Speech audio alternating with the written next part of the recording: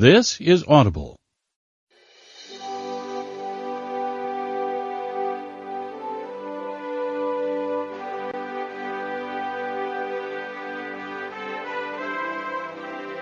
Time Warner Audiobooks presents Jack, Straight from the Gut, written by Jack Welch with John A. Byrne, and read by Mike Barnacle.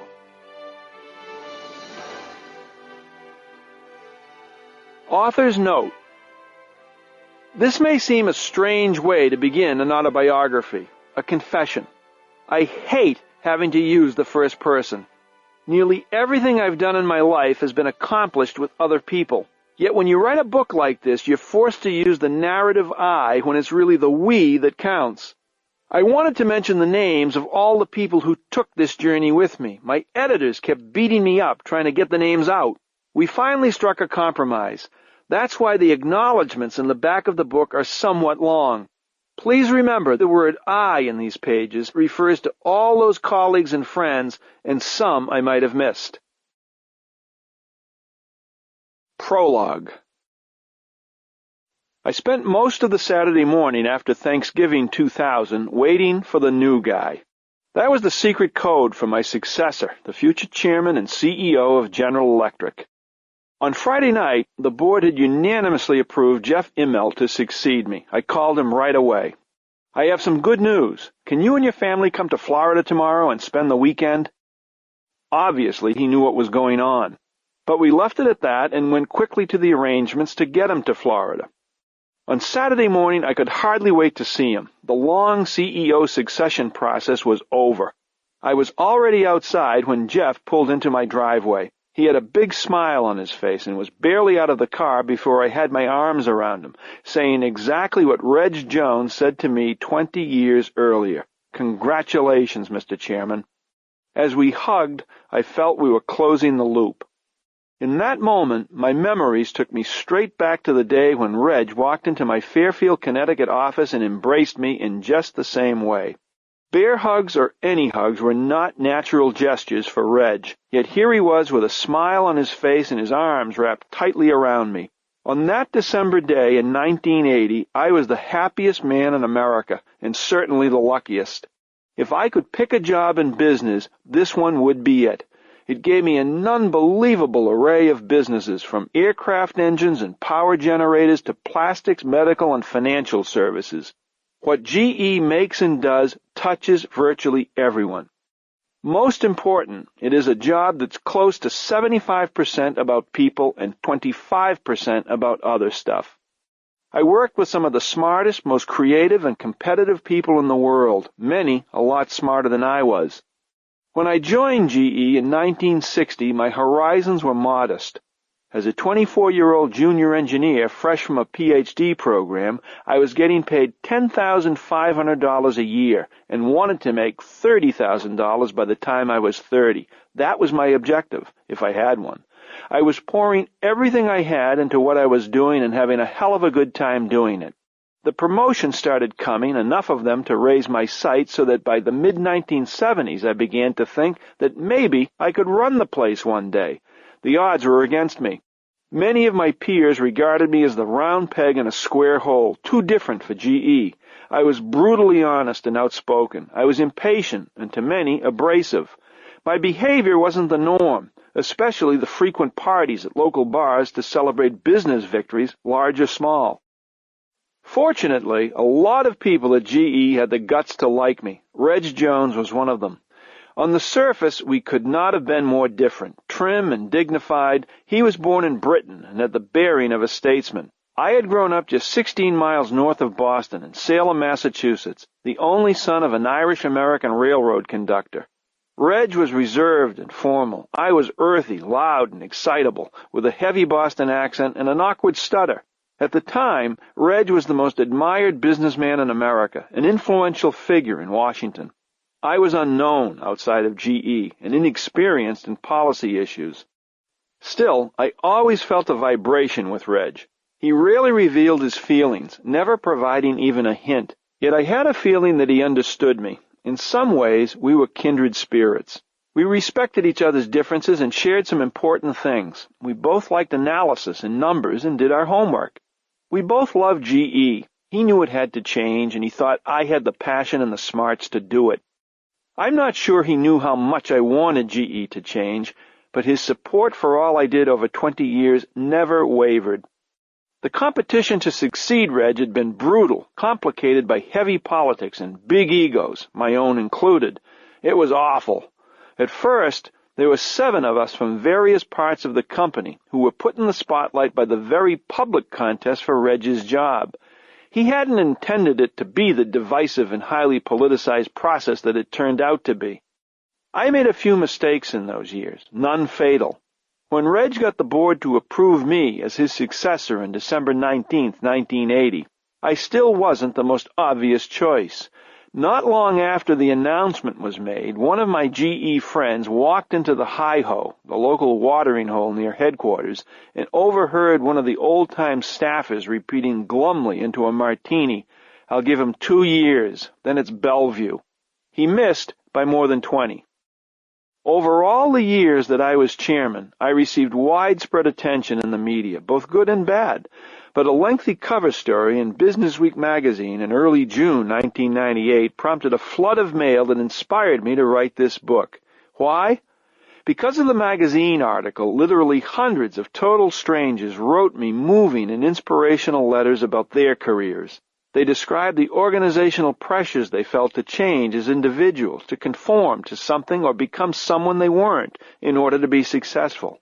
They liked the story's contention that I never changed who I was. The story implied that I was able to get one of the world's largest companies to come closer to acting like the crowd I grew up with. Together with thousands of others, I tried to create the informality of a corner neighborhood grocery store in the soul of a big company. The truth, of course, is more complex. In my early years, I tried desperately to be honest with myself, to fight the bureaucratic pomposity, even if it meant that I wouldn't succeed at GE. I also remember the tremendous pressure to be someone I wasn't. I sometimes played the game. At one of my earliest board meetings in San Francisco, shortly after being named vice chairman, I showed up in a perfectly pressed blue suit with a starched white shirt and a crisp red tie. I chose my words carefully. I wanted to show the board members that I was older and more mature than either my 43 years or my reputation. I guess I wanted to look and act like a typical GE vice chairman. Paul Austin, a longtime GE director and chairman of the Coca-Cola Company, came up to me at the cocktail party after the meeting. "Jack," he said, touching my suit, "this isn't you. You looked a lot better when you were just being yourself." Thank God, Austin realized I was playing a role and cared enough to tell me. Trying to be somebody I wasn't could have been a disaster for me. Throughout my 41 years at GE, I've had many ups and downs. In the media, I've gone from prince to pig and back again, and I've been called many things. In the early days, when I worked in our fledgling plastics group, some called me a crazy wild man. When I became CEO 2 decades ago, Wall Street asked, "Jack who?"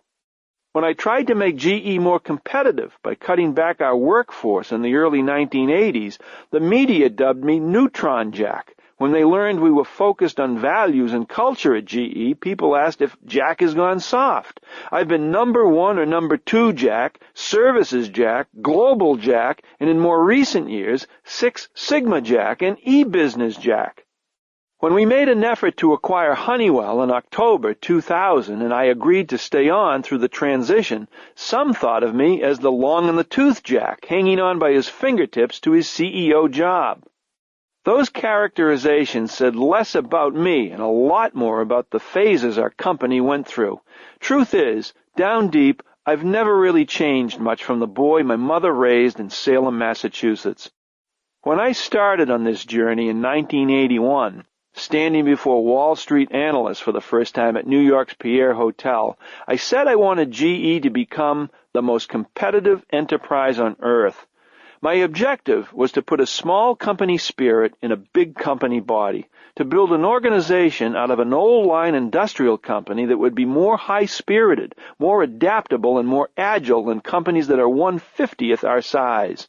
I said then that I wanted to create a company where people dare to try new things, where people feel assured in knowing that only the limits of their creativity and drive, their own standards of personal excellence, will be the ceiling on how far and how fast they move. I've put my mind, my heart, and my gut into that journey every day of the 40-plus years I've been lucky enough to be a part of GE. This book is an effort to bring you along on that trip.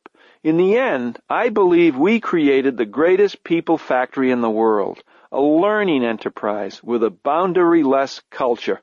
But you judge for yourself whether we ever reached the destination I described in my vision speech at the Pierre in 1981. This is no perfect business story. I believe that business is a lot like a world-class restaurant. When you peek behind the kitchen doors, the food never looks as good as when it comes to your table in fine china, perfectly garnished. Business is messy and chaotic. In our kitchen, I hope you'll find something that might be helpful to you in reaching your own dreams. There's no gospel or management handbook here. There is a philosophy that came out of my journey. I stuck to some pretty basic ideas that worked for me, integrity being the biggest one. I've always believed in a simple and direct approach. This book attempts to show what an organization, and each of us, can learn from opening the mind to ideas from anywhere. I've learned that mistakes can often be as good a teacher as success.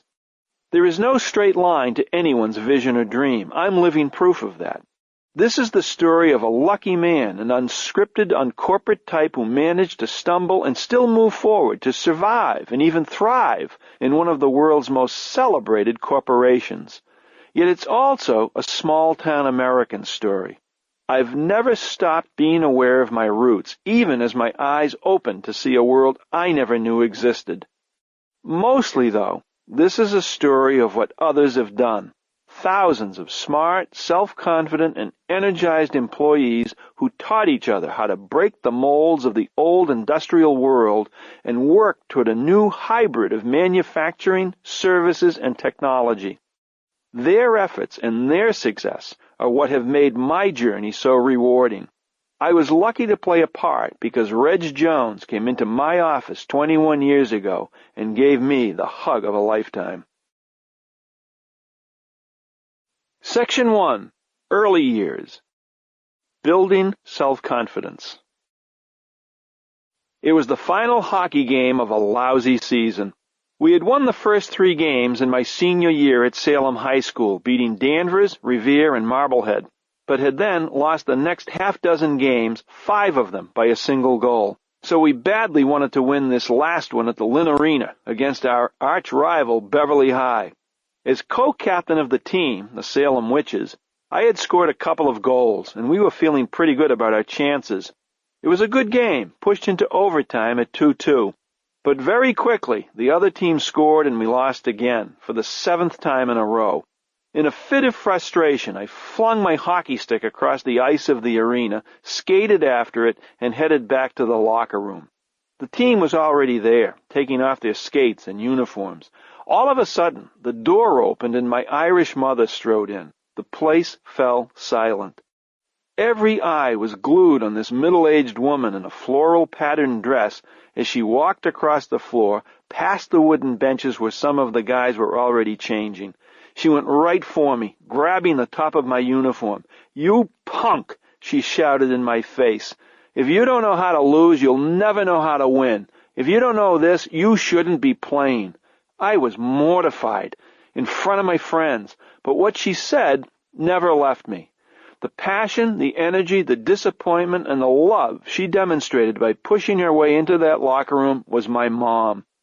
She was the most influential person in my life. Grace Welch taught me the value of competition, just as she taught me the pleasure of winning and the need to take defeat in stride. If I have any leadership style, a way of getting the best out of people, I owe it to her. Tough and aggressive, warm and generous, she was a great judge of character. She always had opinions of the people she met. She could smell a phony a mile away.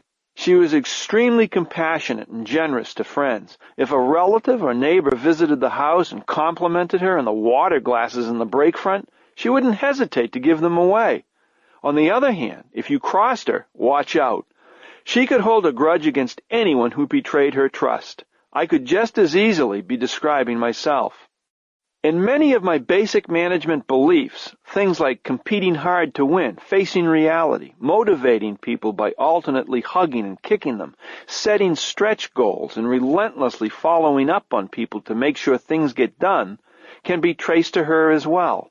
The insights she drilled into me never faded. She always insisted on facing the facts of a situation. One of her favorite expressions was, "Don't kid yourself, that's the way it is." If you don't study, she often warned, you'll be nothing, absolutely nothing. There are no shortcuts. Don't kid yourself. Those are blunt, unyielding admonitions that ring in my head every day. Whenever I try to delude myself that a deal or business problem will miraculously improve, her words set me straight. From my earliest years in school, she taught me the need to excel.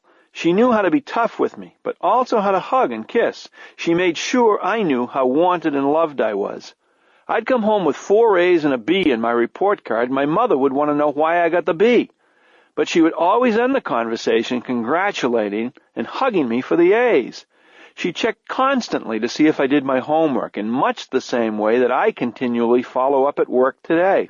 I can remember sitting in my upstairs bedroom, working away on the day's homework, only to hear her voice rising from the living room. "Have you done it yet? You better not come down until you've finished." But it was over the kitchen table, playing gin rummy with her, that I learned the fun and joy of competition.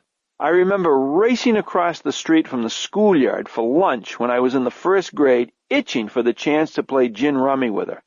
When she beat me, which was often, she'd put the winning cards on the table and shout, "Gin." I'd get so mad, but I couldn't wait to come home again and get the chance to beat her. That was probably the start of my competitiveness on the baseball diamond, the hockey rink, the golf course, and business. Perhaps the greatest single gift she gave me was self-confidence. It's what I've looked for and tried to build in every executive who has ever worked with me. Confidence gives you courage and extends your reach. It lets you take greater risks and achieve far more than you ever thought possible. Building self-confidence in others is a huge part of leadership. It comes from providing opportunities and challenges for people to do things they never imagined they could do, rewarding them after each success in every way possible. My mother never managed people, but she knew all about building self-esteem. I grew up with a speech impediment, a stammer that wouldn't go away. Sometimes it led to comical, if not embarrassing, incidents. In college, I often ordered a tuna fish on white toast on Fridays when Catholics in those days couldn't eat meat. Inevitably, the waitress would return with not one, but a pair of sandwiches, having heard my order as 2 tuna sandwiches. My mother served up the perfect excuse for my stuttering. "It's because you're so smart," she would tell me. "No one's tongue could keep up with a brain like yours." For years, in fact, I never worried about my stammer. I believed what she told me, that my mind worked faster than my mouth. I didn't understand for many years just how much confidence she poured into me. Decades later, when looking at early pictures of me in my sports teams, I was amazed to see that almost always I was the shortest and smallest kid in the picture. In grade school, where I played guard on the basketball squad, I was almost 3/4 the size of several of the other players. Yet I never knew it or felt it. Today, I look at those pictures and laugh at what a little shrimp I was. It's just ridiculous that I wasn't more conscious of my size. That tells you what a mother can do for you. She gave me that much confidence. She convinced me that I could be anyone I wanted to be. It was really up to me. "You just have to go for it," she would say. My relationship with my mother was powerful and unique, warm and reinforcing. She was my confidant, my best friend. I think it was that way partly because I was an only child, born to her late in life, for those days, when she was 36 and my dad was 41. My parents had tried unsuccessfully to have children for many years, so when I finally arrived in Peabody, Massachusetts on November 19th, 1935, my mother poured her love into me as if I were a found treasure. I wasn't born with a silver spoon. I had something better, tons of love. My grandparents on both sides were Irish immigrants, and neither they nor my parents graduated from high school. I was 9 when my parents bought our first house, a modest 2-story masonry home on 15 Lovett Street in an Irish working-class section of Salem, Massachusetts. The house was across the street from a small factory. My father would often remind me that was a real plus. You always want a factory for a neighbor. They're not around on the weekends. They don't bother you. They're quiet. I believed him, never recognizing that he was engaging in some confidence building himself. My dad worked hard as a railroad conductor in the Boston and Maine commuter line between Boston and Newburyport. When Big Jack went off in the early morning at 5 in his pressed dark blue uniform, his white shirt starched to perfection by my mother, he looked like he could salute God himself. Nearly every day was the same, a ticket-punching journey through the same 10 depots, over and over again. Newburyport, Ipswich, Hamilton Wenham, North Beverly, Beverly, Salem, Swampscott, Lynn, the General Electric Works, Boston, and then back again over some 40 miles of track. Later, I would get a kick out of knowing that one of his regular stops was at GE's Aircraft Engines Complex in Lynn, just outside Boston. Every workday, he looked forward to climbing back on the B&M train that he always thought of as his own. My father loved greeting the public and meeting interesting people. He moved through the center aisles of those passenger cars like an ambassador, with good humor, punching tickets and welcoming the familiar faces in the bench seats as if they were close friends. During every rush hour, he traded smiles and hellos with passengers and spread a good bit of Irish blarney. His cheerful disposition on the train would often contrast with his quiet and withdrawn behavior at home. This would annoy my mother, who would complain, "Why don't you bring some of that bologna you pass out in the train home?" He seldom did. My father was a diligent worker who put in long hours and never missed a day of work. If he got a bad weather report, he'd ask my mother to drive him to the station the night before. He would sleep in one of the cars in his train, so he'd be ready to go in the morning. Rarely would he get home before 7 at night, always picked up at the station in the family car by my mother. He'd come home with a bundle of newspapers under his arm, all of them left by his passengers on the train. From the age of 6, I got my daily dose of current events and sports thanks to the leftover Boston Globes, Heralds, and Records. Reading the papers every night became a lifelong addiction. I'm a news junkie to this day. My father not only got me started in knowing what was going on outside Salem, he also taught me through example the value of hard work. And he did something else that would last a lifetime. He introduced me to golf. My father told me that the big shots on his train were always talking about their golf games. He thought I ought to learn about this instead of the baseball, football, and hockey I was playing. Caddying was something the older kids in the neighborhood were doing. So with his push, I started early, caddying at the age of 9 at the nearby Kernwood Country Club. I was incredibly dependent on my parents. Many times when my mother left the house to pick up my dad, the train would be late. When I was 12 or 13, the delays would drive me crazy. I'd run out of the house and down Lovett Street, my heart racing, to see if they were around the corner on the way home, out of fear that something had happened to them. I just couldn't lose them. They were my world. It was a fear I shouldn't have had, because my mother raised me to be strong, tough, and independent. She always feared she would die young, a victim of the heart disease that struck down everyone in her family. So in my early teens, my mother encouraged me to be independent. She'd push me to take trips to Boston on my own to see a ball game or catch a movie. I thought I was cool in those days until my mother left the house to pick up my dad at the train depot, and they were late coming home. Salem was a great place for a boy to grow up. It was a town with a strong work ethic and good values. In those days, no one locked their doors. On Saturdays, parents didn't worry when their kids walked downtown to the Paramount, where a quarter bought you 2 movies and a box of popcorn, and you still had enough left for an ice cream on the way home. On Sundays, the churches were filled. Salem was a scrappy and competitive place. I was competitive, and my friends were too. All of us were jocks, living to play one sport or another. We'd organize our own neighborhood baseball, basketball, football, and hockey games, playing at the Pit, a dusty piece of flat land surrounded by trees and backyards off North Street. We'd sweep the gravel flat in the spring and summer, choose up sides and teams, even schedule our own tournaments. We'd play from early in the morning until the town whistle blew at 8:45. The whistle was the signal to get home. In those days, the city was broken up into neighborhood schools, which led to intense rivalries in every sport, even at the primary school level. I was the quarterback on the 6-man Pickering Grammar School football team. I was pathetically slow, but I had a pretty good arm and a pair of teammates who could really run. We won the championship at Pickering. I was also the pitcher on our baseball team and learned to throw a sweeping curveball and a sharp drop. At Salem High School, however, I found out that I peaked very early in both football and baseball.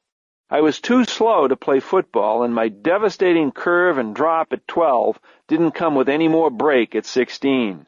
My fastball couldn't crack a pane of glass. Hitters would just sit there and wait for it. I went from being a starting pitcher as a freshman to the bench as a senior. I was lucky to be an okay jock in hockey as captain and leading scorer of the high school team, but in college my lack of speed got me again. I had to give it up. Thank goodness for golf, a sport that doesn't demand speed. It was my father's early encouragement that led me to Kernwood Country Club, where I began to caddy. On Saturday mornings, my friends and I would sit in the curb outside the gate to Greenlawn Cemetery, waiting for a member of the golf club to pick us up in his car and bring us a few miles to the course. On the hottest summer days, we'd sneak off to a secluded spot we called Black Rock, strip naked, and cool off with a swim in the Danvers River. Mostly, though, we'd sit on the grassy hill by the caddy shack and wait for Swank Sweeney, the caddy master, to shout our names. A tall, thin man with curly hair and glasses, Sweeney would take the bags out of the caddy shack, put them on a half door, and yell, "Welch!" I'd rush off from a game of cards or a wrestling match from my assignment. Nearly everyone hoped to carry Ray Brady's clubs because he was the big tipper on the course, where tips were generally scarce. Otherwise, the $1.50 fee for a single 18 holes was about all you saw. We really worked for Monday mornings, when the grounds crew fixed the course. That was caddy's morning, when we could take the lost balls we found and use our taped-up clubs to play 18 holes. We'd get there at the crack of dawn because they threw us off promptly at noon. Caddying gave me the chance to make some money and, more important, learn the game. I also got early exposure to people who had achieved some level of success. I got a very early look at how attractive or how big a jackass someone can be by watching their behavior on a golf course. Besides caddying, I worked a number of jobs. For a while, I delivered the Salem Evening News. I worked at the local post office during the holiday season. For about 3 years, I sold shoes on commission at the Tom McCann store on Essex Street. We got 7 cents a pair for selling regular shoes. If you sold the turkeys, the 11E wingtips with the purple toes and the white trim, you'd get a quarter or 50 cents. I'd always bring them out, fit them to a pair of stinky feet, and say, "These look good on you." What I'd say for an extra quarter in those days. One summer job really taught me a lesson. It convinced me what I didn't want to do. I was operating a drill press at the Parker Brothers game plant in Salem. My job was to take a small piece of cork, drill a hole through it by pushing down a pedal with my foot, and then toss the cork into a big round cardboard drum. Every day I did thousands of them. To pass the time, I'd play a game by trying to cover the bottom of the barrel with corks I drilled before the foreman came along to empty it out. I rarely made it. Talk about frustration. I'd go home with headaches. I hated it. I didn't last 3 weeks, but it taught me a lot. My early years were spent with my nose pressed up against the glass. Every summer before I was old enough to work, the kids from the Salem playground took a special train to Old Orchard Beach, an amusement park in Maine. This was our summer highlight. We'd board the train at 6:30 a.m. and arrive there 2 hours later. Within a couple of hours, by running from ride to ride, most of us had used up the $5 or so that we brought. We still had a full day ahead of us, and were broke. My friends and I would then comb the beach for returnable bottles, going from blanket to blanket, asking sunbathers for their empties. At 2 cents a bottle, that got us enough money for a hot dog and a few more rides before returning home. On the other hand, I never felt deprived. I didn't want for much of anything. My parents made many sacrifices for me, making sure I had a great baseball glove or a good bicycle, and my father allowed my mother to spoil me without ever taking any of the credit, and she did. She took me to the bleachers in Fenway Park to watch Ted Williams play left field for the Boston Red Sox. She'd pick me up at school in the early afternoon and drive me over to the country club so I could get a head start on the other caddies. A devout Catholic, she'd drive me to St. Thomas the Apostle Church so I could serve the 6 a.m. Mass as an altar boy, with her praying in the first row of the right pew. She became my most enthusiastic cheerleader, calling up the local newspapers and asking them to carry items about my small triumphs, from graduating from the University of Massachusetts to earning my Ph.D. Then she'd paste each clipping into a big scrapbook. She was shameless that way. My mother was clearly the disciplinarian in the family. When my father once caught me on his train headed home after I'd skipped school to celebrate St. Patrick's Day in South Boston, he didn't say anything in front of my friends, even though all of us were juiced on some cheap 50 cents a bottle muscatel. Instead, he simply told my mother, who confronted me and doled out the punishment. Another time, I cut altar boy practice to play hockey on the frozen pond at Mack Park near my home. During the game, I fell through the ice and got completely soaked. To try to cover up what happened, I stripped off my wet clothes and hung them on a tree over a fire we built. We shivered in the January cold, waiting for our clothes to dry. It was, I thought, a rather clever cover-up, until I walked through the front door. It took a second for my mother to smell the smoke on my clothes. Ducking altar boy practice was a big deal to someone who hung a crucifix on the wall, prayed the rosary, and considered Father James Cronin, the longtime pastor of our church, a saint. So she sat me down, forced out a confession, and then delivered her own penance, whacking me with a damp shoe she'd just taken off my foot. While she could be strict, she could also be a real softy. Once, when I was not much more than 11 years old, I stole a ball from a carnival that came through town. You know, the type of lousy ball you throw to knock metal milk bottles off a pedestal to win a Cupid doll. It didn't take long before my mother found the ball and asked me where I got it. When I admitted that I had stolen it, she insisted that I go to Father Cronin, return the ball to him, and then confess what I did. Since all the priests knew me as an altar boy, I was convinced that they'd recognize me in the confessional the second I opened my mouth. I was scared of them. I asked my mother if I could take the ball down to the North Canal, a murky river that ran through town, and toss it away. After negotiating with her, she let me have my way. She drove down to the bridge on North Street and watched as I threw the ball into the water. Another time, when I was a senior in high school, I was caddying for one of the stingiest members of the Kernwood Country Club. By that time, I had been a caddy there for 8 years, which was probably a little too long for my own good. We got to the 6th hole, a tee where the drive had to go only about 100 yards to carry the pond.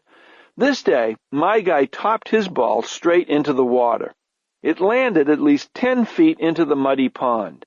He asked me to take my shoes and socks off and wade into the pond after his ball. I refused, and when he insisted, I told him to go to hell.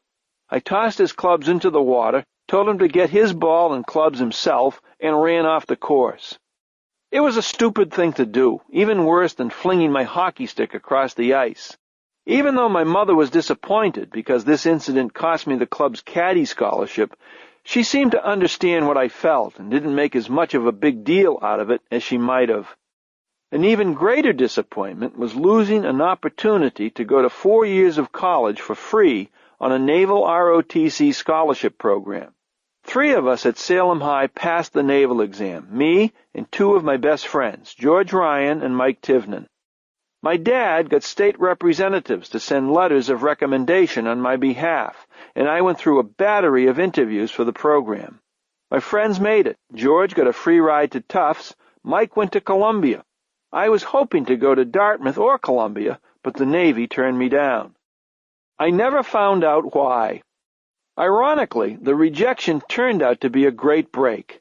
At Salem High, I was a good student who worked hard for his grades, but no one would have accused me of being brilliant. So I applied to the University of Massachusetts at Amherst, the state school, where the tuition was $50 a semester. For less than $1,000, including room and board, I could get a degree. Except for a cousin, I was the first in my family to go to college. I had no family role models to follow other than my Uncle Bill Andrews, who worked as an engineer at the power station in Salem. Being an engineer sounded good to me. I found out early that I liked chemistry, so I took up chemical engineering. I knew so little about college that I almost didn't get there. I didn't take the SATs, assuming instead that the scores on my ROTC naval exams were enough. I didn't get my acceptance letter from UMass until June, just a few days before I graduated from high school. I must have been on the wait list, but I never realized it. Getting into a less competitive school, rather than the Columbia or Dartmouth I wanted, would, in the end, give me a tremendous advantage. The caliber of the competition I faced at UMass in those days made it easier to shine. And though I was never short on confidence, my first week at college in the fall of 1953 was a tough one. I was so homesick that my mother had to drive 3 hours to the Amherst campus to see me. She tried to pump me up. "Look at these kids around here. They're not thinking about coming home. You're just as good as they are, even better." She was right. Back in Salem, I had been playing ball, doing a little bit of everything, from being treasurer of my senior class to captain of the hockey and golf teams, but I had never really been away from home, not even to an overnight camp. Here I thought I was this macho guy, supposedly street smart and independent, and I was totally wiped out by the experience of going away to school. I wasn't anywhere near as prepared for college as some of the other students. There were kids from New England prep schools and prestigious Boston Latin who were way ahead of me in math. I also found physics very hard. My mother would have none of it. The pep talk worked. My anxieties went away within a week. I struggled through my freshman year, but did well in my exams, posting something like a 3.7 grade point average, and made the dean's list every one of my 4 years. In my sophomore year, I pledged Phi Sigma Kappa and moved into their fraternity house by the campus pond. Our fraternity, ranked at or near the top in beer consumption, had more late-night poker games and better parties than most. It was a great crowd of guys, and although we were on probation once or twice, I was able to play hard and still get the work done. I loved the atmosphere there. I also had my professors at UMass, especially Ernie Lindsay, head of the chemical engineering department, making me something of a pet project. He liked me and pushed me through the program as if I were his son. As with my mother, his support gave me a lot of confidence. I got summer jobs in chemical engineering at Sun Oil near Swarthmore, Pennsylvania, and at Columbia Southern, now PPG Industries, in Ohio. In 1957, I was one of the university's 2 best students graduating with a degree in chemical engineering. If I'd gone to MIT, I might have been in the middle of the pile.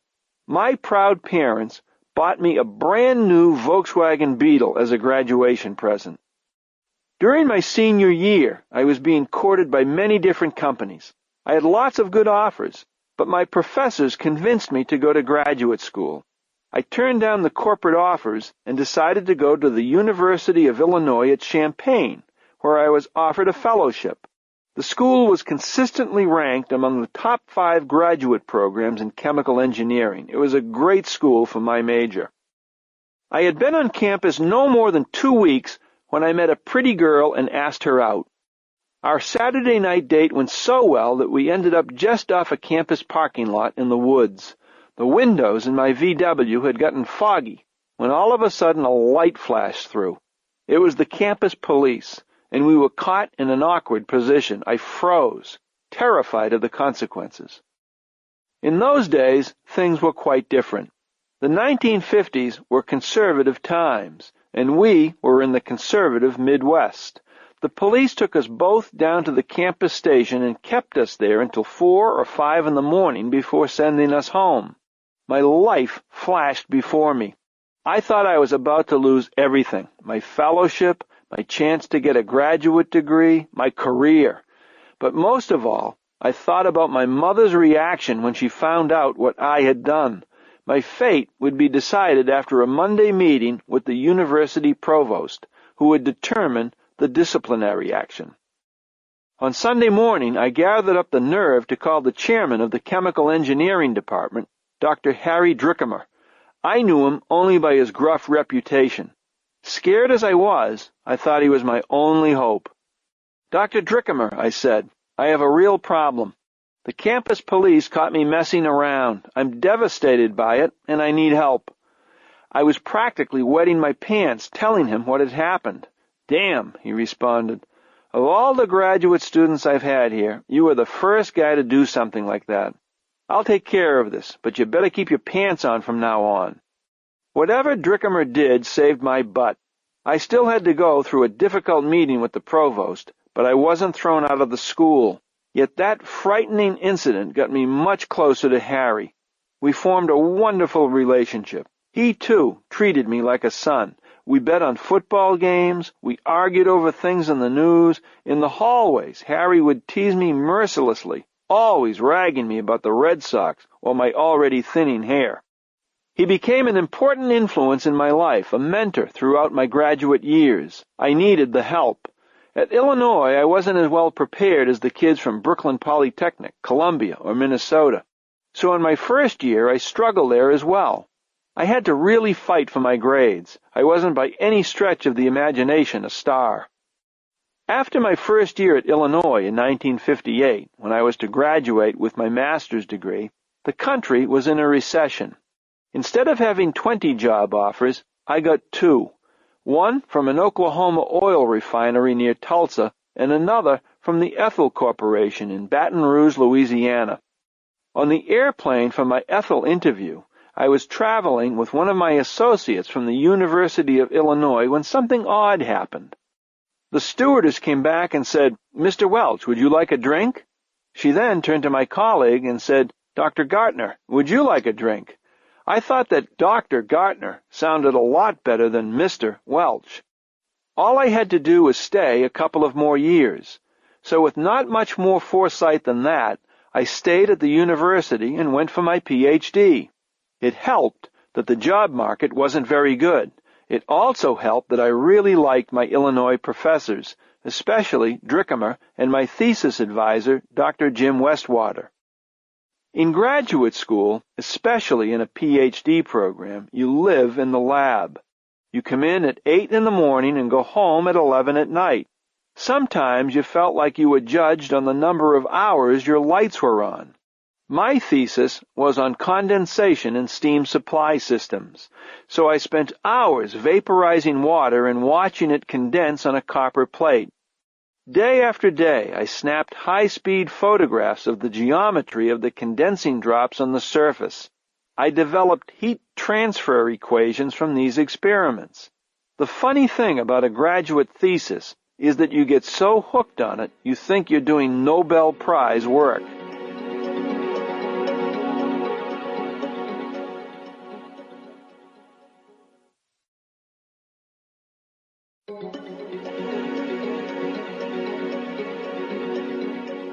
With Jim Westwater's strong support, I got my Ph.D. in 3 years, faster than almost anyone. It took the typical grad student 4 to 5 years to get a Ph.D. I was hardly the program's resident genius. To pass the program's 2-language requirement, one summer I studied French and German day and night for 3 straight months. I went into an exam room and tipped my head. Everything I had put in my brain poured out the other side. I managed to pass the exams, but if you asked me one word in French or German a week later, I was done. My knowledge emptied the moment I handed in those exams. Despite not being the smartest, I did have the focus to get the work done. Some of the more intelligent people in the program had trouble finishing their theses. They couldn't bring them to a conclusion. My impatience helped me. I have always felt that chemical engineering was one of the best backgrounds for a business career, because both the classwork and required thesis teach you one very important lesson. There are no finite answers to many questions. What really counted was your thought process. A typical exam question went something like this. A nice skater weighs 150 pounds and is doing figure eights on ice an inch thick. The temperature is rising a degree every 10 minutes to 40 degrees, and the wind is blowing 20 miles an hour. When will the skater fall through the ice? There was no formulaic answer to that question. The same is true for most business problems.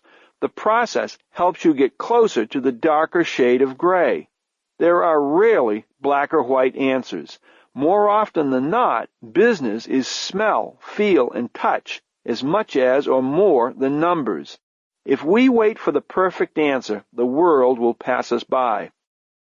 By the time I left Illinois in 1960, I had decided what I liked and wanted to do, and just as important, what I wasn't so good at.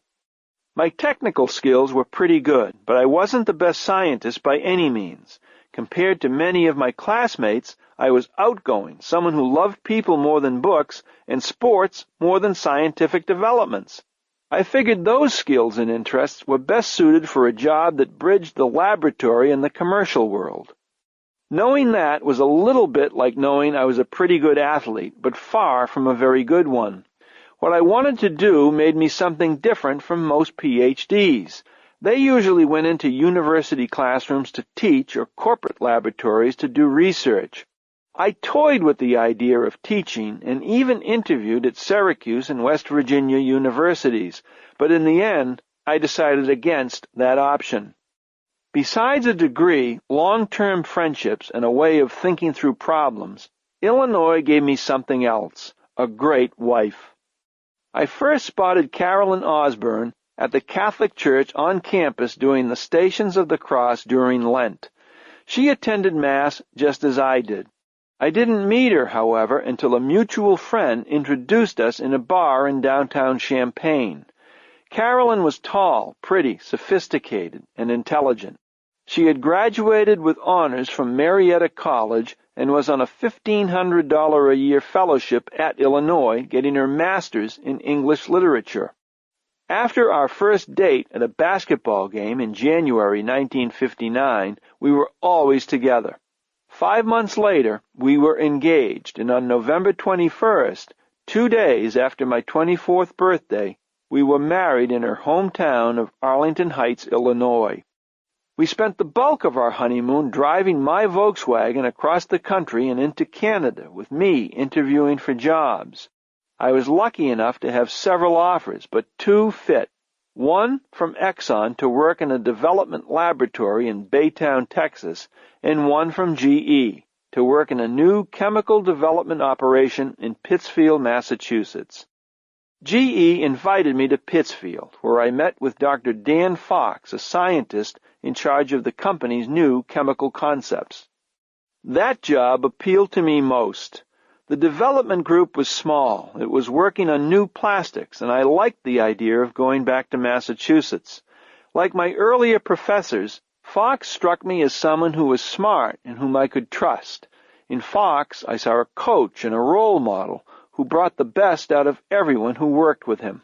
He was already something of a hero inside GE because he had discovered Lexan plastic for the company. GE began selling Lexan in 1957. A potential replacement for glass and metal, it was used for everything from electric coffee makers to the light covers on the wings of supersonic aircraft. Fox, like most inventors, was already on to the next project, becoming champion for a new thermoplastic called PPO, polyphenylene oxide. He convinced me that PPO was going to be the next great thing. He described its unique ability to withstand high temperatures. It had the potential to replace hot water copper piping and stainless steel medical instruments. He capped off the selling job by telling me that I would be the first employee in charge of getting the plastic out of the lab and into production. I accepted within a week. What I didn't know when I showed up for work my first day on October 17, 1960, was how quickly I would become frustrated. In just 1 year, GE's bureaucracy would nearly drive me out of the company. Chapter 2. Getting Out of the Pile. In 1961, I had been working at GE for a year as an engineer, making $10,500 when my first boss handed me a $1,000 raise. I was okay with it until I found out later that day that I got exactly what all four of us sharing an office received. I thought I deserved more than the standard increase. I talked to my boss, and the discussions went nowhere. Frustrated, I started looking for another job. I began scanning the Help Wanted ads in Chemical Week magazine and the Wall Street Journal, hoping to find a quick escape. I felt trapped in the pile near the bottom of a big organization. I wanted out. I got a nice offer from International Minerals and Chemicals in Chicago, not far from where my wife's mother lived. It seemed like a chance to escape. The standard predetermined raise was just a part of my irritation at what I saw as the company's stingy behavior.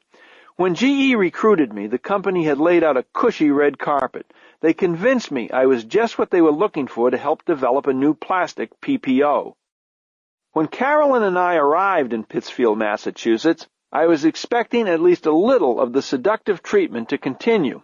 We came to GE with little more than change in our pockets. We had driven 950 miles from Illinois in my fading black Volkswagen. When I joined GE in October 1960, the local union was on strike.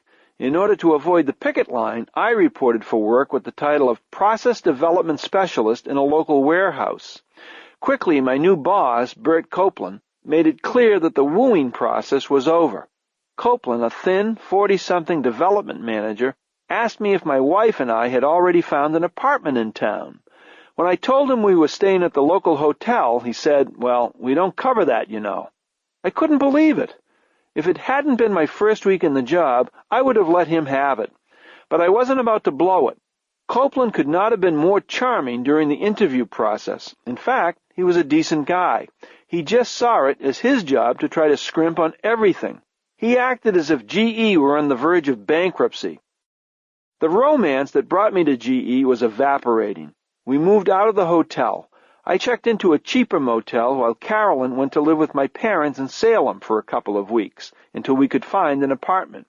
We eventually moved into a small first-floor flat in a two-story wood frame house on First Street where the landlady was so chintzy with the heat that we had to knock on the walls to get her to put the thermostat up. Even then, she'd often shout through the paper-thin walls for Carolyn or me to wear a sweater. To help furnish the place, my parents gave us $1,000 to buy a couch and a bed. Everything that first year wasn't awful.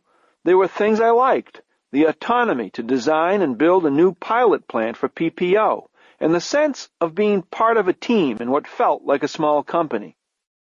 I worked closely with Dr. Al Gowan, who joined GE the same month as I did. He ran the earliest experiments on the new plastic in beakers. I designed the kettles to test the bigger batches and built them at a local machine shop. We constructed a pilot plant from scratch in a small outbuilding in the back of our offices. Each day, we'd run several experiments testing different processes. For someone just off a college campus, it was a real adventure. Working with a new plastic like PPO, we needed all the scientific help we could get.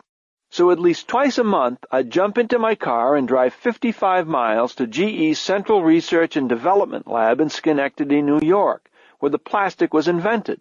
I'd spend the day working with researchers and scientists, always trying to excite them about the product's potential.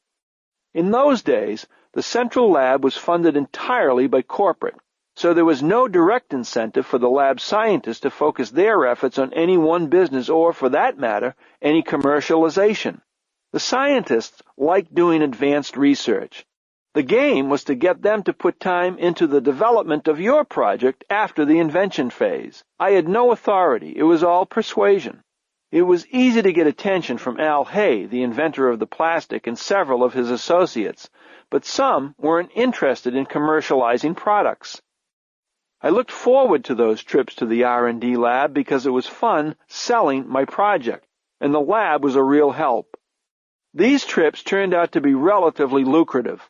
I could make the trip in my VW for $1 of gas, 4 gallons at 25 cents a gallon, and GE would pay me 7 cents a mile to use my own car, so I'd pocket something like $7 on every trip I made to Schenectady. It seems crazy now, but all of us would drive somewhere at the drop of a hat to get a little extra cash. In spite of the good stuff, I was getting more frustrated every day. The penny-wise behavior that started that first week continued. In a red brick building on Plastics Avenue, 4 of us shared a small, cramped office. We had to make do with only 2 phones, scrambling to pass them around the desks. On business trips, Bert asked us to double up in hotel rooms. For me, the standard $1,000 raise was the proverbial last straw. So I went to Copeland and quit. Just as I was about to drive my car back across the country again, Copeland's boss called me. Reuben Gudoff, a young executive based in Connecticut, invited Carolyn and me out to a long dinner at the Yellow Astor in Pittsfield. Gudoff was no stranger. We had met in several business reviews. We had made a connection because I would always give him more than he expected. As a junior development engineer, I had given him a complete cost and physical property analysis of our new plastic versus every major competing product offered by the DuPonts, Dows, and Celanese of the world. It projected the long-range product costs of nylon, polypropylene, acrylic, and acetal against our products. It was by no means an earth-shattering analysis, but it was more than the usual from a guy in a white lab coat. What I was trying to do was get out of the pile. If I had just answered his questions, it would have been tough to get noticed. Bosses usually have answers in mind when they hand out questions. They're just looking for confirmation. To set myself apart from the crowd, I thought I had to think bigger than the questions posed. I wanted to provide not only the answer, but an unexpected, fresh perspective. Gudoff obviously noticed. Over dinner, for 4 straight hours, he was hell-bent on keeping me at GE. He made his pitch, promising to get me a bigger raise and, more important, vowing to keep the bureaucracy of the company out of my way. I was surprised to learn that he shared my frustration with the bureaucracy. This time I was lucky, because many GE bosses would have been happy to let me go. I undoubtedly was a pain in the ass to Copeland. Fortunately, Gudoff didn't see it that way, but he didn't have to deal with me every day. The dinner with him went on without an answer. During his 2-hour drive back home to Westport, Connecticut, he stopped at a payphone next to the highway to continue selling. It was 1 a.m.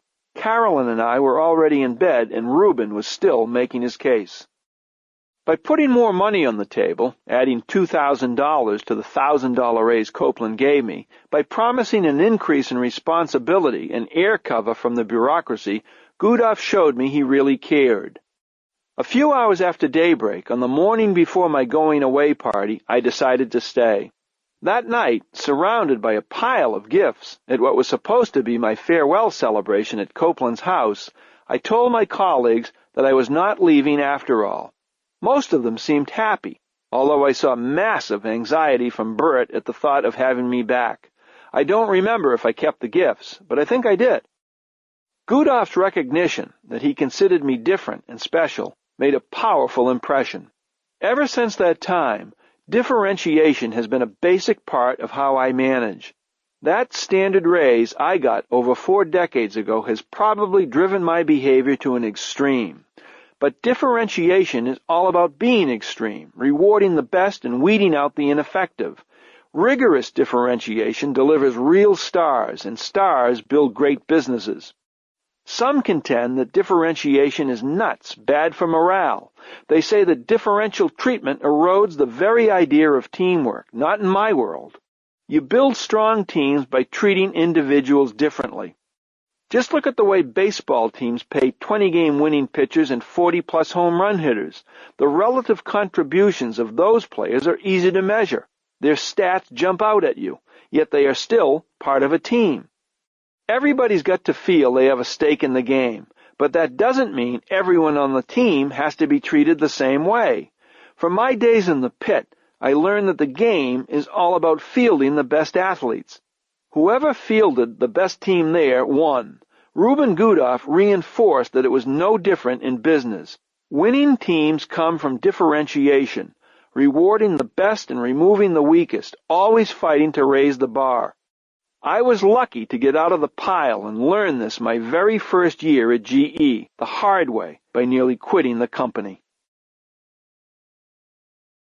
Chapter 3. Blowing the Roof Off. Years before I was given the nickname Neutron Jack, I had actually blown up a factory, for real. It was 1963, early in my GE career. I was 28 years old and had been with the company for all of 3 years. I can remember that spring day as if it were yesterday. It was one of the most frightening experiences of my life.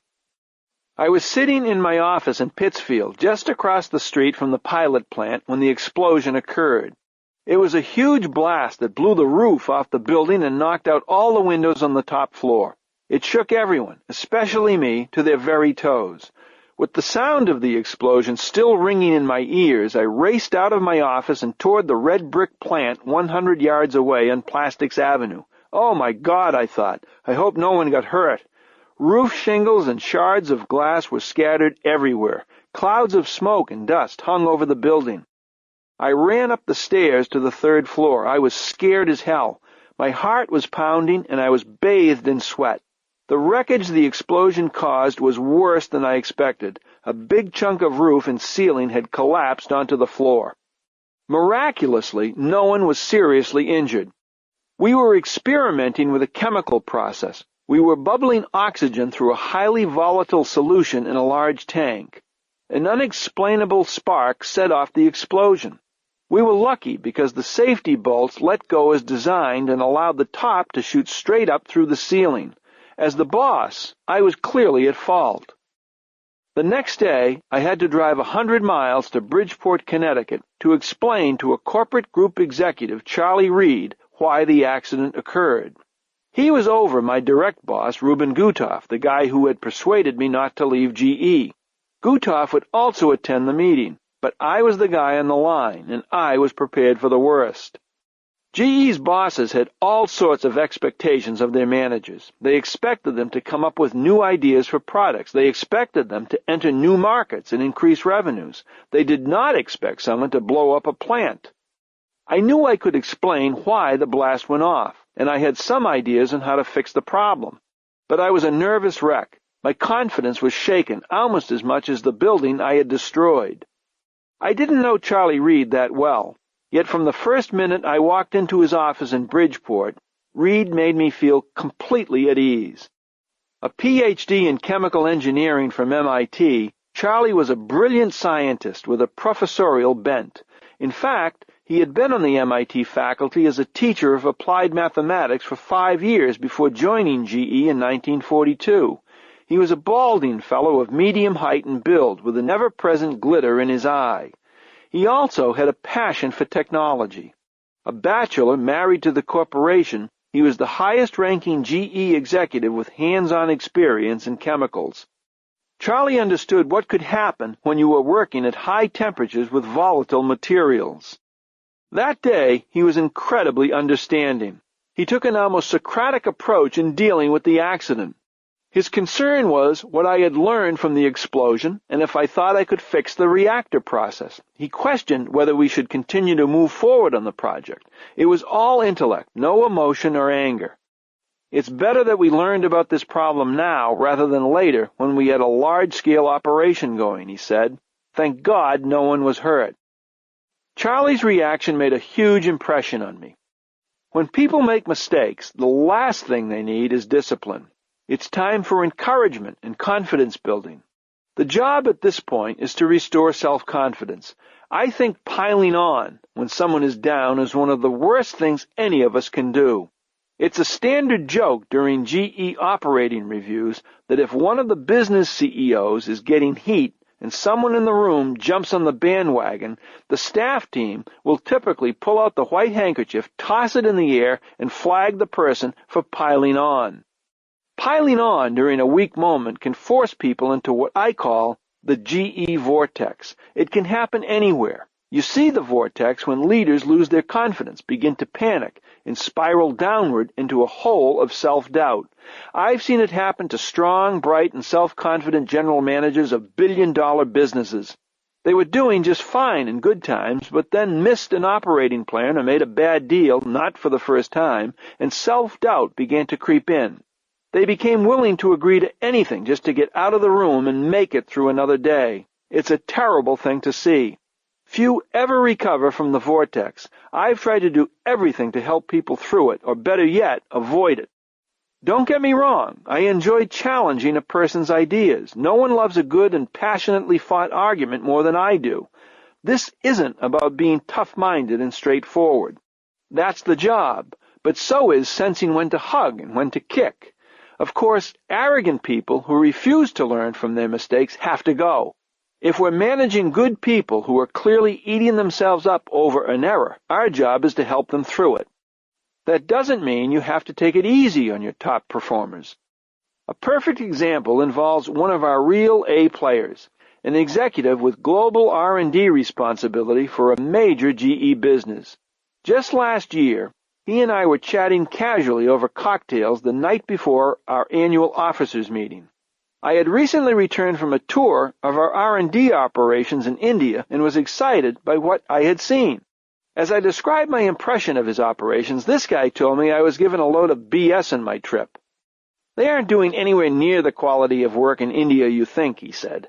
His comment irritated me. I couldn't believe him.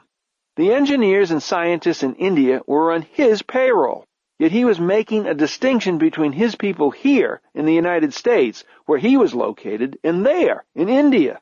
I always knew we had a problem getting the whole organization's mindset around the idea of global intellect, tapping every great mind in the world no matter where it was located. When I got that reaction from one of my best, I knew it was a hell of a lot bigger problem than I'd thought. Without naming him, I launched into that story the next morning in front of 170 of GE's top executives. I used it as an example of how our company wasn't getting what maximizing global intellect is all about. I challenged everyone in the room to look at themselves in the mirror to make sure they weren't in the same boat. We could not have the R&D teams in the United States doing all of the advanced fun work while farming out the lower value projects to places like India. My visits to India convinced me that their research labs were filled with scientists equal to or better than those in the United States, and in a lot more disciplines than software. Understandably, the guy felt I had clobbered him in public and in front of his peers. I wouldn't have done that if he weren't one of the brightest and most confident executives in the company. He was a GE all-star, not a turkey. Within a day or two of the meeting, he sent me a note explaining that he had inadvertently diminished the significant progress made by his team in India, and had left me with the wrong impression. I immediately called to thank him for his note and assured him that he had not screwed up. Obviously, this negative role model act doesn't work with everyone. You can do it with your very best, as long as they know they're your best. Using role models always helped me make the point to a larger group. The same applies to people who take what I call a big swing at something and miss. One of the real advantages of a big company is the ability to take on big projects with huge potential. The quickest way to neutralize that advantage is to go after the scalps of those who dare to dream and reach, but fail. That just reinforces a risk-averse culture. The best way to support dreams and stretch is to set apart small ideas with big potential, then give people positive role models and the resources to turn small projects into big businesses. A good example of this was our early attempt in the late 1970s to develop a revolutionary new light bulb called Halarc. It was an ambitious effort to create a light bulb that lasted 10 times longer than the typical product at a fraction of the energy. It appeared to be a perfect environmental solution. This was a big $50 million swing. Problem was, no one wanted to pay $10.95 for a single light bulb, no matter how green or revolutionary, and our project failed. Instead of punishing those involved in the Halarc effort, we celebrated their great try. We handed out cash management awards and promoted several Halarc players to new jobs. While no one was happy with the results, we made a big point of rewarding the people on the team. We wanted everyone in the company to know that taking a big swing and missing was okay. By 1964, our project to make a new plastic had come a long way. We were getting close to a product we could sell. Gutoff assigned a general manager named Bob Finholt to run it. He was a dreamer and big thinker who quickly sold his bosses on the idea that we had something going in Pittsfield. Charlie Reed got the board to approve our new plastics plant in 1964. The $10 million factory would produce the PPO product that brought me to GE in the first place, the same product that led to the disaster in the pilot plant. We got the money on the basis that we had a breakthrough plastic that was a step beyond GE's first engineered plastic, Lexan, which had just set a new performance standard. It was a hard sell, in part because we didn't want to move to Mount Vernon, Indiana, where our first Lexan plastics plant had been built. Instead, we picked a 450-acre site in Selkirk, New York. I found it on a Sunday afternoon drive over from Pittsfield with my wife and 3 kids in the car. The 5 of us got out and walked all over the site. It was a beautiful piece of land, a former marshalling yard for the New York Central Railroad, with a right-of-way on the Hudson River. I loved the site and wouldn't leave until the kids gave out. Some GE executives were skeptical of the location because it was only 30 miles away from Schenectady, where GE already had one of our largest and oldest manufacturing plants. There was a lot of selfishness in our request, too. We wanted to run our own show and stay where we were. To justify it, we argued that we were creating a highly technical product and needed access to the chemists and scientists in GE's R&D center in Schenectady, as well as our own research lab in Pittsfield, some 50 miles away. We won the argument and the money. By this time, Bob Finholt's more creative bent earned him a promotion to strategic planning at headquarters.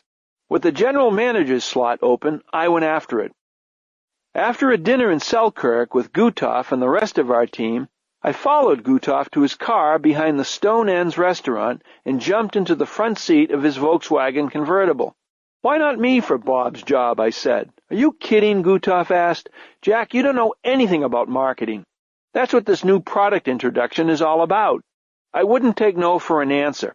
I stayed in Gutoff's car on that dark and cold evening for well over an hour, pounding him with my qualifications for the job, thin as they might be. It was my turn to sell Gutoff and sell him hard. I reminded him of the time when he sold me on staying at GE. He didn't give me an answer that night, but when we drove out of that parking lot, Gutoff knew how badly I wanted the job. Over the next 7 days or so, I called him with additional arguments to bolster my case. Within a week, he called and asked me to come down to his office in Bridgeport. "You SOB," he said, "you convinced me to give you the job, and I'm going to do it. You better deliver." I went back to Pittsfield that day as the new general manager of the polymer products operation. I didn't have long to celebrate. Just after getting the new job and breaking ground on the site, we found out that our PPO product had a serious flaw. Aging tests began to show that over time it became brittle and cracked under the high temperatures it was designed to withstand. There was just no way that it would make it as a replacement for hot water copper pipes, one of its biggest potential markets. I had lobbied myself into a potentially career-killing challenge. There is a moment forever frozen into my memory. I was standing at the Selkirk site on a cold winter day in 1965 with Gutoff and Alan Hay, the bow-tie GE Corporate Research Lab scientist who invented PPO. In our overcoats and gloves, we stood at the top of a massive hole in the ground that must have been 30 feet deep, enough to bury all of us. With the product's newly found technical flaws and the gaping hole in front of us, my GE career flashed before me. "Al, you've got to help us fix this thing, or we're all dead," I said. Hay turned to us and replied calmly, "Hey guys, don't worry about it. I have a couple of new plastics coming along." I felt like throwing him in the hole. I wondered what I had gotten myself into. We were way ahead of ourselves. This was a $10 million investment in a business that the company didn't really understand. Now it became clear we didn't have a working product for the plant to produce. Even worse, the scientist who invented the product had no idea how to fix it. It took 6 frantic months before we worked our way out of the problem. I practically lived in the lab during that time. We tried everything. We were sticking every compound we could think of into PPO to see if it would stop the cracking. Dan Fox, the chemist who convinced me to join GE, led a team of chemists in Pittsfield who eventually found the solution by blending PPO with low-cost polystyrene and some rubber. We had to juggle the plant design to take care of the blending process, but it worked. The story had a happy ending. The blended plastic was called No-Rill and eventually became a winning product that today does more than $1 billion in worldwide sales. What made it work was a crazy band of people who believed we could do almost anything. We were scared to death but filled with dreams and just nuts enough to try anything to get the plastic to work. We may have been in one of the world's largest corporations, but in Pittsfield or Selkirk, we saw ourselves as a very small family business with a bank behind us. Talk about luck. This whole experience in the plastic business was like God coming down and saying, "Jack, this is your moment, take it." I was still pretty new at this. I can remember the first time a salesman took Carolyn and me to dinner. I thought that was big stuff. I was a project manager and bought raw materials from his company, Pittsburgh Consolidated Coal. He took us out for drinks and dinner at the Mill and the Floss, the best restaurant in the area, and it was free. It might seem naive today, but everything was a new experience. I loved every minute of it, and I found pleasure in the smallest things. We used to fly a 2-engine United Caravel jet from Hartford, Connecticut to Chicago on our way to the plastics plant that made Lexan in Mount Vernon, Indiana. On every trip, the stewardess would hand each of us a can of macadamia nuts and 2 tiny bottles of scotch. We'd look forward to that treat all the way to the airport. At times, I couldn't believe that I was being paid to do all these things. Neither could my mother. When I traveled to Europe for the first time in 1964 on a business trip, she was petrified that GE might not reimburse me. "Are you sure they're going to pay you for it?" she asked. All these new experiences were part of growing a business from scratch, and we made just about every one of them an excuse for celebration. When we landed an order of $500 for plastic pellets, we'd stop off for beers on the way home to celebrate. We posted the names of every customer who bought $500 or more on the wall in what we called our 500 Club. Whenever we'd add 10 new customers to the club, it was time for another party. Beer kegs and pizza parties were standard practice in Silicon Valley, but they were also standard for Selkirk and Pittsfield in the mid-1960s. Every early promotion, every bonus, and every raise were also cause for celebration. When I got a $3,000 bonus in 1964, I threw a party for all the employees at the new house we had just purchased on Cambridge Avenue, a working-class area of Pittsfield. The very next Monday, I treated myself to my first convertible, a greenish Pontiac Le Mans. Boy, was I feeling on top of the world, but I'd quickly get a reminder of how things can change. Besides the car, I also bought a new suit. I liked to differentiate myself from the rest of the pack in those early days. In the summer, I would often wear tan poplin suits made by Haspel, with blue button-down shirts and striped ties. Silly as it now seems, I even liked the ring of hearing someone address me as Dr. Welch. After work on one beautiful spring day, I went to the parking lot and got into my shiny new car. I pushed the lever to put the top down for the first time. All of a sudden, the hydraulic hose sprang a leak. Dark, grungy oil shot up onto my suit and ruined the paint job on the front of my beautiful new car. I couldn't believe it. There I was, thinking I was bigger than life, and smack came the reminder that brought me back to reality. It was a great lesson. Just when you think you're a big shot, something happens to wake you up. It would by no means be the last time this would happen. Even so, the family business continued to grow, and so did I. Once we had the Selkirk plant up and began selling No-Rill, sales took off. We grew rapidly from 1965 to 1968, and then I got the next big break. In early June of 1968, nearly 8 years after joining GE, I was promoted to general manager of the $26 million plastics business. This was a big deal, making me, at 32, the company's youngest general manager. The move put me into the big leagues with all the trimmings, an annual invitation to the company's top management meeting every January in Florida, and my first stock options. I was on my way. Chapter 4. Flying Below the Radar. Life appeared to be perfect. There was only one regret. I could no longer share my success with my parents. My mother had died on January 25th, 1965, which was the saddest day of my life. She was only 66 years old, but had been suffering from heart trouble for many years.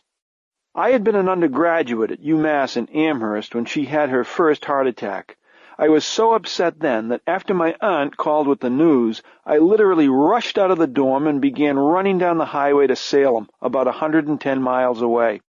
I was too filled with emotion to stand and wait by the side of the road as I was thumbing a ride back home. After a 3-week stay in the hospital, she went home, rested, and recovered. This was all before beta blockers and bypass surgery. They would save my own life years later. She suffered another heart attack 3 years later and went through the same routine. 3 years after that, she had her third and final one. She and my father were in Florida on vacation at the time. I had given them $1,000 out of my bonus that year to help them escape a tough New England winter. That money meant a lot to both of us. When I handed it to her, she burst with pride. She had always provided me with everything I had from the day I was born. My modest $1,000 gift was a chance to finally give her something in return. To her, it reflected the success her product was enjoying. She was so proud of me. Thank God I did it. One of my life's great regrets is not being able to give her all the things I could if she were alive today.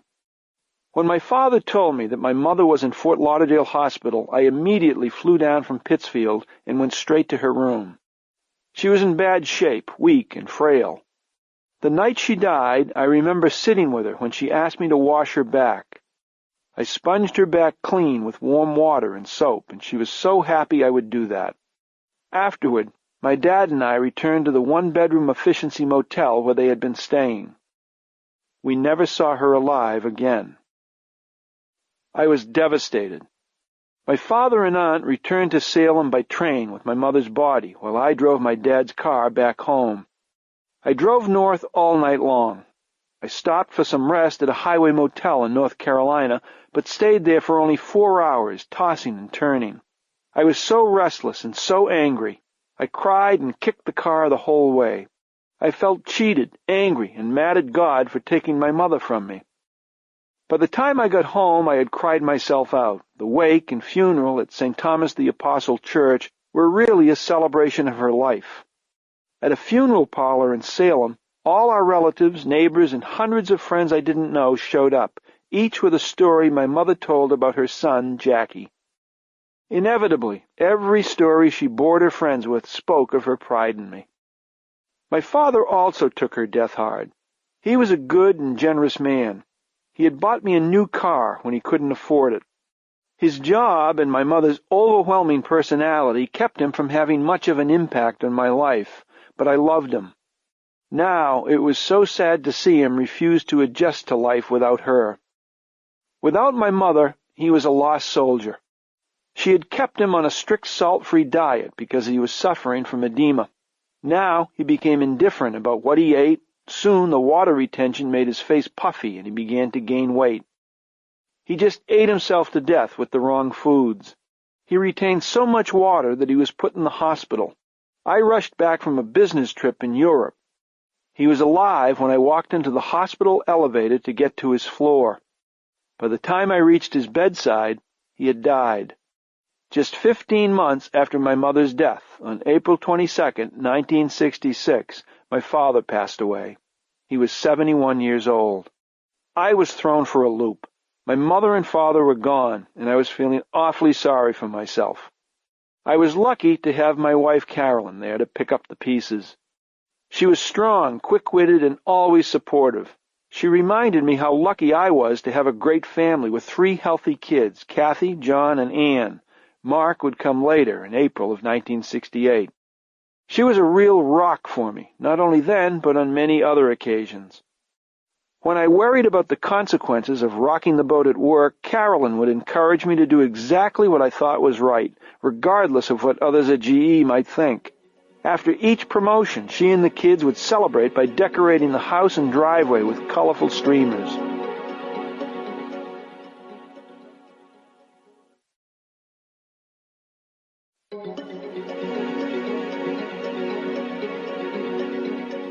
Following my promotion to general manager of plastics, I had a 1969 interview with the Monogram, the company magazine. When the writer came out to Pittsfield for our interview, he referred to me as Dr. Welch. I shot back, "I don't make house calls, so call me Jack," a quote he included in the article.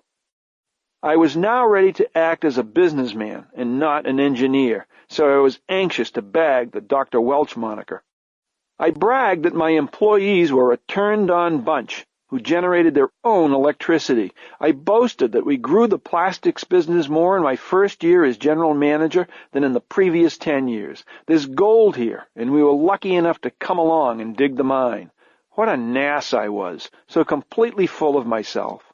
Without regard for any of the previous leaders of the business, I claimed we would break all the sales and profit records. Those who read the article must have damn near choked. Fortunately, I was below the radar, insulated from the GE bureaucracy. When I got the entire plastics operation, which included Lexan, I really believed I had inherited gold. Compared to Noril, Lexan was a thoroughbred. It was clear as glass and tough as steel. It was flame-resistant and lightweight.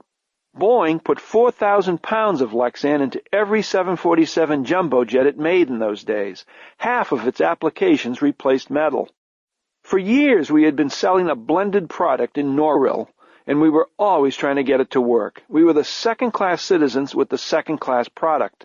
With a lower selling price, we managed to get it into business machine housings, lawn sprinklers, hair dryers, disposable razor cartridges, and color televisions. But we had to fight for every 500-pound order. When we finally got Lexan, I thought we could take on the world and was cocky enough to say so. The statement was even more outrageous since the company's view of plastics was a lot less flattering. The guy who had been running the business was promoted to general manager of silicones, then about 50% larger than plastics. Silicones was very profitable, while plastics was just getting to break even. Nevertheless, the future looked very bright. This was a time when forecasters believed that plastics would be the fastest-growing industry over the next decade, faster than computers and electronics. Even the movies were getting into it. In The Graduate, Dustin Hoffman was encouraged to get a career in plastics. We added marketing people and began promoting the plastics business as if it were Tide detergent. We hired St. Louis Cardinal pitcher Bob Gibson to be in our ads. We filmed a TV commercial with a bull in a china shop, except all the china made from Lexan plastic didn't break when the bull wreaked havoc on the set. We hired radio comedians Bob and Ray to plug our plastics in Detroit during prime time. We'd air the radio spots between 7:30 and 8 a.m. when our target customers, the automotive engineers, were stuck in traffic jams on their way to their General Motors, Ford, and Chrysler offices. We had billboards promoting Lexan on all the roads leading to work. Denny McClain, at that time a 30-game winner with the Detroit Tigers, hurled fastballs at me while I was holding up a Lexan plastic sheet in the parking lot of our Detroit office. The local press covered the event. All this promotion got a lot of attention because it was really different marketing for an industrial plastic. We wanted to replace every metal part in a car with Lexan, from the trim on the dashboard to the crank handles on the windows. Because our 5-person office in Detroit was competing against DuPont's 40-person office, we had to be faster and more creative. We took on the big chemical companies and did well because we could outrun them. We were using the strength of a big company and trying to run with the speed of a small company. We were flying. By 1970, we had beaten my boastful predictions by more than doubling the plastics business in less than 3 years. Despite the obvious success, I was clearly ruffling the feathers of some powerful people at corporate headquarters. One of them was Roy Johnson, the head of GE's Human Resources Department. Johnson was the keeper of the keys, reporting directly to Chairman Fred Borch at the time and eventually to Reg Jones, and he had a big impact on hiring decisions. Years later, I found a memo that Johnson wrote in July 1971 to Vice Chairman Herm Weiss. At the time, I was being considered for another promotion to Vice President of the Chemical and Metallurgical Division, a $400 million group of businesses. In the memo, Johnson concluded that I deserved the promotion, but that the appointment carries with it more than the usual degree of risk. Despite his many strengths, Jack has a number of significant limitations. On the plus side, he has a driving motivation to grow a business, natural entrepreneurial instincts, creativeness and aggressiveness, is a natural leader and organizer, and has a high degree of technical competence. On the other hand, continued Johnson, he is somewhat arrogant, reacts or overreacts emotionally, particularly to criticism, gets too personally involved in the details of his business, tends to over-rely on his quick mind and intuition rather than on solid homework and staff assistance in getting into and out of complex situations, and has something of an anti-establishment attitude toward General Electric activities outside his own sphere. I'm glad I found this evaluation later, or I might have done something stupid, even if he had some pretty good points. At the time, I probably wouldn't have accepted the criticism. Johnson chalked up my limitations to youthfulness and lack of maturity, but fortunately didn't block me for the division job. Thank goodness Herm Weiss supported me. Looking back, there were enough reasons for Johnson and others to have reservations. Obviously, I wasn't a natural fit for the corporation. I had little respect or tolerance for protocol. I was an impatient manager, especially with people who didn't perform. I was blunt and candid, and some thought rude. My language could be coarse and impolitic. I didn't like sitting and listening to canned presentations or reading reports, preferring one-on-one conversations where I expected managers to know their businesses and to have the answers. I loved constructive conflict and thought open and honest debates about business issues brought out the best decisions. If an idea couldn't survive a no-holds-barred discussion, the marketplace would kill it. Larry Bossidy, a good friend and former GE vice chairman, would later liken our staff meetings to Miller Lite commercials. They were loud, raucous, and animated. And I never hid my thoughts or feelings. During a business discussion, I could get so emotionally involved that I'd stammer out what others might consider outrageous things. A couple of favorites were, "My 6-year-old kid could do better than that," or "Don't Walter Cronkite me." That was understood by everyone to mean, you report the bad news, but you don't tell me how you're going to fix it. People who couldn't fit into this informal and entrepreneurial environment left or were asked to leave. I cut my losses quickly on bad hires that didn't perform. People who were arrogant or pompous didn't last very long. Those who delivered took home outsized salary increases and bonuses just as I now did. I kicked, but I also hugged. These differences cast me as a rebel of sorts and led to all kinds of ridiculous scuttlebutt. Most of the rumors about me were just that, rumors. They made for some fun conversations around the water cooler, but had little basis in reality. The gossips claimed that I'd jump on top of desks or conference tables like some kind of temperamental bully. That was a crock. Yet I kept moving higher. Despite Johnson's reservations, I got the job as head of the Chemical and Metallurgical Division in 1971, and it brought a bunch of new challenges. I had spent 11 years in GE working in the plastics arena. Now I had to figure out how to run a whole portfolio of materials businesses, including carbide cutting tools, industrial diamonds, insulating materials, and electromaterials products, and do it all with very different people. My first job was to get a close look at my team. With a couple of exceptions, I found them wanting. I'm the first to admit I could be impulsive in removing people during those early days. But over the years, I learned a lot about how to do it. It's the toughest and most difficult thing we ever do. It's never easy, and it doesn't ever become easier. If I learned anything about making this easier, it's seeing to it that no one should ever be surprised when they are asked to leave. By the time I met with managers I was about to replace, I would have had at least 2 or 3 conversations to express my disappointment and to give them the chance to turn things around. I would follow up every business review with a handwritten note. Some may not have appreciated my candor, but they always knew exactly where they stood. That first talk is when the surprise and disappointment, if any, should occur, not when the person is asked to leave. I can't remember a single instance where someone felt shocked or blindsided when our final conversation took place. "Look," I'd say, "we gave this thing a good run. We both know it's not working out. It's time to wrap it up." Inevitably, there's some disappointment. More often than not, there's relief. When it's time for the final conversation, the subject quickly gets to, "What's my deal?" I've been lucky enough all my life to work for a company with the financial resources to be able to soften the blow. At that point, the biggest challenge is to get everyone focused on the future. Assure them that this is another transition in their life when they can make a new start, just like the transition from high school to college or from college to the first job. They can move on to another environment where all past warts are forgotten. I've seen many people go on to better and happier lives after leaving jobs that just weren't working. All of us have a responsibility to try to make that happen. I eventually had to deliver the bad news to 3 of the executives who reported to me in the new job in 1971. I also had a few keepers. I replaced myself in plastics with Tom Fitzgerald, a wild Irishman. Most of us in plastics were engineers. Tom was the only true peddler. He and I were great friends, as well as business soulmates.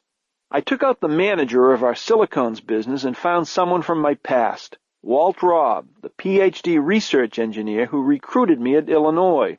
Walt had already moved out of the lab and into an operating role as head of a small medical development business. Into our laminating business, where I replaced the manager, I put Chuck Carson, an associate from plastics, who had been my finance chief and later head of our Lexan sheet business.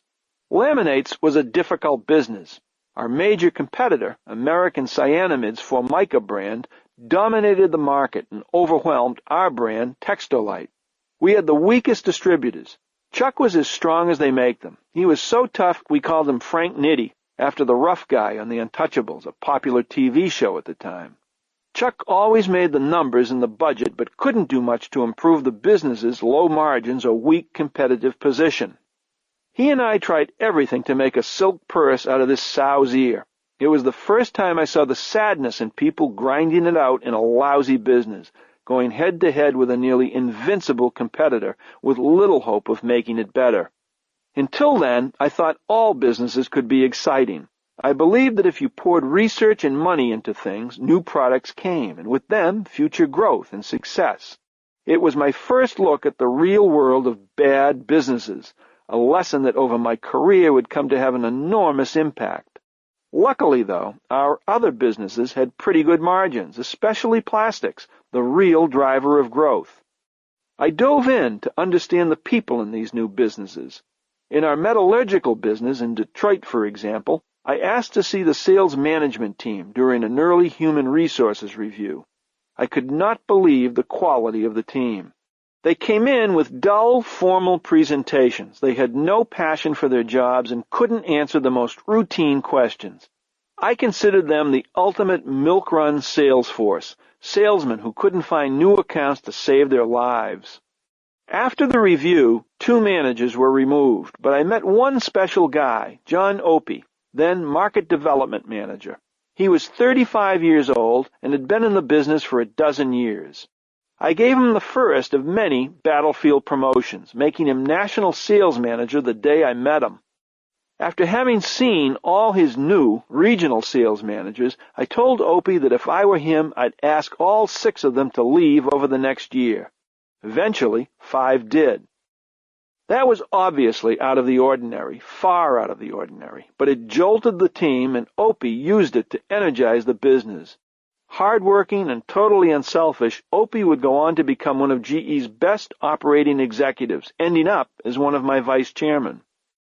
I didn't go out of my way to thumb my nose at the bureaucracy, but I was different and threatening to some of the headquarters people.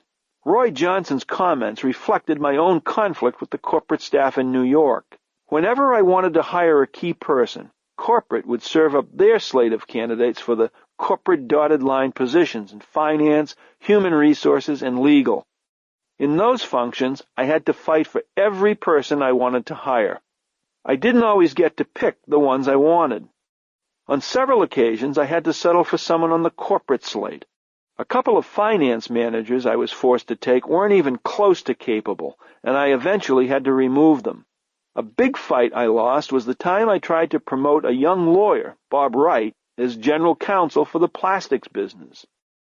I thought he was a lot more than a lawyer. Bob was 27 years old and had just come from private practice. When I was promoted to the division job, I brought Art Puccini with me as general counsel. Bob was the perfect candidate to succeed Art in the plastics business. GE's general counsel had a different view. He felt that Bob's age and experience made him unqualified, so he stuffed me with a slate of his cronies. I took one of them. I solved the problem of promoting Bob Wright by asking him to take on strategy development for plastics in 1973. I could fill that position without corporate interference. Although it was an unlikely job for a lawyer, Bob was sensational in it. He had a million ideas and brought new life to the position. In 18 months, we made him the national sales manager for plastics. His quick wit and extroverted personality made him a natural fit for the job and gave him experience he would use forever. Bob eventually became president of NBC. Today, he is a vice chairman of GE, a long road from being a corporate reject for the legal job in a business doing less than $100 million a year in sales. Tension between the headquarters and the field is common in every organization. In Bob Wright's case, I found a way to beat the system without openly defying it. For the past 20 years, I hoped every day that GE people were making the case for the people they wanted, even if my staff and I were trying to stuff our own candidates down their throats. While the bureaucracy often frustrated me, I tried hard not to be a very visible critic of it, especially not to the higher-ups. By the early 1970s, I had started to think about the possibility of running GE. I actually said it in 1973 when I presumptuously wrote in my performance review that my long-range career objective was to become CEO. I was determined not to blow my dream by tilting at windmills. If I bitched and moaned about the system would get me. I was fortunate. The system bent. The company gave me an incredible number of different experiences. For the most part, it let me be myself. Chapter 5. Getting Closer to the Big Leagues. During June of 1973, I got my next big break. Ruben Gutoff was promoted to head of strategic planning for the entire company, and I got his job as group executive. The promotion meant that I had to move to corporate headquarters. Besides the chemical and metallurgical division I already managed from Pittsfield, I was now responsible for a number of other businesses: medical systems in Milwaukee, appliance components in Fort Wayne, electronic components in Syracuse. It was a diverse portfolio of products with over $2 billion in annual sales. The group employed 46,000 people and had 44 factories in the United States, plus operations in Belgium, Ireland, Italy, Japan, the Netherlands, Singapore, and Turkey. The promotion was a big deal. Only 16 months earlier, I was named a GE Vice President at the age of 36. This new job put me on the radar screen. I was becoming a real player. I went to the New York headquarters to look at sample offices that had been set up similar to those in the company's planned new offices in Fairfield. GE would move there in August 1974. I picked out the furniture from my office with a set number of ceiling tiles signifying one's status in the corporation. There was only one problem, a very big one. I didn't want to move to the new headquarters in Fairfield. Over the 13 years I had lived in Pittsfield, I had constructed the ideal life for my family and me. I loved the Berkshires. From our cramped apartment in 1960, Carolyn and I had moved into a succession of homes until we owned what I thought was one of the best houses in town. We had a network of good friends. Our 4 children were still young and in local public schools. Pittsfield was a great place to bring up kids, with mountains and lakes just minutes away. I had a spectacular group of friends at the Pittsfield Country Club, where we played life-and-death games of golf and paddle tennis. I played hockey in a town pickup league well into my 30s. I knew just about everybody. I really felt like the big fish in a little pond. I didn't want to give it up. Pittsfield had another advantage. It kept me out of the rat race at headquarters. I flew to New York that summer to see Herm Weiss, then a vice chairman. As a group executive, I would report to Herm. He was a large and imposing man, tall with broad shoulders. An unassuming guy, Herm had been a star college athlete in football and baseball, and was honored by Sports Illustrated as one of its Silver Anniversary Award winners. I really liked him. We both loved golf, wisecracking, and betting on Sunday football games.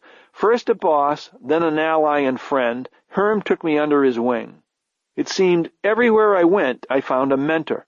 I wasn't searching for a surrogate father, but good people always seemed to crop up and give me their support. I usually looked forward to every meeting with Herm. This time I arrived in his office scared stiff. I went there to ask him to let me stay in Pittsfield. I argued that most of my time would be spent in the field with the businesses. I promised I would never be late for the monthly meetings at headquarters. In a moment of weakness or charity or both, Herm finally said yes. I practically jumped up and kissed him. I got out of his office in a hurry before he could change his mind or report his decision to Reg, who I was sure wanted me at headquarters. When Reg found out, he couldn't believe Herm had let me stay in the field. I moved out of my old office on Plastics Avenue and set up shop with a 5-person staff in a suite of offices on the second floor of the Berkshire Hilton in Pittsfield. Over the next 5 years, I kept my promise to Herm never to miss a meeting. When Pittsfield's weather threatened to close down the airport, I would go down the night before. If we got a weather surprise, I'd jump in the car at 5 a.m. and drive like a maniac to New York in time for the start of a business review. This group executive job was my best to date. The new $2 billion business mix gave me a large playpen to practice what I had learned. The chemical and metallurgical division, which included plastics, was growing. The appliance components business was a set of motors and widgets with good profits, but half of the sales were internal to GE. The electronic components business was a real mixed bag, from semiconductors to TV tubes and capacitors. Several of these electronic products were doing well, while others just bled red ink. The medical business, selling primarily X-ray equipment, had great potential, but in 1973 was losing money. This new job gave me the chance to put together a new team. I found a staff of bright, savvy, street-smart people with complementary skills in finance, human resources, strategy, and law. After being stuffed for years by corporate with candidates who were less than the best, I was lucky to finally get 2 strong GE executives from the system, Tom Thorson and Ralph Huberkson. Tom, my finance guy, was exceptionally smart, handsome, tough, and fun-loving. Ralph, my human resources person, was an unmade bed. Craggy-faced, he smoked cigars until their very end, scattering ashes everywhere. He was an administrative nightmare, often staying up all night long to finish the books for our presentations at headquarters. But you couldn't find anyone with a better nose for people. I went outside for my strategic planner and found Greg Lamont from Booz Allen and Hamilton. He was the first of many smart people I hired from the consulting industry, which was ironic because I disliked consulting. Greg lived far outside the box, always challenging conventional thinking. Last, I again promoted Art Puccini, my former general counsel, to the top legal job in the group. Born in Brooklyn with degrees in pharmacy and law, Art had joined GE just a few years before. He brought a good mix of smarts and street savvy. You couldn't have found a more diverse band of characters, some GE insiders and a pair from the outside world. All of us were earthy, without pretense or formality, always blunt. Along with half a dozen support staff, we moved into a 3,600-square-foot group office suite at the Hilton. Without a corporate boss in sight, we wore sweaters and jeans to work. We shouted back and forth through the open doors. The place had the feel of a college dorm. On Friday nights, we'd often go to the hotel's rooftop lounge to rehash the week over a few beers. We'd get up there about 6:30 p.m., and our wives would show up 2 hours later. By then, we had nearly exhausted all our exaggerated tales from the week. Listening to our war stories wasn't the biggest treat for any of them, but they were great sports.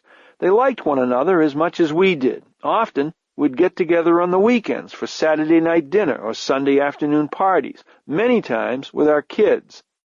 We were having the time of our lives and getting paid for it. We spent most of our time in the field doing people and strategy reviews. We chartered a Citation jet that got us around easily. I was so excited to have a plane. Carolyn saw it another way. "Jack, you're such a fool," she said. "They let you have the plane so you can work yourself to death." She had a point, but I loved it anyway. Often we'd leave on a Monday morning and wouldn't return until Friday night. We'd visit Fort Wayne, Indiana, Milwaukee, Wisconsin, and Columbus, Ohio, as if they were towns next door. I'm sure some of the managers must have thought, damn, here they come again. We'd spend hours locked in a room, peeling back the onion until all the issues were exposed. While some enjoyed the sessions and called them great intellectual combat, I'm sure others looked forward to them like they would to a root canal. We had the best of both worlds. We had the resources of a big company, but with the same family atmosphere of my earlier years in the plastics business. Trying to oversee these diverse businesses in remote locations, I realized, more than ever before, how much my success would depend on the people I hired. From my first days in plastics, I understood the importance of getting the right people. It was clear that when I found someone great, it made all the difference in the world. I learned a lot of this the hard way by making some big mistakes.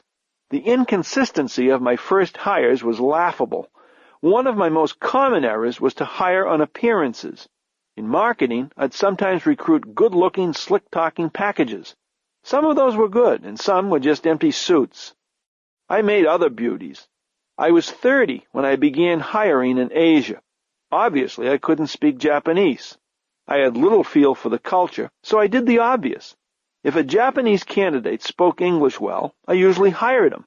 It took me a while to find out that using language as a hiring screen was a marginal idea at best. Many of my hiring mistakes reflected my own silly prejudices. Probably because I went to UMass, a former agricultural school that was just emerging in engineering, academic pedigrees impressed me. For engineering talent, I'd try to hire MIT, Princeton, and Caltech graduates. I should have reminded myself where I had come from. Often, I found out that where they came from wouldn't determine how good they'd be. In the early days, I fell in love with great resumes filled with degrees in different disciplines. They could be bright and intellectually curious, but they often turned out to be unfocused dabblers, unwilling to commit, lacking intensity and passion for any one thing. In the hands of the inexperienced, resumes are dangerous weapons. Eventually, I learned that I was really looking for people who were filled with passion and a desire to get things done. A resume didn't tell me much about that inner hunger. I had to feel it. In this new group job, I discovered that the only business I would ever know in my blood was plastics. This was a big transition in my thinking. I could no longer have fingertip control of all the details. That made my obsession about people even more intense. My HR partner, Ralph Huberkson, and I began going out to the businesses, spending a full day in a room first with the general manager and his HR executive team, and then with all his direct reports. After 10 or 12 hours of heated discussion, I'd come away with a pretty good sense of the talent we had at the top 2 or 3 levels of the business.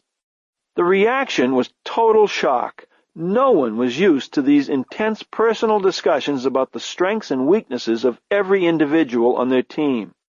The leaders in the field who bore the brunt of these exchanges were the 4 divisional vice presidents who reported to me: Julian Charlier in medical, Walt Robb in chemical and metallurgical, George Farnsworth in electronic components, Fred Holt in appliance components. Farnsworth was a real savvy GE insider who was truly his own man. He flew open cockpit planes, was cynical yet funny, and was someone I got to like very much. Holt was another wise GE veteran. He played every corporate game there was and had been doing so for years. More often than not, he pretty much got what he wanted. Fred was probably 20 years older than me and had seen and heard it all. He saw me like a stomachache that would soon pass. George and Fred were the first 2 mainstream GE corporate officers I ever managed. They often thought I was off the wall, but seemed to respect my enthusiasm if nothing else. Fred clearly was in his final job, and George was not obsessed with career advancement, although he would later get a big promotion to run our aerospace business. Charlier, a Belgian who came from a small medical acquisition team in Liège, Belgium, now ran the medical business. I had watched him for a couple of years when we both reported to Guthoff. Charlier was a Nurbane European who had a grandiose idea every minute but wasn't much into following up on them. He had built a beautiful new headquarters building for medical outside Milwaukee that gave the business new panache. There was a part of his bon vivant and creativity that I liked, but his inability to deliver results which had bothered me as a peer really drove me nuts when he began reporting to me. I tried to stay with Charlier because I enjoyed him, but his 50,000-foot-high view of everything didn't work. We had several discussions about this and the lousy performance of the business until we finally decided that he would be better back in Europe at another company. To replace him, I made a phone call on a Sunday night to Walt Robb. During my early days in plastics, he often called me on Sunday nights offering support, gossip, and advice. This time I made the Sunday phone call to Walt and asked him to take over the medical business. My offer damn near knocked him on the floor. "You love technology and you're curious," I said. "You're the perfect guy to run the medical business." Walt thought I was crazy. In 20 months, he had gone from being head of a small $7.5 million medical development business to manager of the chemical and metallurgical division, one of GE's biggest and most profitable businesses, with $500 million in sales. He had been in that job only 4 months and liked it. Now I was asking him to take over our medical business with half the revenue, and it was losing money. Walt had trouble seeing my offer to run an unprofitable business making X-ray equipment, pacemakers, and heart monitors in the middle of Wisconsin as the opportunity of a lifetime. He took the job, intrigued by the technology and some of my own BS. Walt inherited a business that primarily sold X-ray equipment to both radiologists and dentists. Shortly after Walt got there, EMI, the English electronics company, now the music company, had a major breakthrough, the CT, computed tomography scanner. The advance posed a major threat to our existing X-ray business, but it was a huge challenge and really got our competitive juices flowing. Walt, who had gotten his start at GE's research lab, went right back to his scientist friends in Schenectady for help. It was easy to excite the lab about the opportunity, since the EMI invention had captured the attention of the scientific world. My only contribution was to follow the team's progress weekly, serving at times as a cattle prod and on other occasions a cheerleader. About 80 people worked round the clock to create a product that would give us faster and better images than the EMI model. Everything about this had startup written over it. Researchers practically lived in the lab, eating out of pizza boxes, and we made our first scanners out of a rented grocery store in Milwaukee. By early 1976, they were taking orders for the $650,000 machine. Once again, I saw the benefits of acting like a small company. Giving the project visibility, putting great people on it, and giving them plenty of money continues to be the best formula for success. The CT changed the medical business forever. An unprofitable operation with $215 million in sales when Walt took it over was in 2000 one of GE's jewels, with operating profit of $1.7 billion on over $7 billion of sales. I broke up the chemical and metallurgical division that Walt had been running and spun out the high-growth plastics business. I put Chuck Carson, who had run our laminates business, over the slower-growing but highly profitable remaining materials business. The plastics business posed something of a dilemma. My friend Tom Fitzgerald was now running silicones and was the obvious internal choice for the plastics job, but he was my closest business friend, and as a result, I saw both his strengths and his weaknesses more than anyone else. I decided to compare Tom with the best I could find on the outside. I've said that I've made my share of hiring mistakes. None would be bigger than the one I was about to make. I passed over Tom for the job and brought in an outsider who had once run GE's silicone operations. As a young manager in the plastics business in the early 1960s, I was blown away by the presentations he gave at division-wide meetings. He was the most articulate of all the leadership. His speaking skills were particularly impressive to me because I couldn't deliver a speech to save my life. Before reading my first speech in front of a few hundred GE executives in Cooperstown, New York, I twice had to leave the front row of the auditorium to run to the bathroom. I was really pleased with myself for enticing him back. He seemed the perfect package. Well-dressed, articulate, someone who made a great first impression. He had left GE for a bigger opportunity in the chemical industry, which only impressed me more. Bringing him back as a corporate vice president was a big deal. To do this, I had to get approval from our corporate human resources people in Fairfield, as well as from Herm and Reg. It didn't take very long to realize that my new man wasn't up to the job. I had hired someone from an image I'd had 15 years ago. I knew I had to make a change. It was a real dilemma. I thought I was a candidate in the succession race for Reg's job. By hiring this outsider, I had gone against Roy Johnson, the HR head, who always favored the inside candidates. This could have been a disaster for me. Within 6 months, I had to go to headquarters and tell Roy Johnson, Herm Weiss, and Reg Jones that I had screwed up and needed to remove him. Talk about a tough day. I had gone against the system. I hadn't hired one of my friends who expected and in retrospect deserved the promotion. I was embarrassed for the person I had recruited because it was so obvious this was the wrong job for him. Herm's reaction was supportive. You made a mistake. I'm glad you moved fast to correct it. Reg simply said, okay, but was otherwise guarded with his thoughts. Johnson used it as another example of my immaturity. Holt and Farnsworth were not only good guys, they were savvy, and they knew how the GE system worked. This was my first real look inside the traditional GE. Their insights opened my eyes to this other world. There are 1,000 Holt stories, but the one I like best involves people evaluations. In Fort Wayne one day, during an HR review, Fred was giving a glowing appraisal of a guy I knew. Fred, how the hell could you write this? He's not that good. We both know this guy is a turkey. This appraisal is ridiculous. To my surprise, Fred agreed. Do you want to see the real one? He asked. I can't send this to headquarters. They'd want me to kill this guy. Fred wasn't alone in those days. He thought he was being a nice guy, protecting people who weren't up to their jobs. That's just the way it was. No one wanted to deliver bad news. In those days, it was standard to fill out your appraisal form by writing that your career objective was at least your boss's job. The boss's response usually was fully qualified to assume next position, even if they both knew it wasn't true. Many of these kind performance appraisals would come back to haunt me in the early 1980s when we had to downsize the company. That false kindness only misled people and made their layoff an even greater shock than it should have been. From George Farnsworth and his electronic components business, I got two things. One was my first hard look at semiconductors, a business I disliked immediately. Yes, it had high growth, but it was too cyclical for me and ate up enormous amounts of capital. It took me close to a decade to get out of it. The other thing I got from George would stay with me for the next 25 years. The controversy over PCBs, polychlorinated biphenyls. George managed the capacitor business in Hudson Falls, New York, which used PCBs as electrical insulators.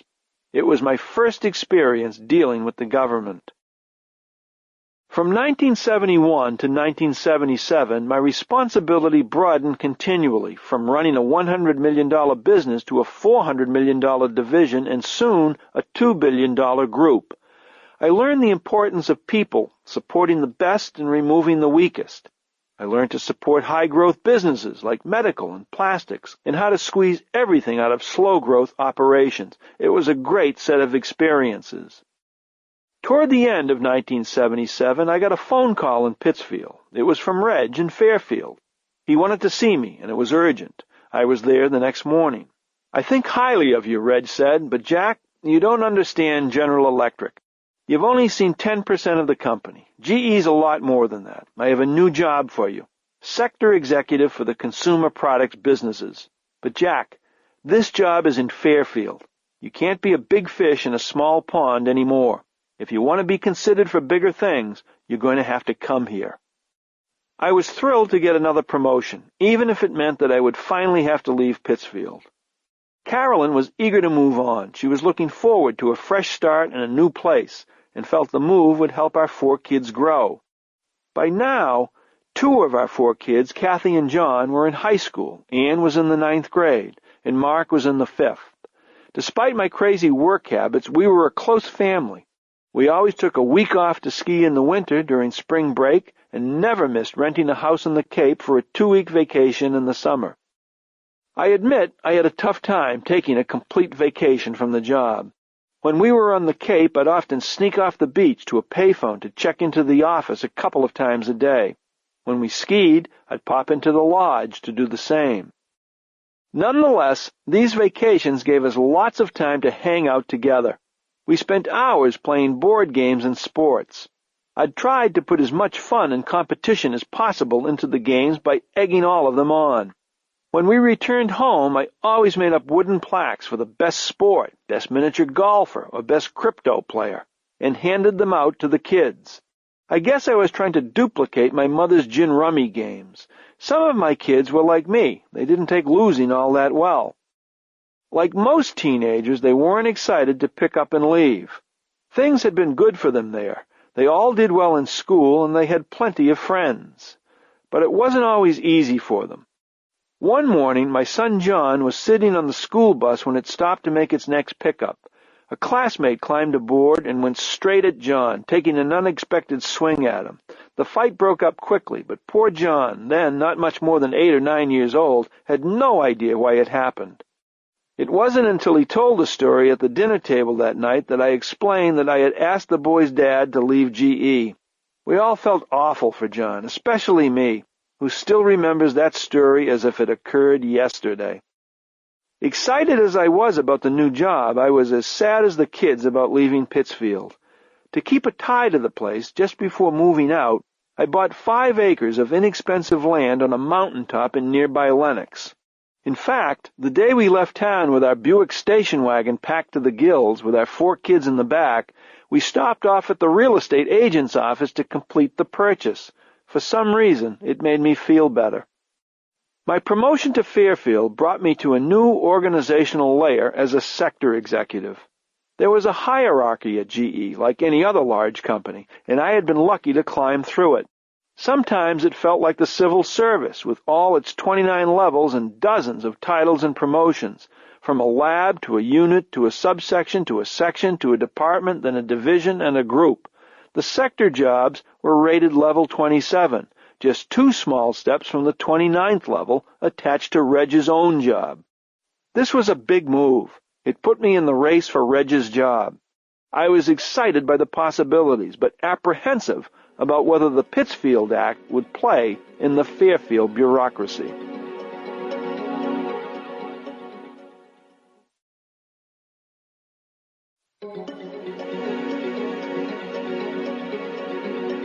Chapter 6. Swimming in a Bigger Pond.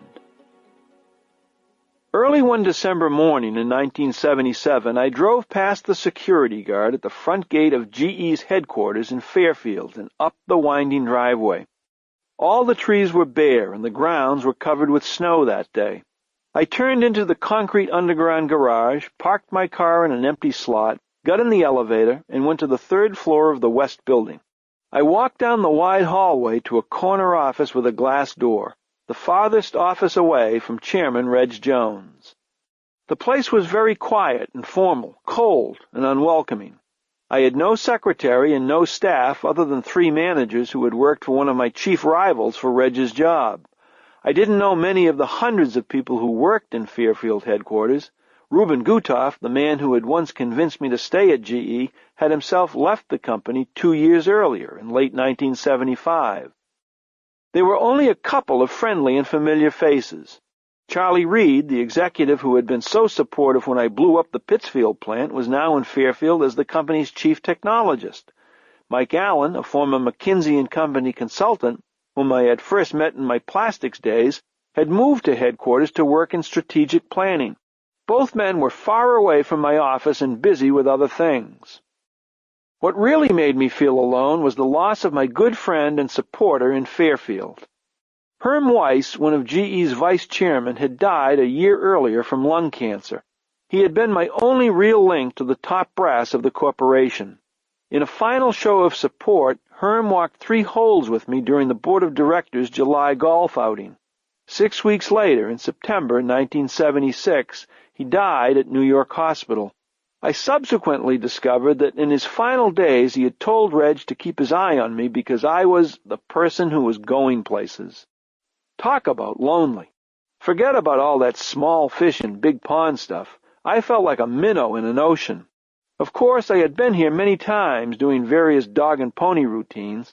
Even then, by the end of the day, after presenting a business plan or asking for the cash to build a new plant, I was always happy to return to Pittsfield. This time, of course, it would be different. This was permanent. What a difference from going to the office every day in a sweater and blue jeans working with 5 of my close friends.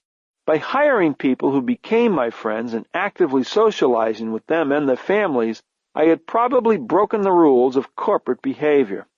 But we got the job done, and we enjoyed doing it. We felt like a family instead of a business. Now all that was gone. To add to my out-there feeling, for the next 4 months I lived out of a suitcase at the Stamford Marriott until Carolyn and our 4 kids could move to our new home in Connecticut. There was one positive side effect. It allowed me to bury myself in my new job.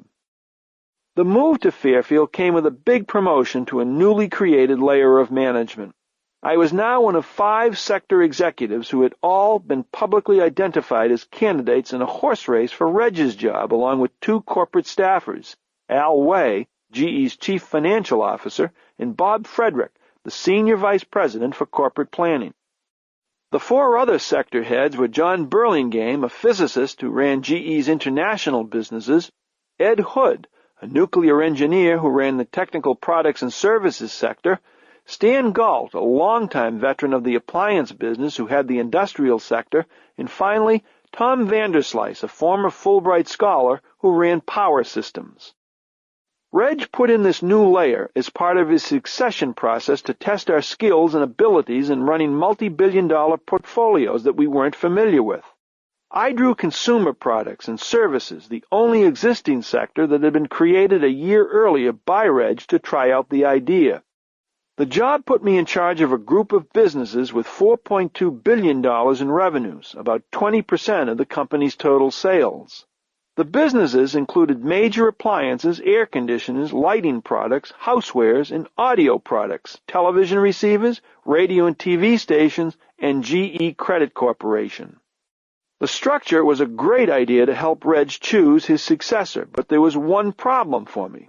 My new direct boss, Vice Chairman Walter Dave Dance, favored another candidate in the race, his longtime protege, Stan Galt, who, like Dance, had invested virtually his entire career in our appliance businesses. Dance's support for Galt was obvious and visible. He was certainly entitled to his opinion, but it made my life difficult. It was the first time in my 17 years at GE that I had a boss who was not rooting for me. Nor did it help that Galt had run my sector the previous year. So I was in a position where every move I made could appear to second-guess him or Dance. The other vice chairman, Jack Parker, also had his favorites in the race. I was not one of them. Parker was one of the aircraft engineer pioneers at GE who always supported that business and the people in it. He favored his 2 direct reports, Burlingame and Hood. This left Tom Vanderslice and me as the odd men out. What gave me hope was that the 2 vice chairmen, Dance and Parker, didn't have much of a relationship with each other or with Reg, who hadn't chosen them in the first place. Reg had inherited both vice chairmen from his predecessor. Both had been rivals for the job. They weren't bad guys, but they were disappointed that they didn't get Reg's job. There is probably nothing worse in business than to work for a boss who doesn't want you to win. This can happen anywhere, at any level, and probably occurs more often than we think. Until I came to work for Dance, I had never had it happen to me. I survived the experience only by doing what I thought was right. I trusted Reg and the system to be fair. Had it been a forever assignment, I would have dumped it. I wouldn't have ruined my career or my sanity by sticking around. In my case, it was easier than it might be for others. I knew what I wanted, and it wasn't going to take long to find out if I was going to get it. From day one, the succession process was thick with politics. You could feel the tension in the building every day. The 5 sector heads were all located in what was known as the West Building of the 2-building Fairfield complex. Each of us had a corner office, a conference room, and space for several support staff. Whenever we were in town, we'd usually end up in an uncomfortable situation in the corporate dining room for lunch. We'd munch on sandwiches, always being careful about what we said. It was awful. The field became my refuge from the politics. Fortunately, to do the job right, I needed to spend as little time in Fairfield as possible. The team behind me was talented and mobile. David Orsolay, my human resources executive, had a perfect nose for sniffing out talent and was someone everyone trusted, a priceless trait in an HR person. I didn't know it at the time, but Dave's support of me in the final selection would be very important. Dick Schlegel, a warm man and very savvy finance guy, was also in place. Dick helped me find two people who would play critical roles in my career. Dennis Dammerman from GE Credit, and Bob Nelson, a financial analyst who had spent years in appliances. Dennis grew up on a farm in Grand Mound, Iowa. As a kid, he was lifted and dumped into burlap bags so he could tamp down the newly shorn wool from the family's herd of sheep. As a teen, he began working for another electric company, as an electrician's apprentice at his father's company, Dammerman Electric, everything electrical.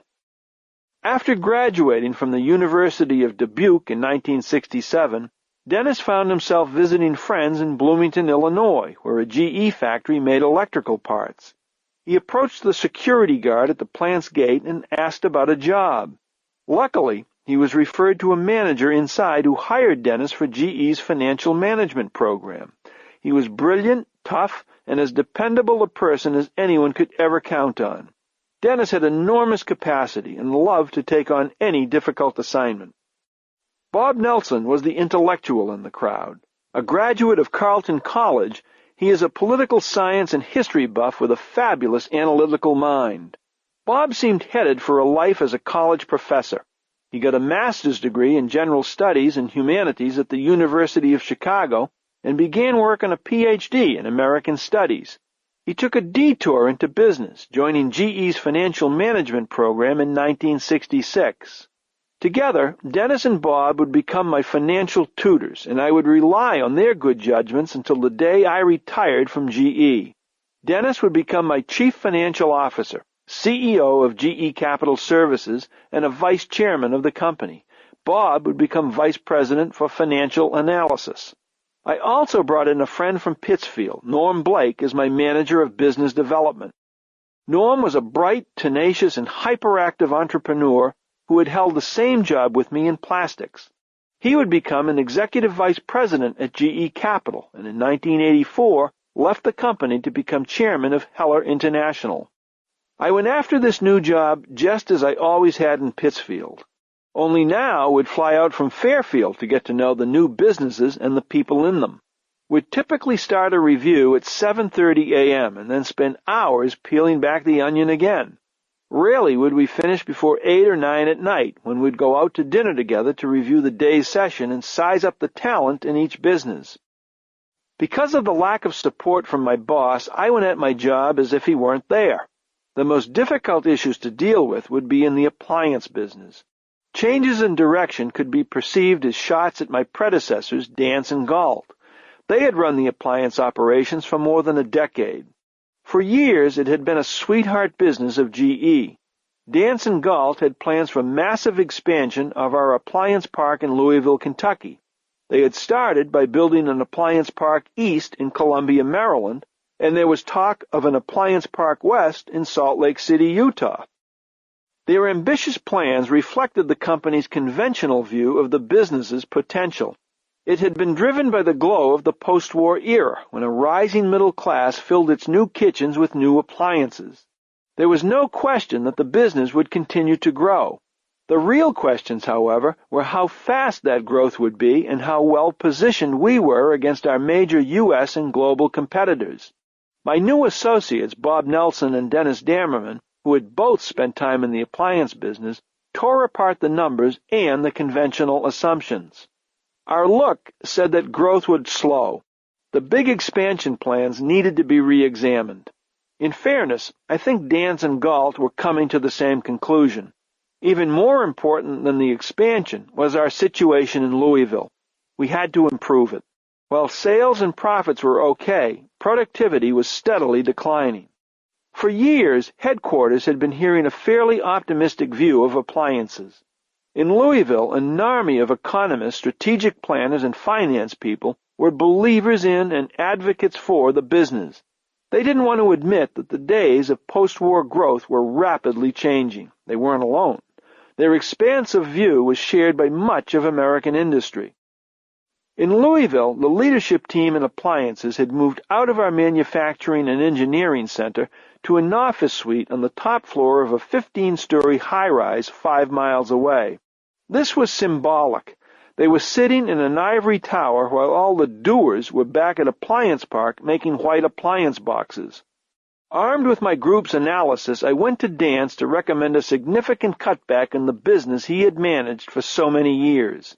I was prepared for Dance to fight, but he didn't. Instead, I think he might have seen my recommendation as further proof of my impulsiveness. He approved my plan.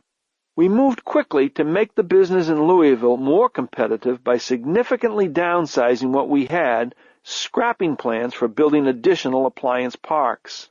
The layoffs were not popular in Louisville. I was fortunate to have an ally in Dick Donegan, a Dance and Galt appointee who was running the appliance business. He bought into the new plans and had the courage to act on them, in spite of his prior relationships. Though the painful changes at Appliance Park still didn't solve all the cost problems, they did make us more competitive, improved our profitability, and kept us going. In appliances, similar actions have gone on for more than 20 years.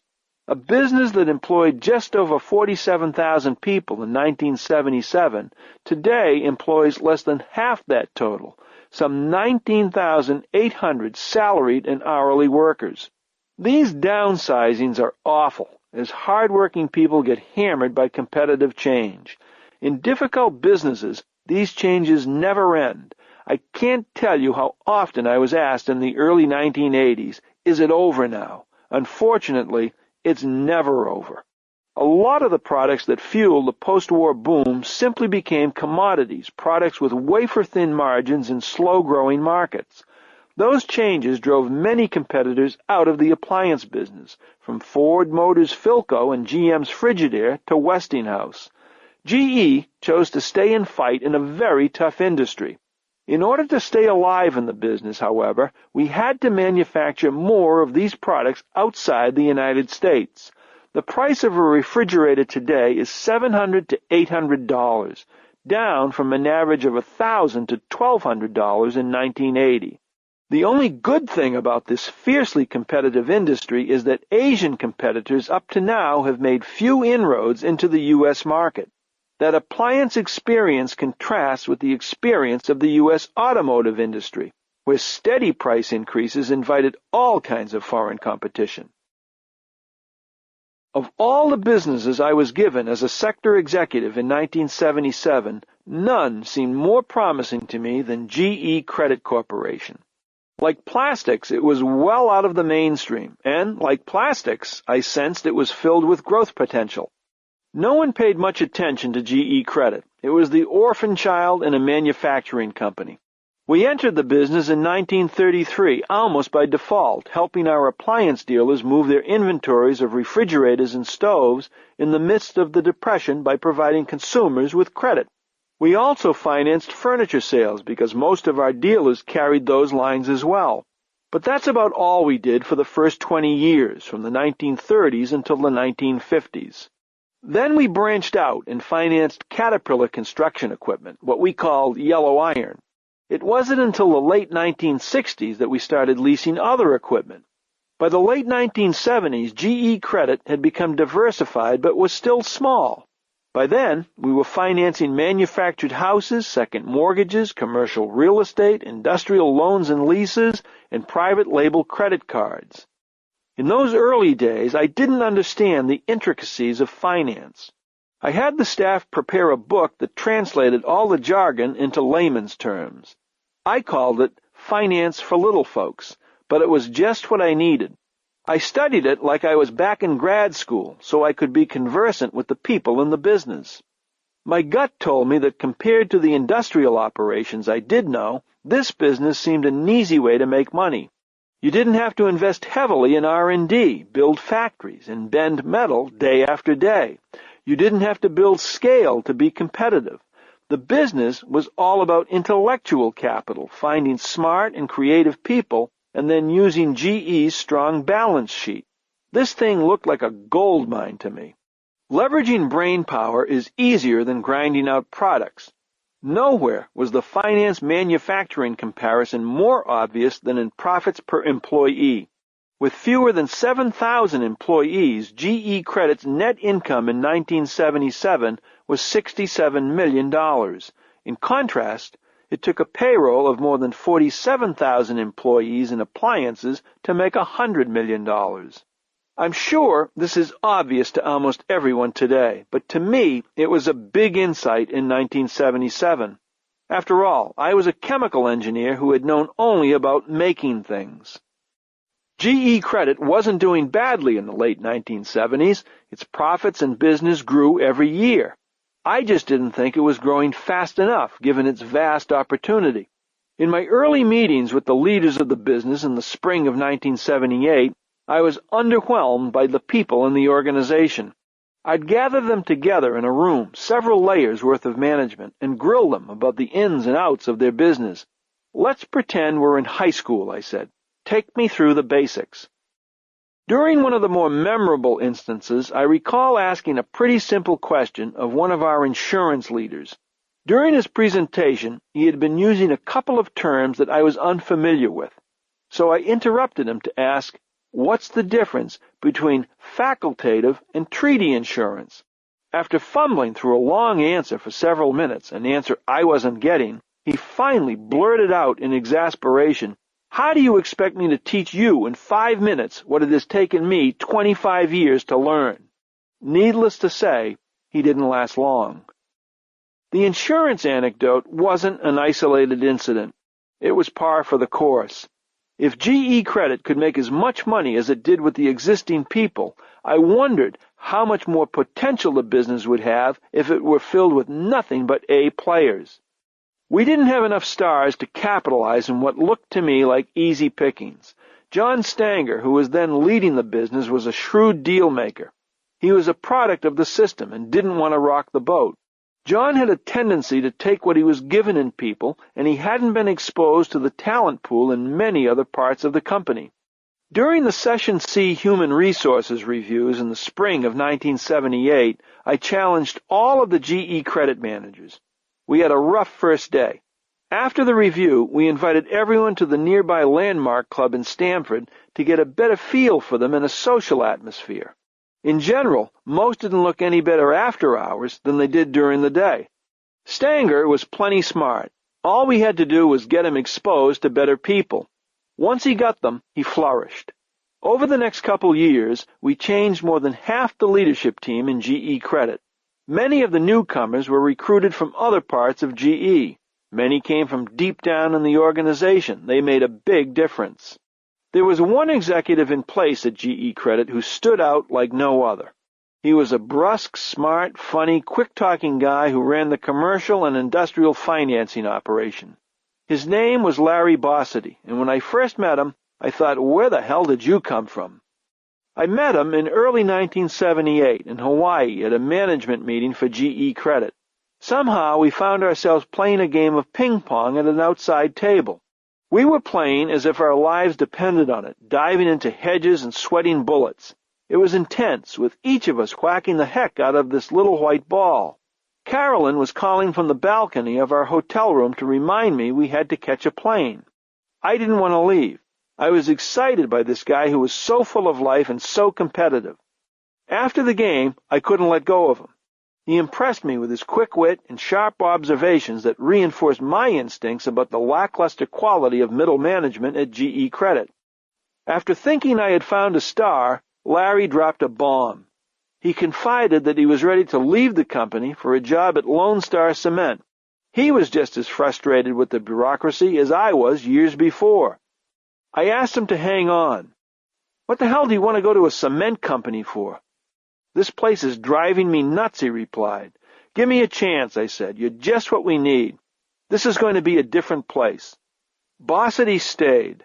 A year later, in 1979, with Reg's support, I made him Chief Operating Officer of GE Credit. He and Stanger set the stage for what would become our most important growth business. After I became chairman, Larry moved to Fairfield as a sector executive in 1981, and 3 years later became one of my vice chairmen. He would be a great partner for the next 7 years before leaving to run his own show as CEO of Allied Signal. Larry's early role at GE Capital was essential.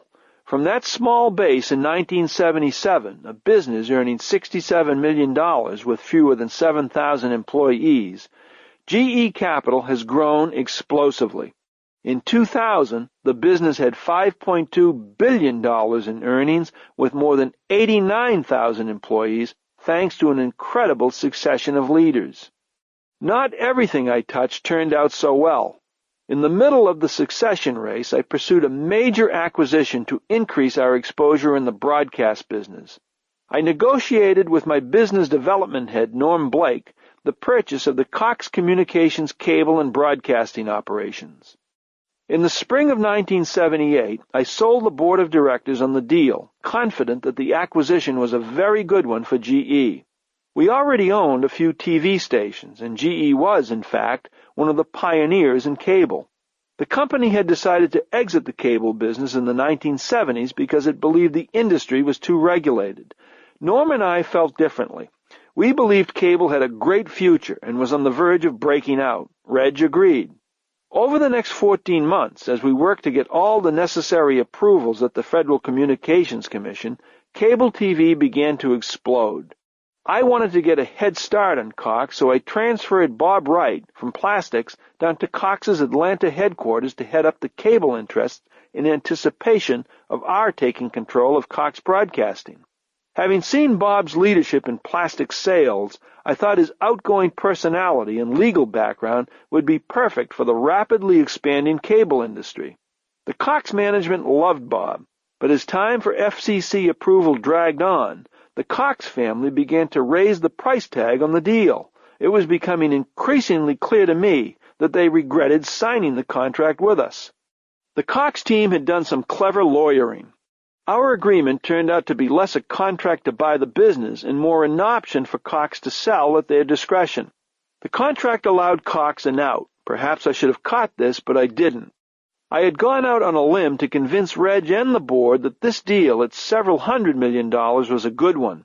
Now, with the price escalating every time Norm and I met with the Cox people, I was coming to the conclusion the deal couldn't get done at any price. The Cox family had changed their mind about selling and was using the price as a way to end it. Losing this big deal in the politically charged atmosphere of a succession race was a potential disaster. With all that was riding on it, the acquisition and my own future at GE, we wanted the deal badly. Norm and I spent hours agonizing over whether they would ever close. We didn't want to give up. Norm had been with me in the plastics business, and our families were close. For about 10 days, we never stopped debating it, in the office or at each other's homes. After all that soul-searching, I finally decided we had to walk. I informed Reg about my decision during the summer of 1979. He agreed, but asked me to explain the rationale to the full board at its next meeting, which was in St. Louis. Now I not only had to bare my soul to Reg, I also had to face all of the company's directors. The upcoming board meeting was the time of an annual golf outing of senior executives and board members. This only added to the drama of having to go in and eat crow on a deal I had been touting so hard for over a year. I didn't know what to expect, but I put my best face in what was a difficult situation. In an early morning board session, I made the case for not chasing the deal. The directors asked lots of questions, including why not keep raising the price. Having dealt with the Cox negotiators for the last 6 weeks, I felt down to my toes that the Cox family wasn't going to sell to us no matter what, but I couldn't prove it. Continuing to chase it wasn't right for GE. I thought the meeting went well. I was hoping the directors would overlook my inability to close the deal and appreciate that I faced a tough call. I had little idea what they really thought. I got a somewhat positive reaction that afternoon when I was playing golf with 3 of them. As I was teeing up my ball on a short par 3, one of the board members, Dick Baker, former head of Ernst & Whinney and a man with a great sense of humor, quipped, "I hope the fact that you screwed up today won't bother you on this shot." My 7-iron fell out of my hands, and I yelled, "Foul!" The other two directors in the foursome broke out in laughter.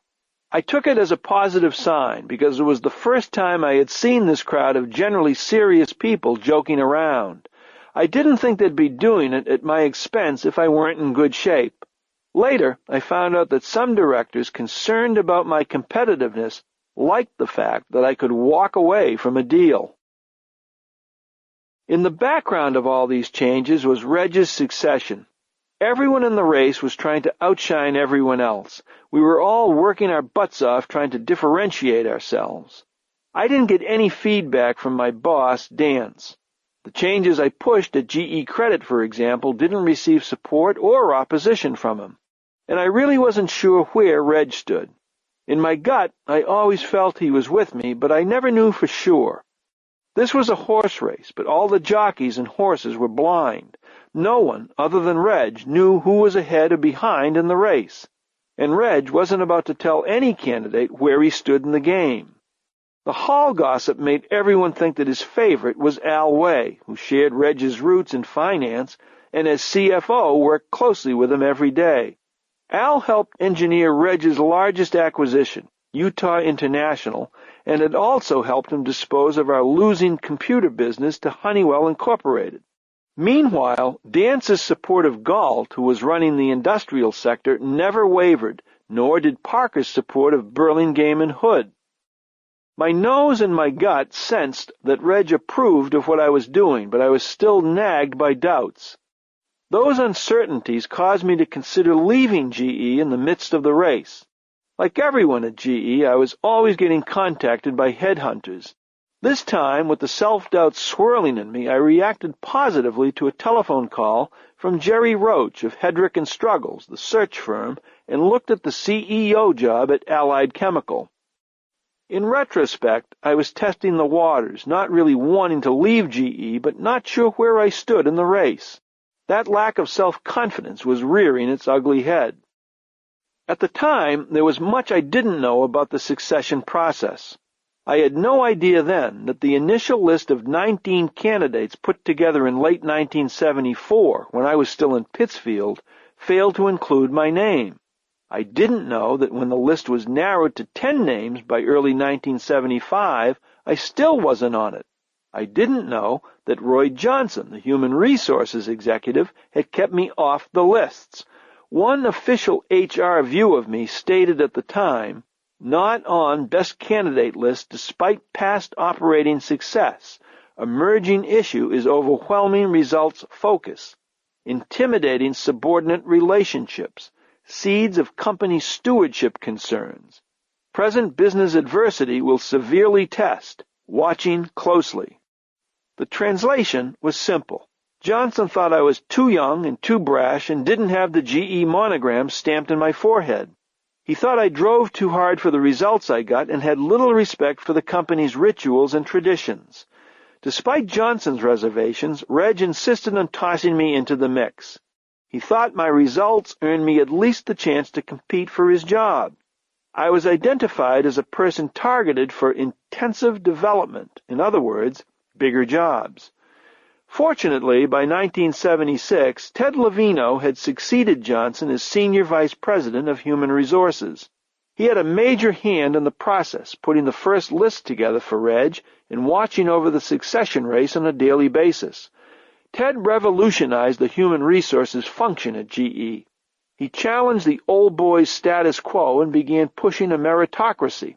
Reg had come to count on Ted as a sounding board.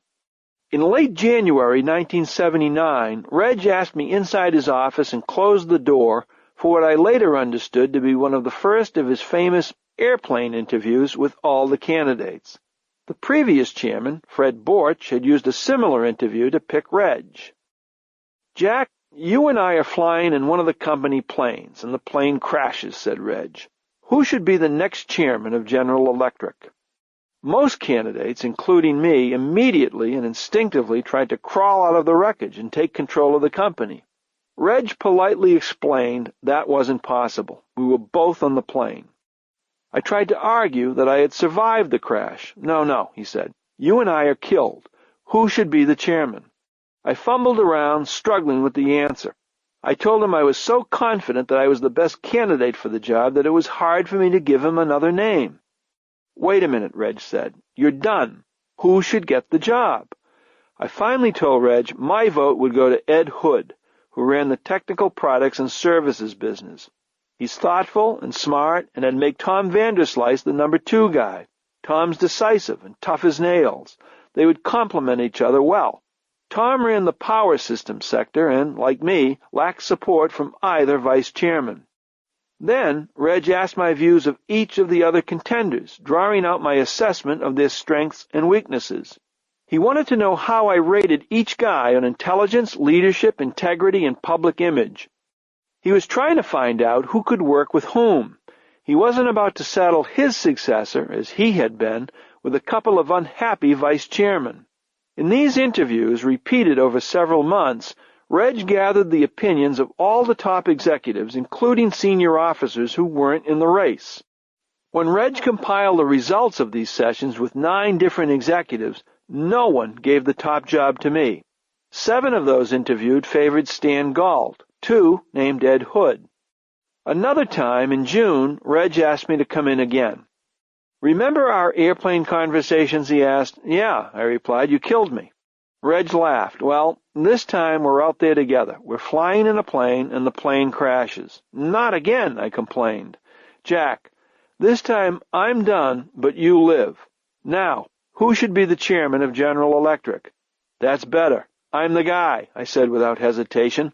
Reg asked who should be on my leadership team. I told him that among all the candidates in the race, I would most want to work with Hood and Burlingame. Once again, I emphasized that the best fit with me would be Hood.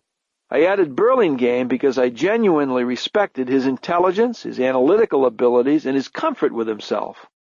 Okay, if you're the man, what do you see ahead as the major challenges facing the company?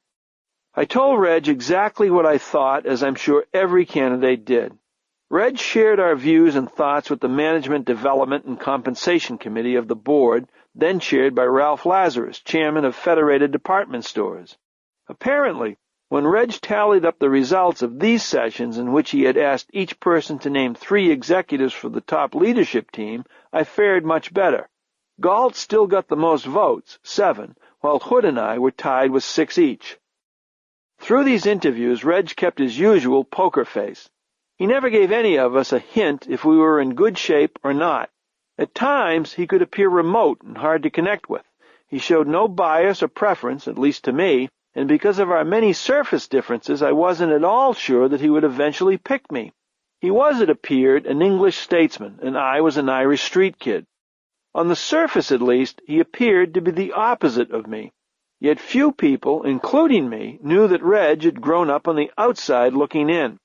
He was portrayed as a courtly statesman. He was written up as an advisor to 3 presidents and their cabinets, a man who one reporter said looked like an industrious church deacon. He was and is all those things. But what many people missed was that Reg was not privileged. He was a self-made man from working-class roots who worked and fought hard for what he achieved. Borrowing the Bob Hope line, Reg put it best. I'm English. I'm too damn poor to be British. Reg grew up in a row house in Stoke-on-Trent. His dad worked as a foreman in a steel mill, and his mother itched for a better life in the United States. Reg finally arrived in America at the age of 8.5 years in an English boy's school uniform and moved just outside Trenton, New Jersey. Whatever accent he brought was quickly knocked out of him in the schoolyard by kids who felt threatened by a smart outsider. Both his parents got jobs in a local factory, the Acme Rubber Manufacturing Company. His mother was a piece worker, sorting and packing rubber jar rings meant for the lids of mason jars. His dad was an electrician's helper. Reg excelled at school, working his way through the University of Pennsylvania's Wharton School by tutoring other students and shelving books in the university library. When he graduated in 1939, he went straight to GE and climbed up the ranks through the company's powerful finance function. Reg did an 8-year tour in the audit staff that took him to nearly every plant in every business of the company. He was an operating manager in several businesses before being named Chief Financial Officer in 1968, a post that set him up for the chairman's job 4 years later. Reg and I were clearly very different people, but we also had a lot of hidden similarities. Both of us were hard-working people from modest backgrounds. Like me, he was an only child whose parents were remarkably similar to my own. Our success in the only company either of us ever worked for was a tribute to the organization's meritocracy. We both loved numbers and analyses. We both did our homework and showed little tolerance for anyone who didn't. Outsiders who for years have scratched their heads over how Reg could have chosen someone so different from himself never realized the links we shared. Neither did I until writing this book. We were considerably more alike than anyone imagined. The first big break in the race came in early August 1979, 18 months after I first came to Fairfield. On Thursday night, August 2nd, after a board outing at the Blind Brook Country Club near Rye, New York, Reg sat down with his 2 vice chairmen and told them he was going to narrow the race down to 3 candidates, myself, Burlingame, and Hood. The remaining candidates would keep their current jobs or leave the company. He said he would ask the board the next morning for approval to name the 3 of us as vice chairman. Both Parker and Dance would have to retire by the end of the year. The next morning, Parker and Dance gave their opinions to the full board, essentially opposing Reg's position that I be the 3rd candidate. At least one of the board's most powerful directors strongly supported Galt, and there was some additional backing for Al Way because of his financial expertise. However, the board swung Reg's way, including Parker and Dance, who backed off and made the vote unanimous. To his credit, a clearly disappointed Parker summoned me to his office. "I want you to hear this from me and not anyone else," he said. "I didn't support you, and I don't think you're the right guy to run GE. I don't want you to screw this company up." I admired his candor, even though I disagreed with his assessment. What I wouldn't know for many years was that Reg had already made up his mind. He wanted me to be the next CEO of the company. But a few directors still favored other candidates. By putting the 3 of us on the board as vice chairman, Reg was betting that a longer look would sway the other directors in my favor.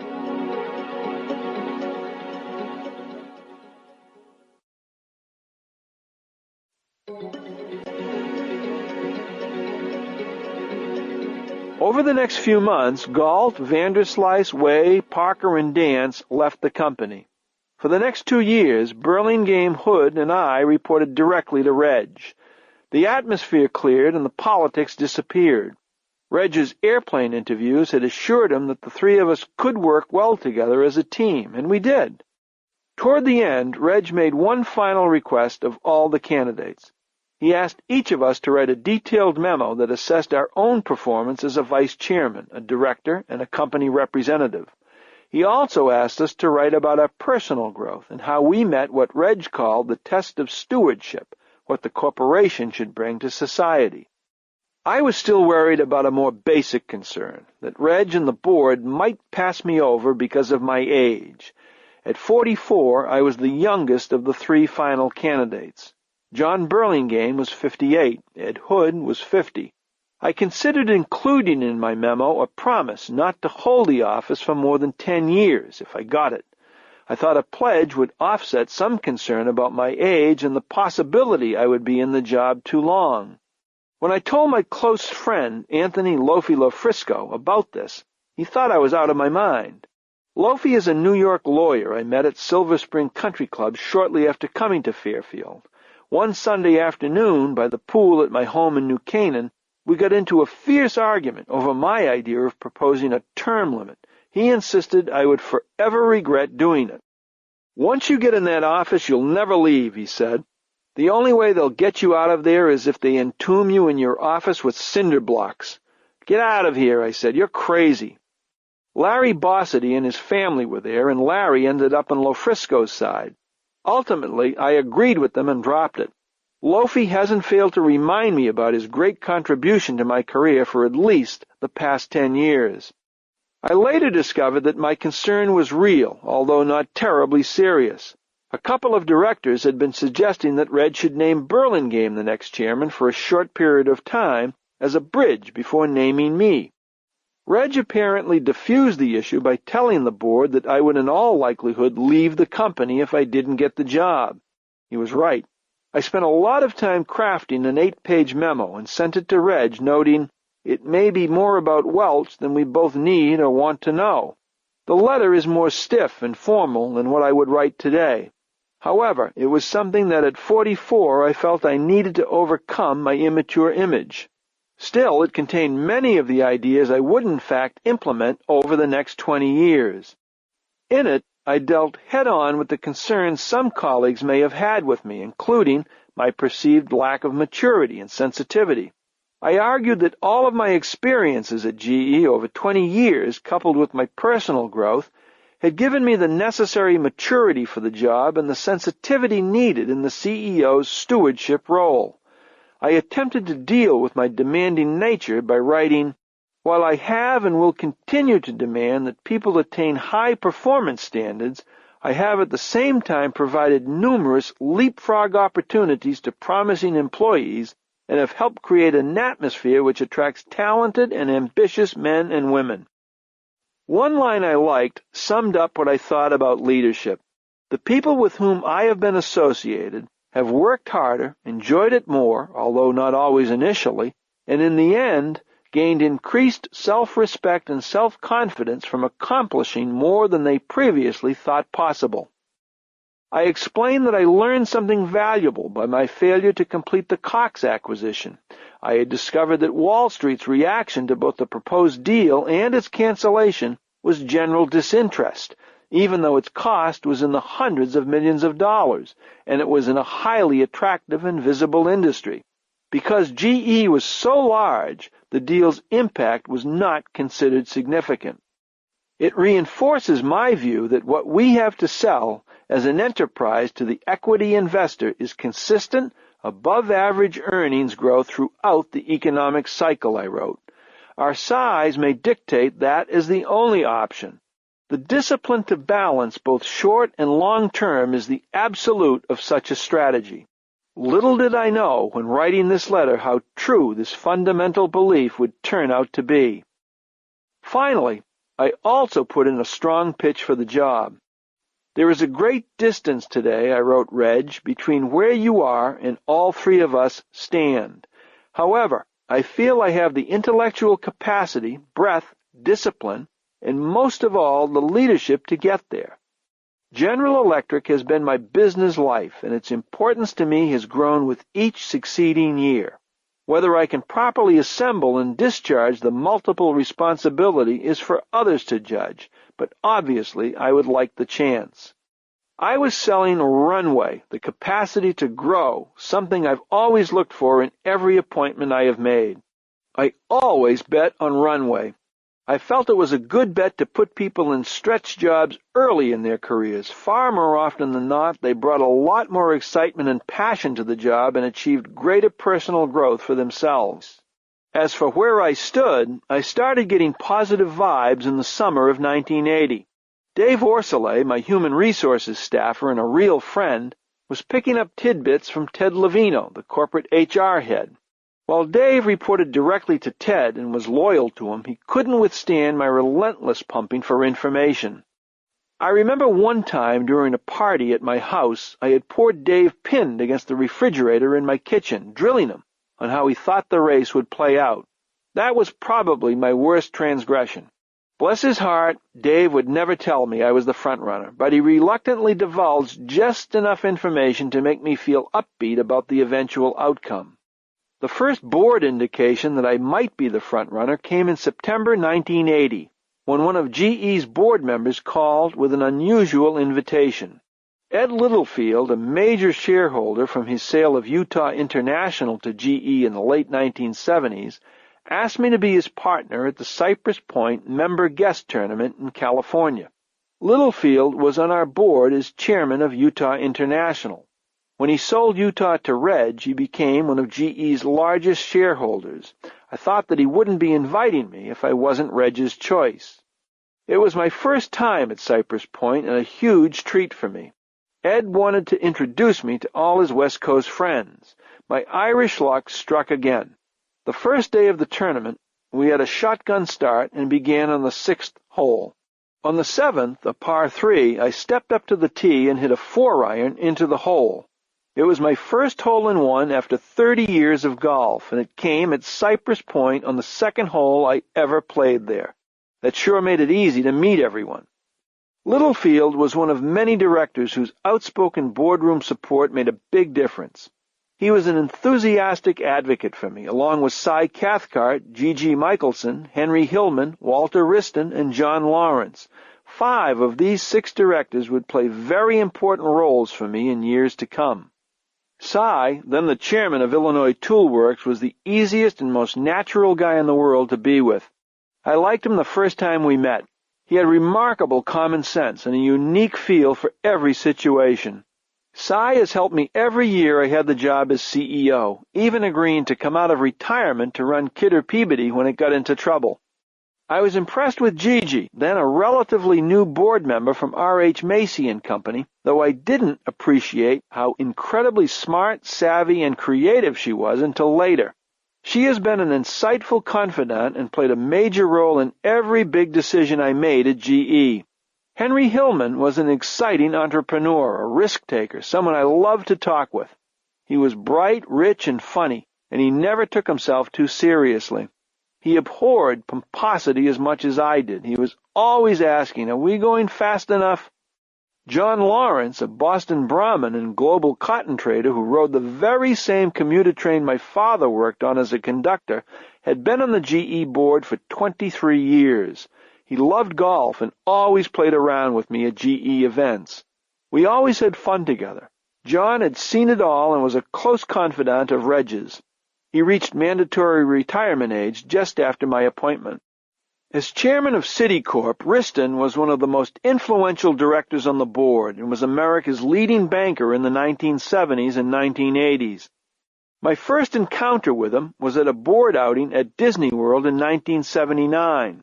He was trying to recruit Dennis Dammerman, then a vice president and controller at GE Capital, to a big job at Citicorp. I went after him, teasing him about being a board member and trying to steal one of my best executives. I think he got a kick out of my attack. That candor could have been the kiss of death or the beginning of an enduring friendship. It turned out to be the latter. Walter was as tough and smart as they made them, with a wry sense of humor. But when he liked someone, he was really supportive. He was with me from day one. They were among the directors who backed Reg in the boardroom and allowed him to come into my office on that December 15th, 1980, to embrace me. On that wintry Monday, Reg told me that he had recommended me for the job and the board unanimously supported it at a dinner meeting on November 20th. Reg had given the board a month's time to reflect on its conclusion and to raise any issues they wanted after the vote. There were none. Reg told me I would be formally elected chairman at the upcoming board session on Friday, December 19th. He explained that Hood and Burlingame would stay as my vice chairman, and that he would spend the next 3 months to help me through the transition until I officially took over on April 1st. This all happened because Reg had the courage to pick someone who was 180 degrees from what was then the model GE executive. It had been a difficult struggle to get here. I now had the job, but some silly politics remained. To give you a sense of how thick the politics were at the time, Paulo Fresco, then a vice president, recalls being nearly physically confronted in a Fairfield hallway by an overzealous executive who reported to Burlingame yet supported me. Fresco remembers being called a jackass simply because he was loyal to his own boss. Shortly after I was named chairman-elect, Paulo came to me. "Jack," he said in true Italian political style, "I give you my resignation. I want you to know I was supporting Burlingame and my candidate lost." I told him to stuff his resignation. I wasn't thinking about who did or didn't support me. The Italian-born Fresco, the most global guy I have ever met, later became one of my closest friends. As vice chairman, he played a major role in making GE a truly global corporation. But this was mostly a time for celebration. In its story announcing the decision, the Wall Street Journal reported that GE decided to replace a legend with a live wire. To introduce me to the corporate elite, Reg planned a coming-out party for me at the Helmsley Palace in New York City on February 24th, just before I officially took over on April 1st. Reg wanted to introduce me to his friends and transfer his relationships to me. It was a big affair, attended by the CEOs of the country's biggest corporations at the time. It was a terrific bash. I had a ball. Everyone was relaxed, and nearly everyone drank a little too much, except Reg, who wanted to make sure I was introduced to every one of the 50 or 60 guests. He wanted to get me off to a perfect start. But when Reg asked me to make a few remarks late in the evening, unknown to me, he apparently felt I slurred a few of my words. First thing next morning, he came into my office as mad as I have ever seen him. "I've never been so humiliated in my life," Reg told me. "You embarrassed me and the company." I was stunned. I'd had a fantastic time and thought it was a great party. For the next 4 hours, I think I felt every emotion known to man. I felt keenly disappointed that I had let Reg down. I was mad as hell at him because I thought he was being a stiff. I felt sorry for myself because maybe I hadn't made the great impression I thought I had. I couldn't believe our guests didn't have a great time. They just couldn't have faked it that much. I'd been to enough parties to know a good one. Just before noon, however, things changed. Reg came back to my office. "I want to talk," he said. "Look, I've gotten over 20 calls in the last 3 hours, and everyone is saying it was the best party they've been to in New York in 10 years. I'm sorry. I was too damn tough on you. Everyone had a good time. All I'm hearing are good reports about you and the party. They liked you. I just misread the evening." God, was I relieved. I could hardly wait to get going. Section 2. Building a Philosophy. Chapter 7. Dealing with Reality and Superficial Congeniality. On April 1st, 1981, I was like the dog who caught the bus. I finally had the job. Despite all the experiences that had gotten me this far, I wasn't nearly as sure of myself as I pretended to be. Outwardly, I had a pretty good dose of self-confidence, and those who knew me would have described me as self-assured, cocky, decisive, quick, and tough. Inwardly, I still had plenty of insecurities. Whenever I had to get up in front of people, I struggled with my speech impediment. I fussed with a comb-over to disguise my receding hairline, and when someone asked me how tall I was, I had myself believing I was at least 1.5 inches taller than the 5'8" I really was. I came to the job without many of the external CEO skills. I had rarely dealt with anyone in Washington, even though the government was more into business than ever. I had little experience dealing with the media. My only press conference was the scripted session with Reg on the day GE announced I would be the next chairman. I had only 1 or 2 brief outings before the Wall Street analysts who followed GE, and our 500,000-plus shareholders had no idea who Jack Welch was and whether he would be able to fill the shoes of the most admired businessman in America. But I did know what I wanted the company to feel like. I wasn't calling it culture in those days, but that's what it was. I knew it had to change.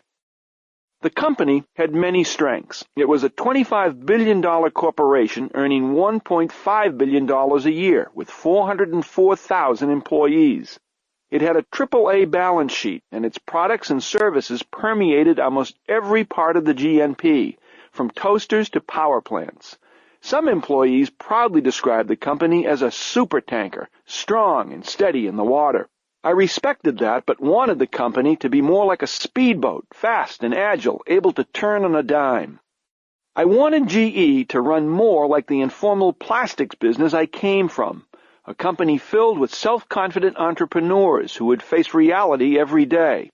Every milestone would trigger a celebration that would make business fun. With a few notable exceptions, fun was not the norm at the time. I knew the benefits of staying small, even as GE was getting bigger. The good businesses had to be sorted out from the bad ones. I wanted GE to stay only in businesses that were number 1 or number 2 in their markets. We had to act faster and get the damn bureaucracy out of the way.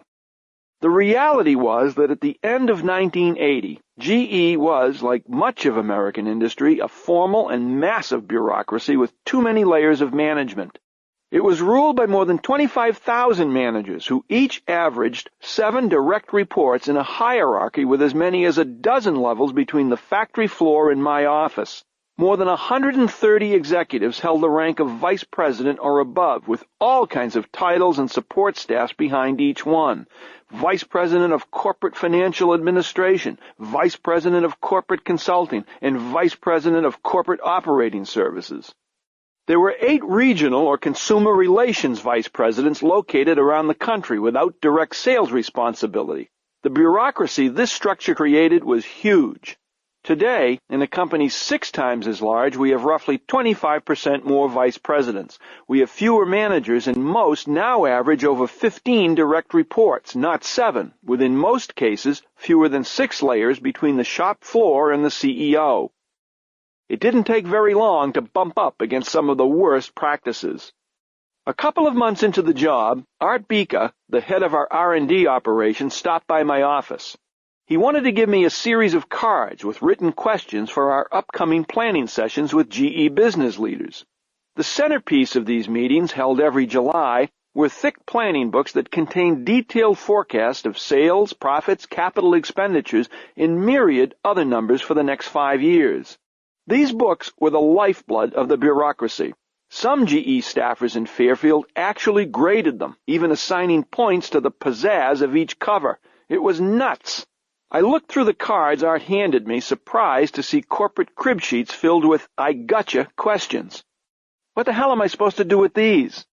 I always give the corporate executive office these questions. That lets them show the operating people that they studied the planning books, he replied. Art, this is crazy, I said. These meetings have got to be spontaneous.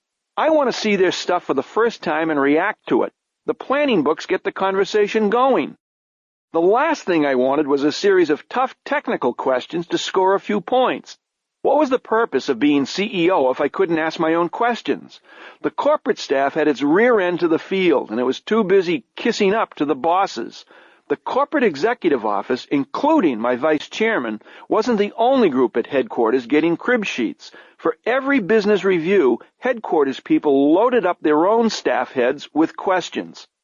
We had dozens of people routinely going through what I considered dead books. All my career, I never wanted to see a planning book before the person presented it. To me, the value of these sessions wasn't in the books. It was in the heads and hearts of the people who were coming into Fairfield. I wanted to drill down, to get beyond the binders and into the thinking that went into them. I needed to see the business leaders' body language and the passion they poured into their arguments. There were too many passive reviews. One annual ritual was the spring trip to the appliance product review in Louisville.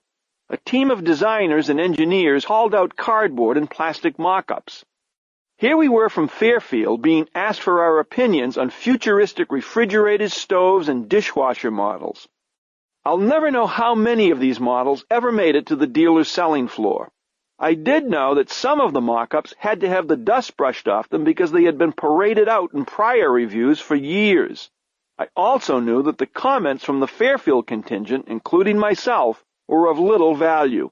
This ritual was a waste of everyone's time. I wanted to break the cycle of these dog and pony shows. Hierarchy's role to passively review and approve had to go.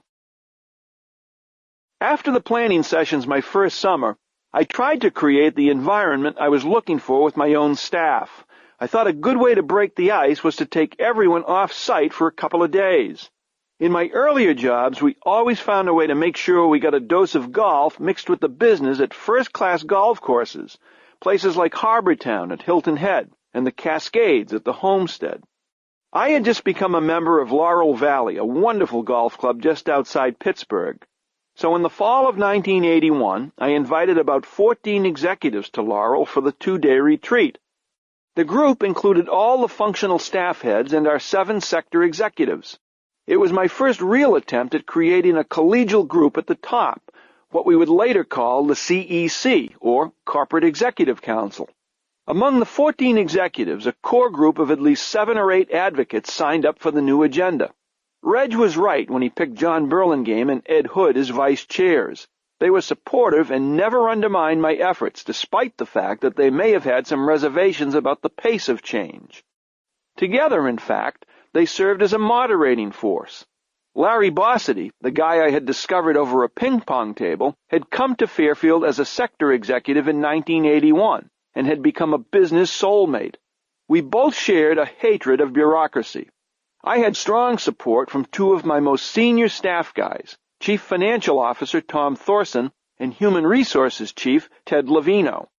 Tom was an old associate from Pittsfield. He had been tapped a few years earlier by Reg to come to Fairfield as CFO. He understood what we wanted to do. While he thought it was a sport to take shots at me, I still loved him for his candor and his smarts. Levino represented the bridge between the old and the new GE. His support for many of the early initiatives was vital.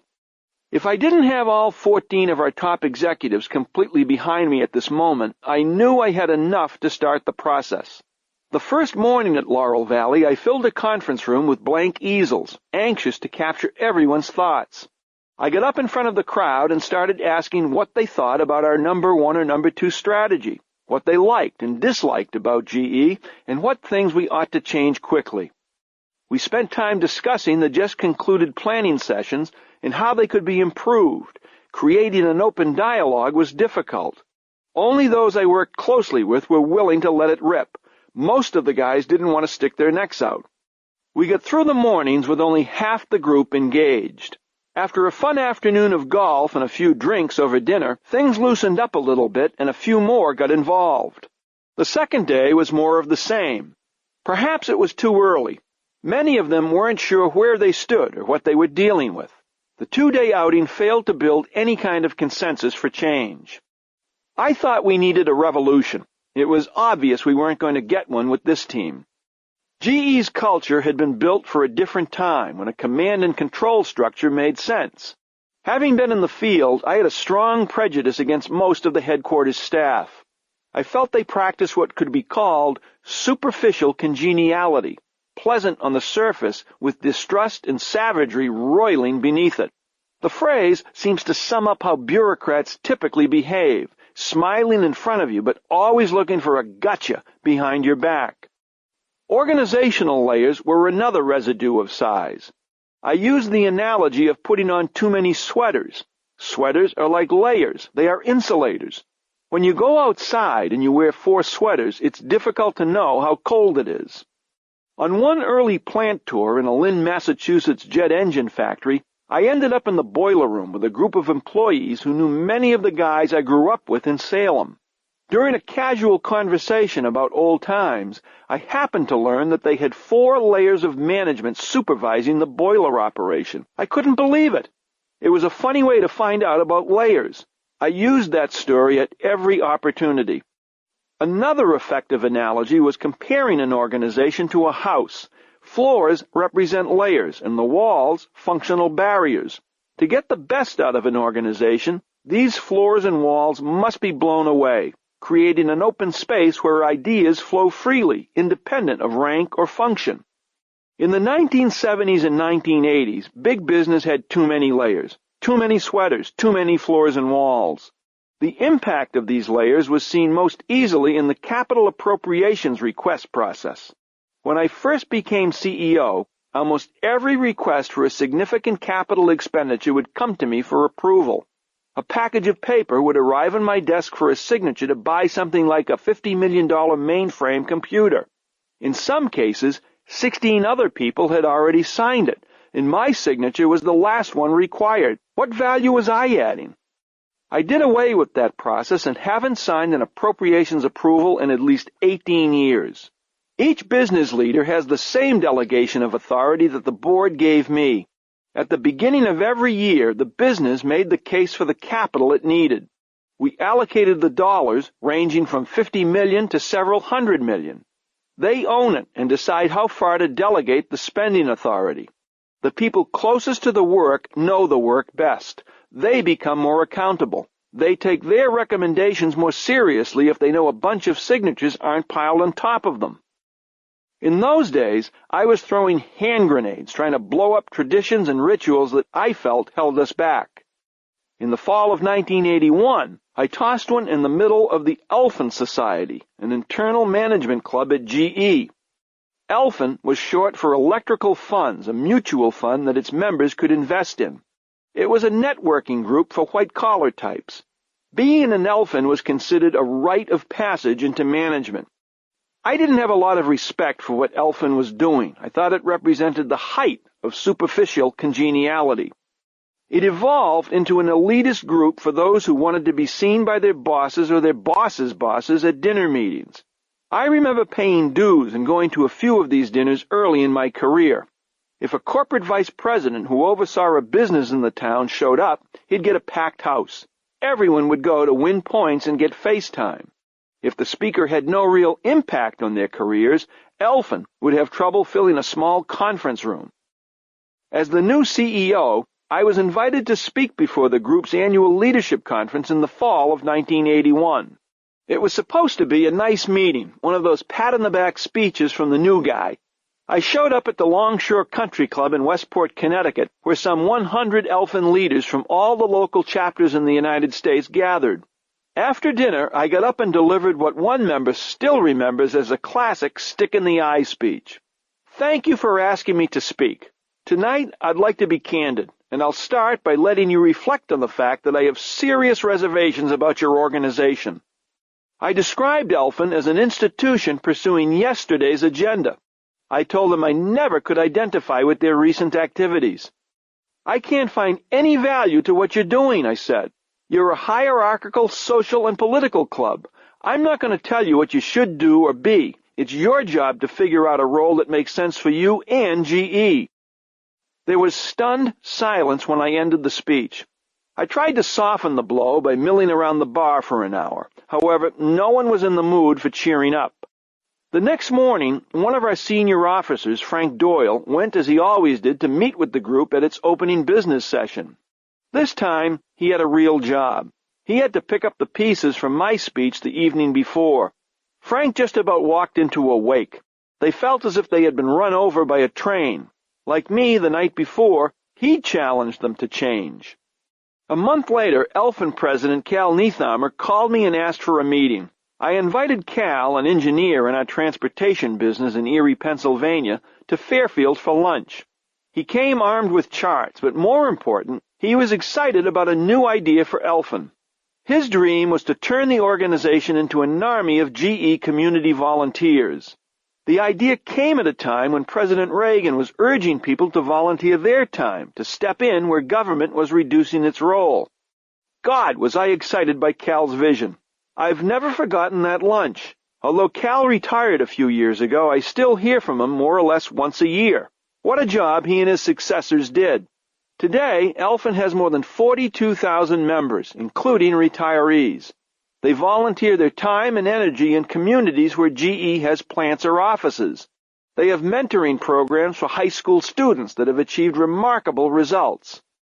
At Aiken High School, an inner-city school in Cincinnati, coaching by GE volunteers raised the percentage of graduating students going on to college to more than 50% from less than 10% in the past 10 years.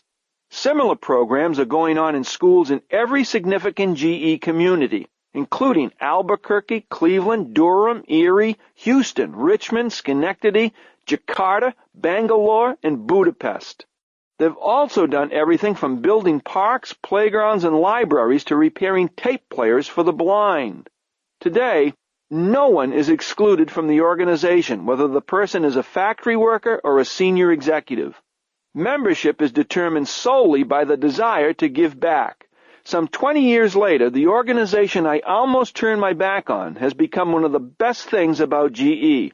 I love the organization, the people in it, what it stands for, and what it has done. Elfin's self-engineered turnaround became a very important symbol. It was just what I was looking for. Not everything I wanted to change was at headquarters. Some of the real eye-openers were far from my office. I spent most of 1981 with a team in the field reviewing businesses, just as I had done for 10 years. I had a good feel for about a third of the company and wanted to dig into the rest. I quickly found that the bureaucracy I saw when managing appliances and lighting was nothing compared to what I would see in some of GE's other operations. The bigger the business, the less engaged people seemed to be. From the forklift drivers in a factory to the engineers packed in cubicles, too many people were just going through the motions. Passion was hard to find. Schenectady, the home of our power turbine business, was particularly frustrating. It had been our flagship business for GE for a long time, replacing lighting, our first business, as the core of the company. It had great technology, and its gas turbines were the envy of the world. With $2 billion in sales and 26,000 employees, more than 20,000 in Schenectady, it was important, and it acted important, despite only making $61 million of net income.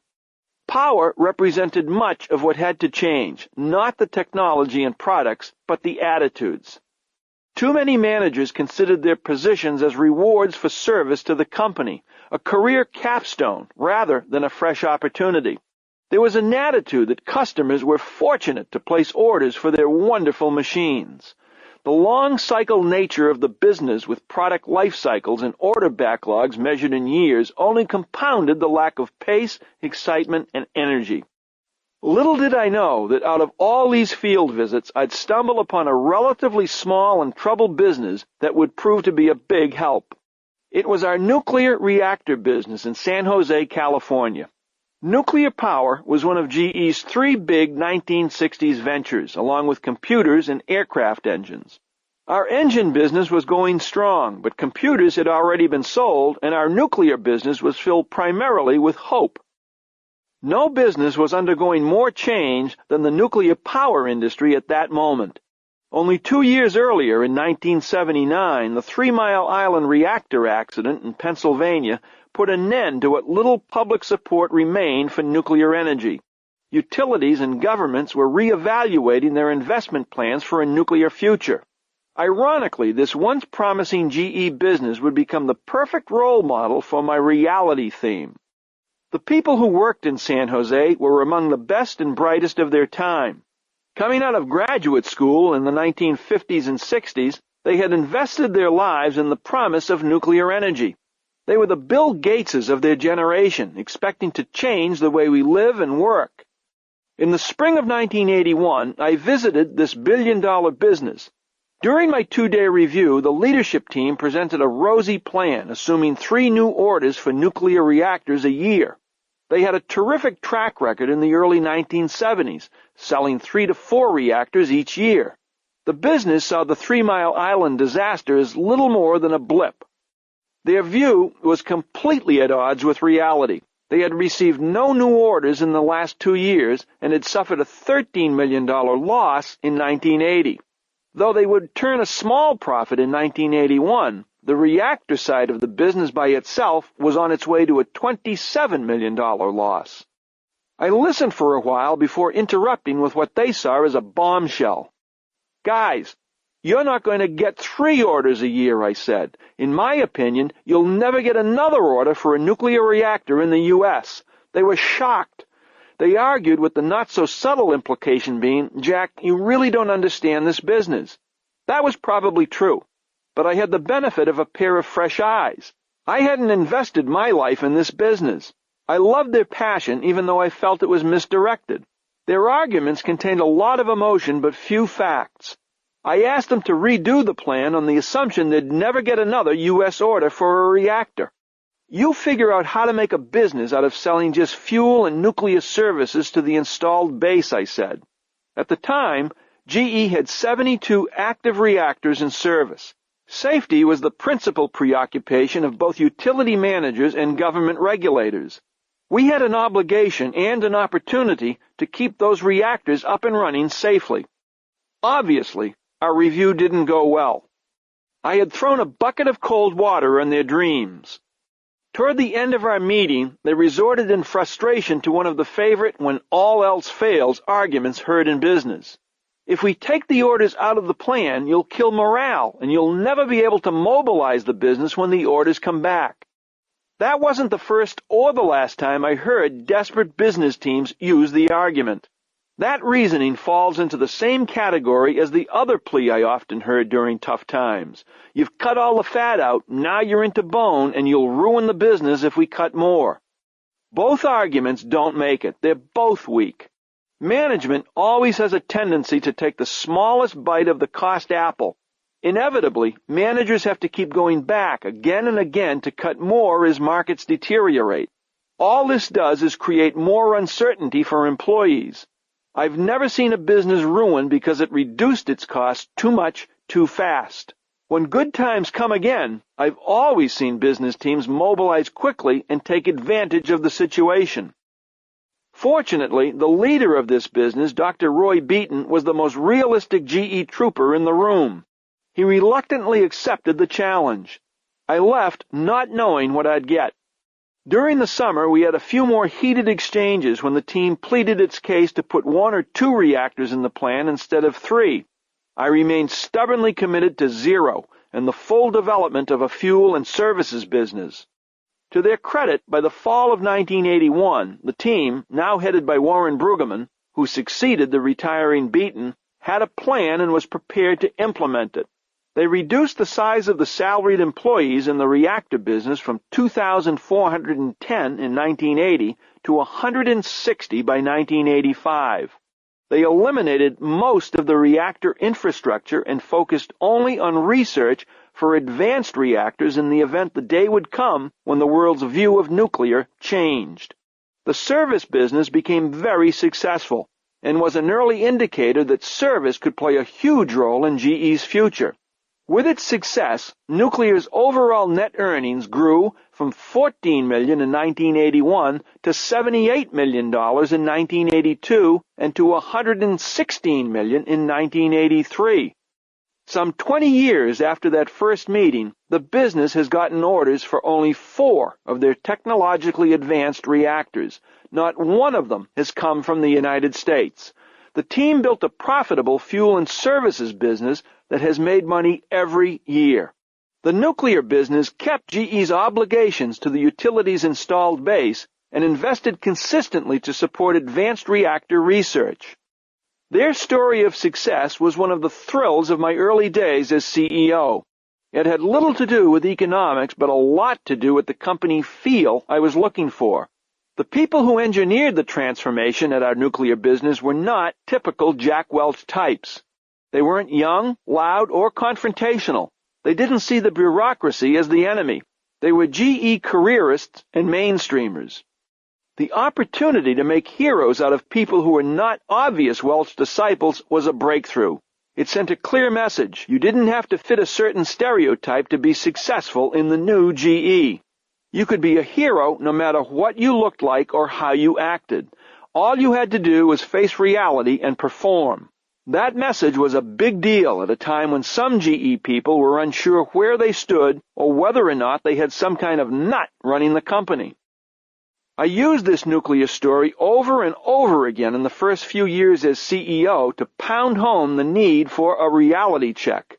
I shouted it out from every rooftop. Facing reality sounds simple, but it isn't. I found it hard to get people to see a situation for what it is and not for what it was or what they hoped it would be. Don't kid yourself. It is the way it is. My mother's admonition to me many years ago was just as important for GE. In a business plan, there's little percentage in betting on hope. Self-delusion can grip an entire organization and lead the people in it to ridiculous conclusions. Whether it was appliances in the late 1970s, nuclear in the early 1980s, or dot-coms at the turn of the century, getting people to face reality was the first step toward an eventual solution. When I became CEO, I inherited a lot of great things, but facing reality was not one of the company's strong points. Its superficial congeniality made candor extremely difficult to come by. I got lucky. The changes at our nuclear reactor business and at Elfin gave me important weapons to demonstrate what I wanted GE to feel like. I told their stories again and again to every GE audience at every opportunity. For the next 20 years, I used that same storytelling technique to get ideas transferred across the company. Slowly, people started listening.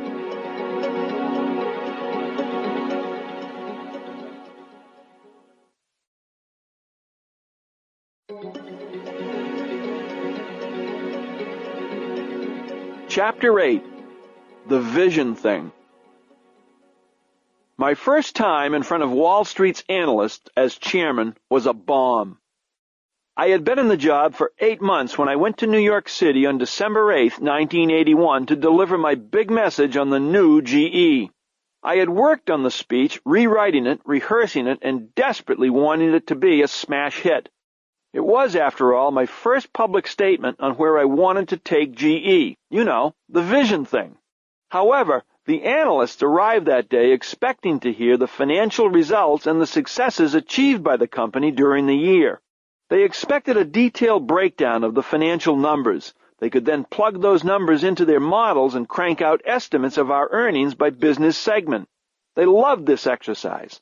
Over a 20-minute speech, I gave them little of what they wanted and quickly launched into a qualitative discussion around my vision for the company. The setting for this event was the ornate ballroom of the Pierre Hotel on Fifth Avenue. The GE stagehands had been there for a full day of advance work. I rehearsed my remarks behind a podium hours before the analysts arrived. Today, it's hard to imagine the formality of it all. My big message that day was intended to describe the winners of the future. They would be companies that search out and participate in the real growth industries and insist upon being number one or number two in every business they are in. The number one or number two leanest, lowest cost worldwide producers of quality goods and services. The managements and companies in the 80s that don't do this, that hang on to losers for whatever reason, tradition, sentiment, their own management weaknesses, won't be around in 1990. Being number one or number two wasn't merely an objective. It was a requirement. If we met it, we were certain that by the end of the decade, this central idea would give us a set of businesses unique in the world.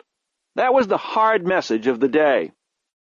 As I moved into soft issues like reality, quality, excellence, and, would you believe, the human element, I could tell I was losing them. To be a winner, we had to couple the hard central idea of being number one or number two in growth markets with intangible soft values to get the feel that would define our new culture. About halfway through, I had the impression I would have gotten as much interest if I'd talked about my PhD thesis on dropwise condensation. I pressed on, not letting their blank stares discourage me. Today, some of this might sound like corporate cliché. In fact, looking back on that speech years later, I can't believe how formal it was. We have to permeate every mind in this company with an attitude, with an atmosphere that allows people, in fact encourages people, to see things as they are, I said. Establishing throughout the organization this concept of reality is a prerequisite to executing the central idea, the necessity of being number one or number two in everything we do or do something about it. I went on to say that quality and excellence would create an atmosphere where all our employees would feel comfortable stretching beyond their limits to be better than we ever thought we could be. This human element would foster an environment where people would dare to try new things, where they would feel assured in knowing that only the limits of their creativity and drive would be the ceiling on how far and how fast they would move. By doing all that, melding these hard and soft messages, GE would become a place that was more high-spirited, more adaptable, and more agile than other companies a fraction of our size. We wouldn't merely grow with the GNP, the gross national product, an objective of many big companies at that time. Instead, GE would be the locomotive pulling the GNP, not the caboose following it. At the end, the reaction in the room made it clear that this crowd thought they were getting more hot air than substance. One of our staffers overheard one analyst moan, "We don't know what the hell he's talking about." I left the hotel ballroom knowing there had to be a better way to tell our story. Wall Street had listened, and Wall Street yawned. The stock went up all of 12 cents. I was probably lucky it didn't drop. I was sure the ideas were right. I just hadn't brought them to life. They were just words read on stage by a new face. The highly structured formality of GE's analyst meetings didn't help my cause. Every detail was planned, even the seating arrangements. The analysts sat politely in their seats. GE staffers strolled up and down the aisles collecting cards that the analyst had scribbled questions on. The cards were brought to 3 other GE people, including the chief financial officer, who sat behind a long table at the side of the room. Their job was to weed out the potentially embarrassing, controversial, or tough questions they felt the chairman wouldn't or couldn't answer. The layups were delivered to me. What a difference between that day and GE analyst meetings now. Today, there are no scripts. Charts are used, and you can't get through 2 of them without a question or a challenge. We have intellectual food fights now, just like the reviews inside GE. We come away a lot smarter about what's on the minds of investors, and the analysts are better informed about GE's outlook and strategic direction. My first meeting was a flop, but everything we did over the next 20 years, stumbling 2 steps forward, 1 back, was toward the vision that I laid out that day. We lived that hard reality of number 1 and number 2 and fought like mad to get that soft feel into the company. The central idea came from my earlier experiences with good and bad businesses and was supported by the thinking of Peter Drucker. I began reading Peter's work in the late 1970s, and Reg introduced us during my transition to CEO. If there was ever a genuine management sage, it is Peter. He always dropped a few unique pearls into his many management books. The clarity of number 1 or number 2 came from a pair of very tough questions Drucker posed. If you weren't already in the business, would you enter it today? And if the answer is no, what are you going to do about it? Simple questions, but like much that is simple, they were also profound. Those were especially good questions to ask at GE. We were in so many different businesses. In those days, if you were in a business that was profitable, that was enough reason to stay in it. Changing the game, getting out of low-margin, low-growth businesses and moving into high-margin, high-growth global businesses was not a priority. At that time, no one in or outside the company perceived a crisis. GE was an American icon, the 10th largest corporation by size and market capitalization. The Asian assault had been coming for many years, swamping one industry after another: radios, cameras, television, steel, ships, and finally autos. We saw it in our television manufacturing business as global competition, particularly from the Japanese, began eating up profits. We had several vulnerable businesses, including housewares and consumer electronics. Yet if you were in our housewares business back then, plugging along, making toasters and irons, and if that's all you knew and it was profitable, that was enough. Even today, we'll have these crazy conversations where people will say, well, you're making a profit, what's wrong? Well, in some cases, there's a lot wrong. If it's a business without a long-range competitive solution, it's just a matter of time before it's over. The number 1 or number 2 fix, sell, or close strategy passed the simplicity test. People discussed it and understood it, and most agreed to it intellectually. When it came time to implement it, the emotional connection was more difficult for people to make. Those working in a clear number 1 business had no trouble. In businesses that weren't leaders, people felt tremendous pressure. They had to face the reality that their business had to do something fast, or that new guy in Fairfield might sell it on them. Like every goal and initiative we've ever launched, I repeated the number 1 or number 2 message over and over again until I nearly gagged on the words. I tried to sell both the intellectual and emotional cases for doing it. The organization had to see every management action aligned with the vision. Like most visions, the number 1 and number 2 strategy had limits. Obviously, some businesses have become so commoditized that leadership positions give you little or no competitive advantage. It made little difference if we were number 1 in electric toasters or irons, for instance, where we had no pricing power and were facing low-cost imports. There are other multi-trillion-dollar markets like financial services that cover the ocean. In those cases, not being number 1 or number 2 is less critical as long as you are strong in your niche, product, or region. The vision was simple, but I was still having a hell of a time communicating it across GE's 42 strategic business units.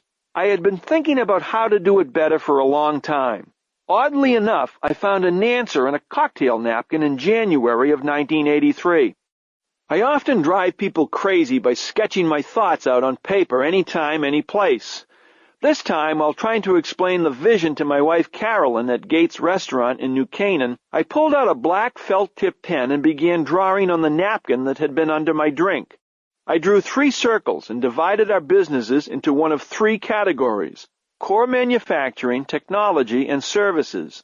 Inside the core circle, for example, I put lighting, major appliances, motors, turbines, transportation, and contractor equipment. Any business outside the circles, I told Carolyn, we would fix, sell, or close.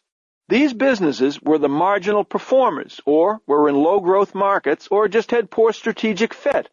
I liked the 3-circle concept. Over the next couple of weeks, I expanded it, filling in more details with my team. The chart really hit home. It was the simple conceptual tool I needed to communicate and implement the number 1 or number 2 vision. I began using it everywhere, and Forbes magazine eventually featured it in a cover story on GE in March of 1984.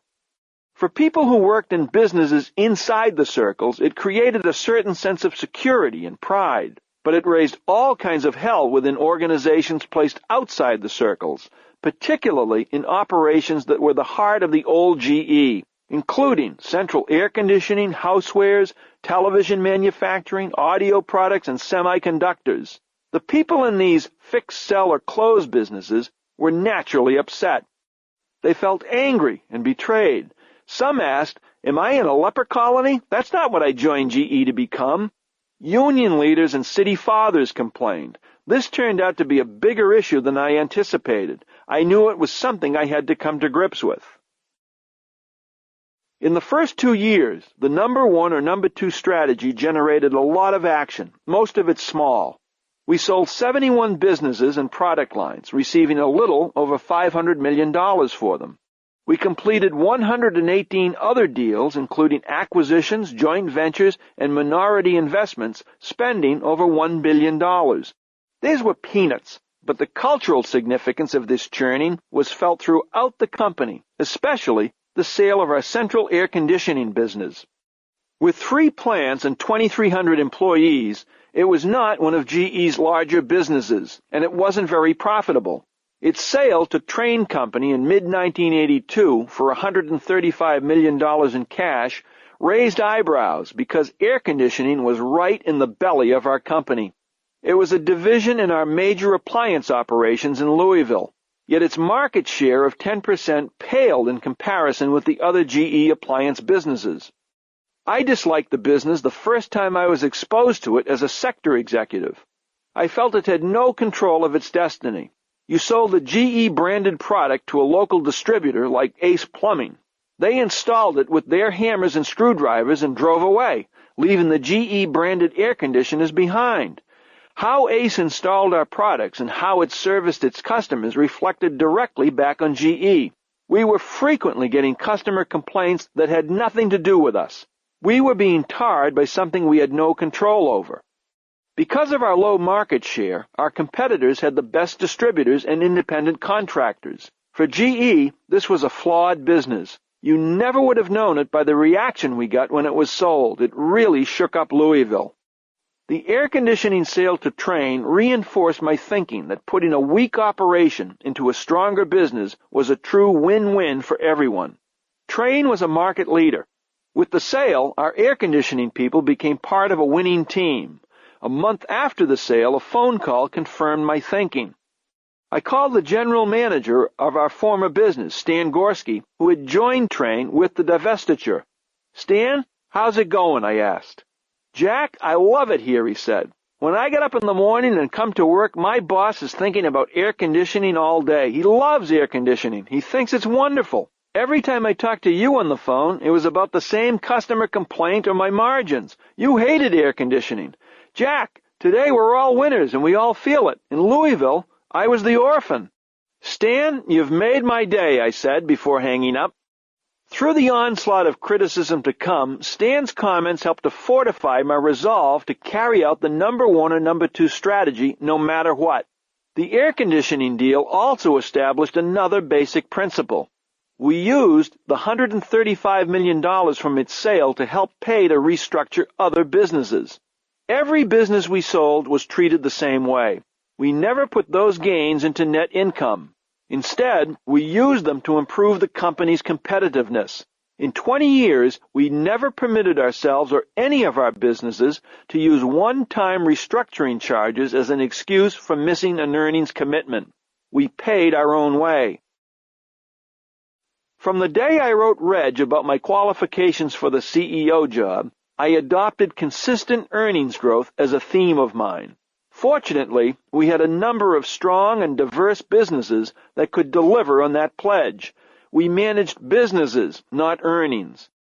When we sold a business like air conditioning and realized an accounting gain as well as cash, this gave us the flexibility to reinvest in or fix up another business. That's what share owners expected from us and paid us to do. I liken our treatment of these gains to fixing up a house. When you don't have the money to repair the ceiling, you put a bucket underneath the leak to catch the drips. When you find money in the budget, you fix the leak. That's what we did at GE with much of the cash from a divestiture. We took actions to strengthen our businesses for the long haul. Every now and then we'd get a critic challenging how we achieved our consistent earnings growth. One reporter even suggested that if we took a charge to close a business in one quarter and took a gain to sell another business in the following quarter, our earnings would not have been consistent. Duh! Our job is to fix the leak when we get the cash. If you didn't do that, you'd be managing nothing. If you follow the cash, and in this case GE's cash, you see what's really happening in a company. Accounting doesn't generate cash, managing businesses does. Getting out of the air conditioning business sparked a firestorm, but it was principally contained in Louisville. The next sale of Utah International was a much more difficult situation for me.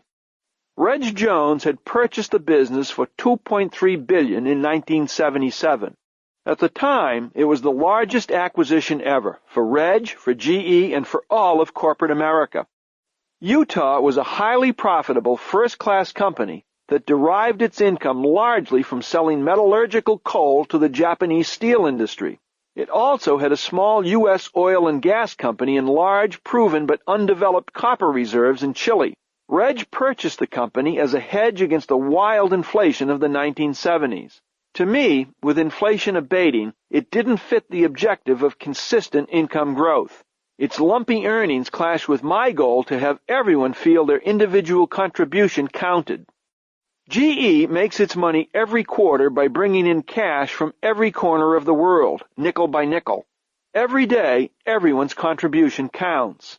As a sector executive and vice chairman, I had sat in meetings with my peers, listening as we all told how valiantly we had worked to make the quarters or the year's numbers. Then, the executive in charge of Utah would stand up and unknowingly overwhelm those contributions one way or another. "We had a strike at the coal mine," he'd say, "so we're going to miss our profit projection by $50 million. All of us would stare in disbelief at the size of the number. Or he could just as easily come to the meeting and say, "The price of coal went up $10, so I have an extra $50 million to toss into the pot." Either way, Utah tended to make our nickel-by-nickel contributions seem fruitless. I felt the cyclical nature of Utah's businesses made our goal of consistent earnings impossible. I didn't like the natural resource business, where I felt events were often beyond your control, or, in the case of oil, the behavior of a cartel diminished the ingenuity of the individual. As an aside, I believe DuPont's acquisition of Conoco in 1981 had some of the same impact. Conoco was also purchased as a hedge against natural resource inflation, oil, but it too was large enough to make the individual efforts of many of DuPont's business units less meaningful. Some of my Illinois graduate student friends had joined DuPont. I heard from them and others I had known in DuPont's plastics business how personally enervating the swings in Conoco earnings could be to them. DuPont eventually spun off Conoco in 1998. Natural resource businesses belong with natural resource companies. Despite my feelings about Utah, I was hesitant to undo Reg's biggest deal, which he had concluded only 4 years earlier. I owed everything to him. I didn't want to appear disrespectful by selling it immediately. Before making the decision, I sent Reg a presentation laying out the rationale for the sale. I followed up with a telephone call asking him to think about it.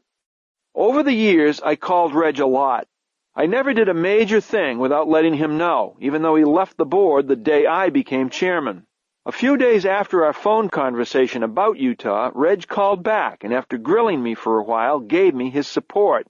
In fact, for more than 20 years, he never second-guessed me inside or outside the company. Within a year of becoming CEO, I had privately met in New York's Waldorf Towers with Hugh Lidke, CEO of Pennzoil. I offered to sell him Utah. He looked at it for a while, but decided it didn't fit. He had bigger fish to fry, and he ultimately went after Getty Oil in a highly publicized takeover battle with Texaco. I talked with other potential U.S. buyers, but found little interest. Fortunately, my vice chairman, John Burlingame, had a better idea.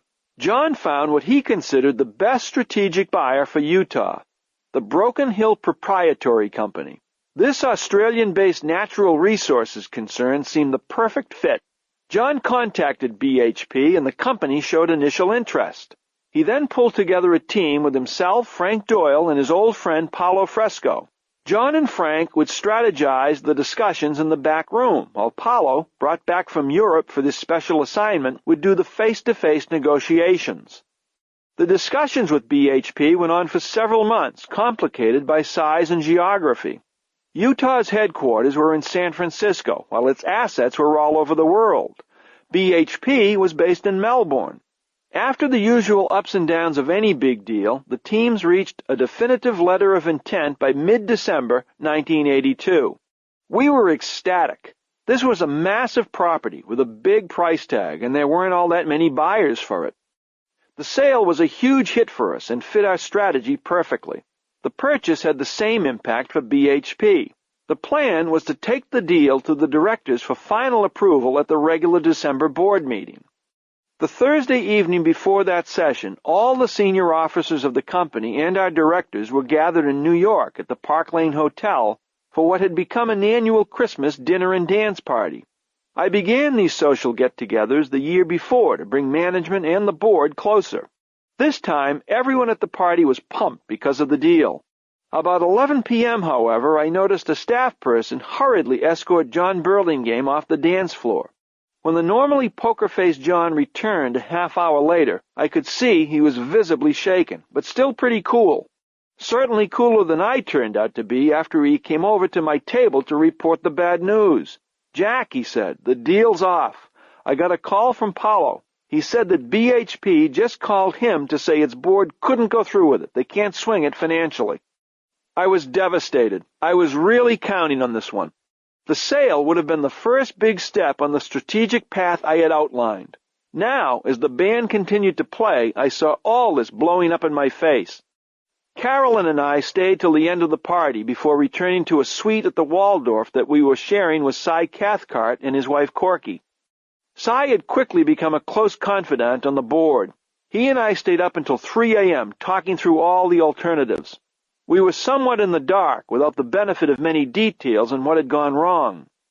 That night, I was lower than whale manure, and poor Cy had to listen to me ramble on into the wee hours. The next morning, Burlingame and I filled in all the directors on the news. They were obviously disappointed, but encouraged us to try and get the deal back on track. When I returned to my hotel room on Friday evening, I found in my bed a stuffed teddy bear with its thumb stuck in its mouth. Cy had attached a note to the bear, which his wife had gone out that morning to buy. "Don't let it get you down," Cy had written. "You'll find a solution." Having been on the job just 21 months, I wasn't sure if I had blown a big one. Cy's note hit the spot. This was the first of many times that he would prove a great help to me. He was not alone. I had enjoyed incredible board support from the first day in the job, and it would turn out to be needed on more than this occasion. After Christmas, the Burlingame Doyle Fresco team went back to work on the deal. They dealt with BHP's financial constraints by offering to take businesses out of Utah, including U.S. oil and gas producer Ladd Petroleum. This made the deal acceptable to Broken Hill, and the company bought the remainder of our Utah subsidiary for $2.4 billion in cash before the end of the second quarter of 1984. It took another year to get all the necessary government approvals. 6 years later, in 1990, we sold the last piece, Ladd, for $515 million. With the divestiture of air conditioning and now Utah, I was feeling pretty good about our strategy and its implementation. Probably a bit too good. The air conditioning deal had upset only people in the major appliance business, where it resided. Utah didn't cause even the slightest blip. We had held the company only a short time, and it had never really become part of GE. The next move, our sale of GE Housewares, would prove to be a lot different. I had overseen our housewares operations for almost 6 years and thought it was a terrible business.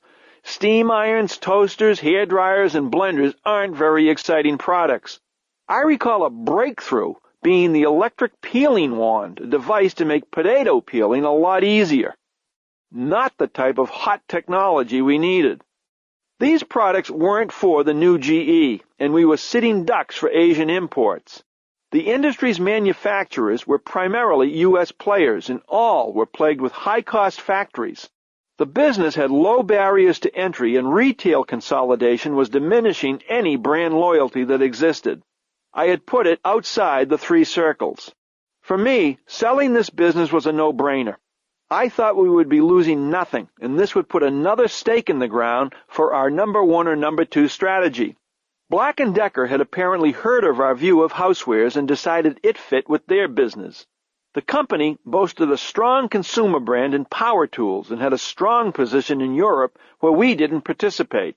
Its leadership wanted to aggressively expand into a new area of business and targeted housewares. In November of 1983, I received a telephone call from Pete Peterson, a B&D director and investment banker whom I had met on several occasions.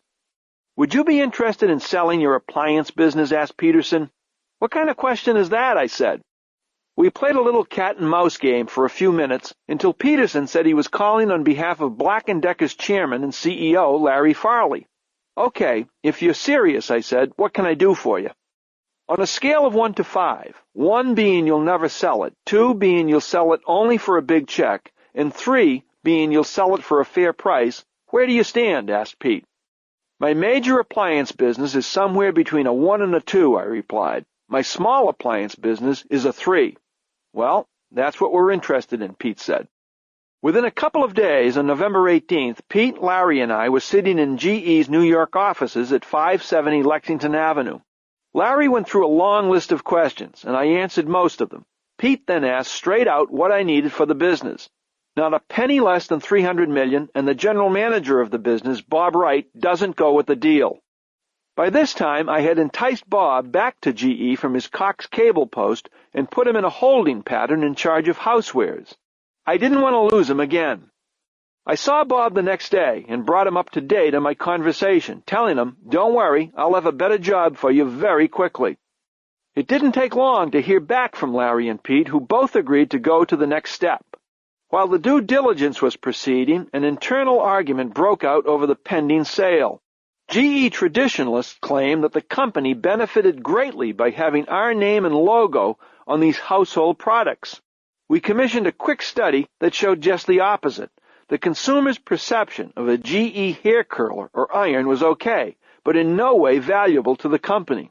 On the other hand, major appliances at that time and even today continue to rate highly with consumers. The negotiations proceeded easily. We all trusted one another and wanted to get the deal done. Every time an issue came up during the negotiations, we resolved it easily. That would not be the last time Pete's straightforward style and high integrity would be important to me. Within a few weeks of my first phone call, we sold the housewares business. The ease of the business negotiation to sell housewares masked the turmoil going on inside much of GE. Employees in many of the traditional businesses were upset. The $2 billion divestiture of Utah didn't raise an eyebrow, but selling this $300 million low-tech, tin-bending housewares business brought out unbelievable cries. I got my first blast of angry letters from employees. If email had existed, every server in the company would have been clogged up. The letters were all along the lines of, how could we be GE and not make irons and toasters? Or, what kind of person are you? If you'll do this, it's clear you'll do anything. The buzz around the water cooler was not good. And there was a lot more to come, a hell of a lot more.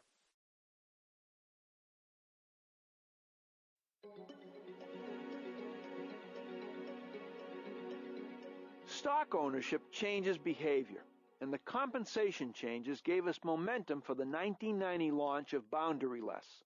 Still, it was only one piece of the puzzle. We needed more. We needed a way to surface the best ideas and move them quickly through the organization. That's what our operating system came to be.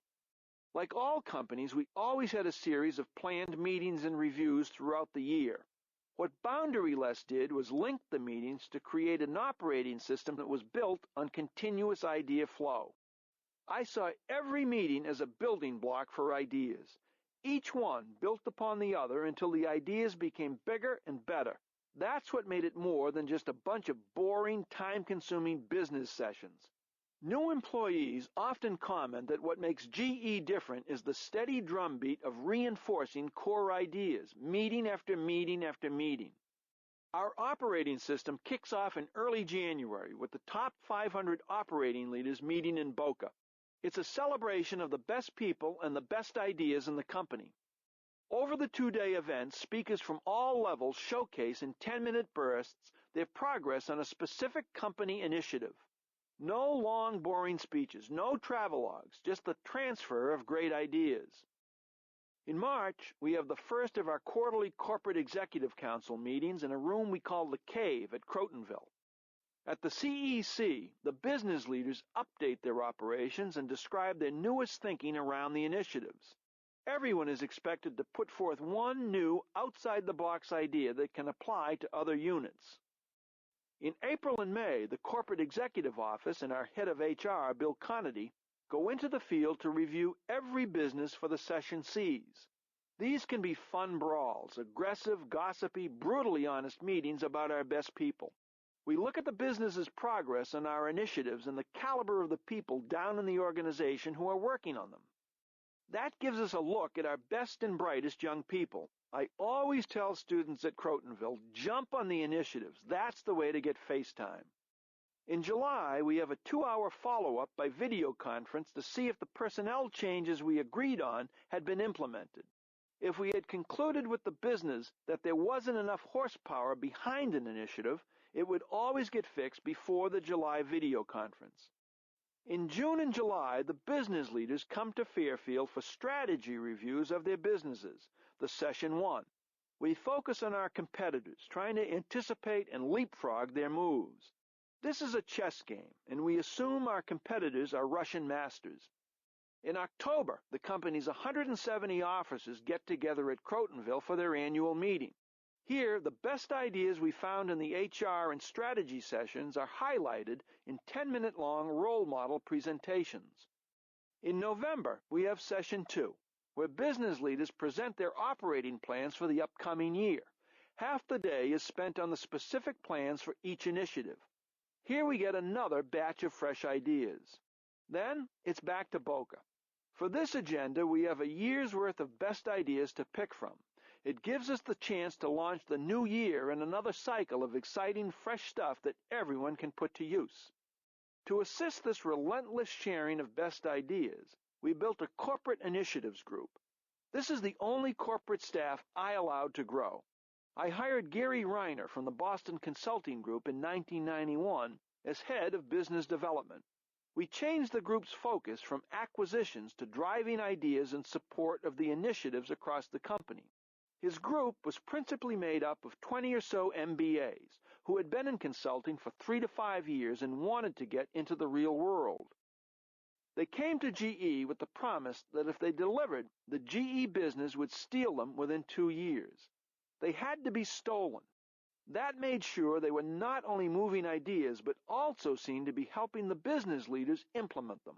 I didn't want a corporate group squealing on the businesses. If they couldn't sell the ideas and help the businesses, they were gone. Over 10 years, the businesses hired 9 out of every 10 people Gary recruited into his group. About 65 of them are still with GE, including several who are now officers. Stock options got us a start. An operating system connected the dots, creating a learning cycle out of what otherwise would have been a series of routine meetings. An HR evaluation on boundary lists got everyone focused on idea sharing. A corporate initiatives group accelerated these changes. All of these steps contributed to the idea that started when Santa popped out of the sub in Barbados. Only 4 months after my Boca speech, I was in a Session C review with Lloyd Trotter, then a VP of manufacturing for our electrical products business. Lloyd told us about a matrix he had created that helped to capture the best practices from each of his 40 factories. Lloyd first came up with 12 measurements and processes common to all the plants. Then he asked the managers of each factory to rate themselves on each one, from inventory turns to order fulfillment. On one axis of the matrix was their evaluation, a score of 1 to 5, with 5 being the best. On the other axis was the process or procedure. When he gathered his plant managers together for a staff meeting, he asked everyone who rated themselves best to explain how they got there. When the 5s were giving somewhat lame explanations as to why they had rated themselves so highly, it became pretty clear to Lloyd that his first try at best practices wasn't taken very seriously. There were a lot of embarrassed people. It was during the next go-around that the real learning began. For instance, a Salisbury, North Carolina plant had inventory turns of more than 50 per year. The average for the rest of the plants was 12. It didn't take long for everyone to go to Salisbury to find out what they were doing right. The self-evaluations quickly gave way to quantitative measurements. Lloyd had a habit of drawing circles around the best practices and rectangles around the worst. Quickly, these marks were called halos and coffins, appropriate recognition for their status in Lloyd's mind. Lloyd's highly visible matrix got everyone's attention. No one wants to be last. So people scrambled to visit the best plants to learn how to make theirs better. How do we know it worked? Well, in a slow-growth market, Lloyd's operating margins went from 1.2% in 1994 to 5.9% in 1996. In 2000, they hit 13.8%. I talked up Lloyd's matrix everywhere we went and anywhere we had common activities. The Trotter matrix became a hot tool all around GE. I've never seen a case, from a comparison of sales regions to an analysis of business-by-business sourcing savings, when the matrix failed to generate a significant improvement in performance. Sounds obvious, but I found it wasn't being done everywhere. Whenever we did an acquisition, we would often see people operating in silos. In 2001, during a Honeywell integration meeting, we met the manager of a sensor plant in Freeport, Illinois, operating at a 7 Sigma quality level. Frankly, I was blown away. I'd never seen a plant operating with that kind of efficiency. The plant didn't have a single defect in any of the 11 million components it shipped in 2000. I asked the 20 Honeywell people in the room how many of them had visited that factory. Not one person raised a hand. In GE, that poor plant manager would have been inundated with GE visitors. Like Lloyd in 1991, he would have been on the Boca agenda. Every time we got an idea, we flogged it. Some we paraded out too early. A couple didn't pan out. But when we saw an idea we liked, it went on stage at Boca. I sometimes fell in love too fast, but if the ideas weren't working, I could fall out of love just as fast. In the early 1990s, the ideas were coming fast and furious from everywhere, including from outside the company. I picked up a good one in a visit with Sam Walton, the founder of Walmart. In October 1991, Sam asked me to come to Bentonville, Arkansas to share a stage with him in front of Walmart's managers. I first met Sam in Nashville in 1987 during one of his regional managers' meetings when he agreed to link his cash register data with our lighting business, a perfect example of boundaryless. That way, we could replace the light bulbs on Walmart shelves rapidly without a lot of paperwork. In 1991, I flew down to Arkansas and Sam met me at the plane in his truck. He was visibly ill, with an IV bag attached to him, feeding him chemotherapy drugs. Before his management group, Sam had me go through my tales on how tough it was to get bureaucracy out of a company, and then he took over. He challenged his managers to never let bureaucracy creep into and take over Walmart. We spent a couple of hours having a ball, exchanging ideas with his team about the evils of bureaucracy. On the way back to the airport, Sam took me to a Walmart store. We were walking the aisles when all of a sudden Sam grabbed a microphone to announce our presence. "Jack Welch is here from GE to go through the store," he said. "If you have any trouble with their products, be sure to come and see him." Luckily, there were no takers. Sadly, only 6 months later, Sam died, caring to the end about the company he built. During the visit, I learned about a Walmart idea that I really liked. Every Monday, Walmart's regional managers in Bentonville would fly into their territories. They'd spend the next 4 days visiting their stores and those of the competition. They'd return on Thursday night for a meeting with the top officers of the company on Friday morning to deliver their intelligence from the field. If a regional manager found a store or region sold out of a hot-selling product, headquarters would shift inventory from other stores to fill the gap. It was a weekly pulsing of the customer at the most basic level, the aisles of every store. Walmart had sophisticated computer and inventory control systems. At the Friday meetings, the sales managers would sit in the front of the room. One by one, they'd relate their experiences in the field. The high-tech team responsible for the information systems would be there to respond immediately to the needs of the regional managers. The day I was there, managers reported that it had been warm in the Midwest and colder in the East. They had an excess of antifreeze in one region and a shortage in another. They fixed it on the spot. This match of high touch from the field and high tech at headquarters was one of the things that Sam and President David Glass used to keep Walmart's small company responsiveness as it grew by leaps and bounds. I came back from Bentonville excited about how we could use this system. Sam let me send several GE business teams to his place so they could sit in on the Friday sessions. Once our people saw it, they loved it. The business leaders grabbed the idea and adapted it to the GE culture. They began holding weekly telephone calls with their sales teams in the field. Besides the CEO, the business's top marketing, sales, and manufacturing managers would be on the call so that they could respond immediately to an issue, whether it was delivery, price, or product quality. We called it Quick Market Intelligence, QMI, and followed its progress at every quarterly CEC meeting. It was a big hit. It brought all our leadership closer to the customer. On the spot, we were solving product availability issues and finding quality problems that might not have shown up until much later. Our business leaders also brought their own great ideas to the CEC. In 1995, Bob Nardelli, CEO of GE Transportation, described a new source of great talent. With its headquarters in Erie, Pennsylvania, the transportation business had struggled for years to attract the best people. Bob said he found an endless supply of talent in junior military officers, JMOs. Most were graduates of U.S. military academies who had put in 4 to 5 years of military time. They were hardworking, smart, and intense, had leadership experience, and were surprisingly flexible because they had served time in some of the toughest places in the world. Nardelli's ideas spread like wildfire. After we had 80 former JMOs on staff, we asked them to come to Fairfield for a day. We were all so impressed with the quality of what we saw that we put a plan in place to hire 200 of them every year. We used our Session Cs to measure the success each business had hiring and promoting ex-JMOs. Today, we have more than 1,400 on the payroll. Bob had the idea.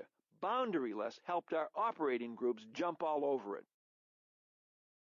The key to the operating system is the understanding that it's all about learning and driving results. It's used to regenerate and to reiterate ideas. During a meeting of our sourcing leaders in 1999, for example, it came out that our power systems business was getting great savings running supplier online auctions. They got the auction software from an outside firm for $100,000 and a pay-by-the-drink fee. Jack Fish, the sourcing leader of our transportation business, liked the idea but didn't want to spend $100,000 plus for it. Instead, he returned to the business and asked Pat McNamee, then Transportation's IT manager, if he could come up with one on the cheap.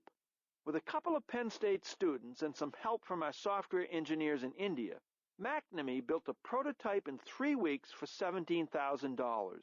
2 weeks later, they held the first online auction for industrial gloves. I picked up the story from Jack during a Session 2 operating plan review in November and put Pat on the Boca agenda in January 2000. The other businesses picked up on it quickly, and we dumped most outside vendor auction programs for good. The next time I saw Jack Fish was 4 months later at the Session C for the transportation business. Jack updated his online auction activity. He told us his objective was to put $50 million of the division's purchases online that year. By then, I had been around the circuit to Session C's and other GE businesses where the auction goals were much higher. Power Systems had a target of $1 billion. Another business was at $300 million. Another one was $500 million. They were talking real savings. For every $100 million purchases we put online, we cut our buy costs by $5 million to $10 million. Jack, I said to him half-jokingly, I know this sounds like no good deed goes unpunished. You're the guy who got everybody started. You're the damn inventor. Now you have the lowest target. A week later, after checking with his peers, he sent me an email with a new goal of $200 million and said he should be able to beat it. He did. The first person with a new idea has a pretty easy time. That person's goals set the bar for the next, and the cycle begins again. Gary Reiner's Corporate Initiatives Group not only spread ideas, they generated their own. In Gary's wrap-up of our Session 1 strategy reviews in 1992, he found that our selling prices were going down 1% a year, while our costs for purchased goods were still rising. He illustrated the trend in a simple view graph called the monster chart. It was a monster because the gap between our selling price and purchase costs was narrowing, so were profits. If we didn't do something about the monster, it would eat us alive. Gary shared this analysis with the CEC in September. At the officers' meeting in October and at Boca in January 1993, the company's two best sourcing leaders explained how they were getting lower purchasing costs. During the Session C reviews in 1993, we looked in depth at every sourcing organization. For the next 4 years, sourcing leaders came to Fairfield for quarterly sourcing council meetings to share their best ideas with a vice chairman or me. Business leaders knew they had to send their very best people. If they didn't, we'd see new faces the next time. Once we had better people, we had better ideas. This focus killed the monster and the chart. Of all the ideas that have been driven through the operating system over the years, however, one of the best came from a Crotonville Business Management course, BMC. It's a great example of how we directly linked Crotonville to all the company's learning. In 1994, Bob Nelson and his financial team came up with an analysis that showed what GE had to do to become a $100 billion company with $10 billion in profits before the end of the century. At the time, GE sales were $60 billion with $5.4 billion in after-tax earnings. I liked the goal, and in February 1995 challenged a management class at Crotonville to give us some new ideas on how to reach the $100 billion target. Part of the class assessed what GE did well by interviewing the senior leaders at 10 of our businesses. Another group visited key customers to hear what they thought of our growth prospects. A third team visited executives of high-growth companies to see what we could learn from them. Ironically, though, the single best idea didn't come from a company at all. It came from the U.S. Army War College in Carlisle, Pennsylvania. Tim Richards, who ran the 4-week BMC class for us at Crotonville, drafted the plan to merge our class with a War College class of colonels. He read that the Army was trying to radically change its mission from a Cold War model to one that gave it the flexibility to mount dozens of small, remote battles around the world. Tim thought there might be a fit. It was one of those harebrained ideas that happened to work, he says. During the 4-day visit, an Army colonel told the class that our strategy of being number 1 or number 2 in a marketplace might be holding us back and stifling growth opportunities. He said GE had plenty of intelligent leaders who would always be clever enough to define their markets so narrowly that they could safely remain number 1 or number 2. Ordinarily, this class would have reported its findings in Crotonville to our Executive Council at its June 1995 meeting. I was recovering from open heart surgery at the time, so I didn't hear the presentation until late September when 7 members of the class came to Fairfield. The colonel's insight about how to redefine market share came in one of 8 charts.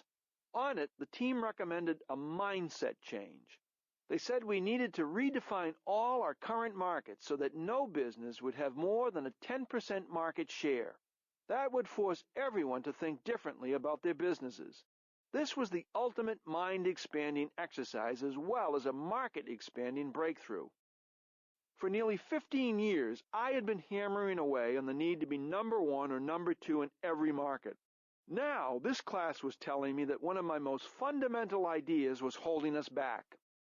I told them, I love your idea. Frankly, I also love the self-confidence they showed in shoving it in my face. This was boundary-less behavior at its best. Having a high share of a narrowly defined market may have felt good and looked great on a chart, but the class was right. We were getting boxed in with the existing strategy, which proved that any bureaucracy would beat anything you put in. I took their idea and put it into my closing remarks a couple of weeks later at our annual officers' meeting in early October. Doing this has to open your eyes to growth opportunities. Perhaps our stress on number 1 and number 2 or fix, sell, or close now limits our thinking and hurts our growth mindset. I asked each of the businesses to redefine its markets and give us a page or 2 of fresh thinking on this during the S2 operating plans in November. Using this wider vision of our markets changed our growth rates. It reinforced our resolve to aggressively expand into services. GE went from a market definition of about $115 billion in 1981 to well over $1 trillion today, providing plenty of room for growth.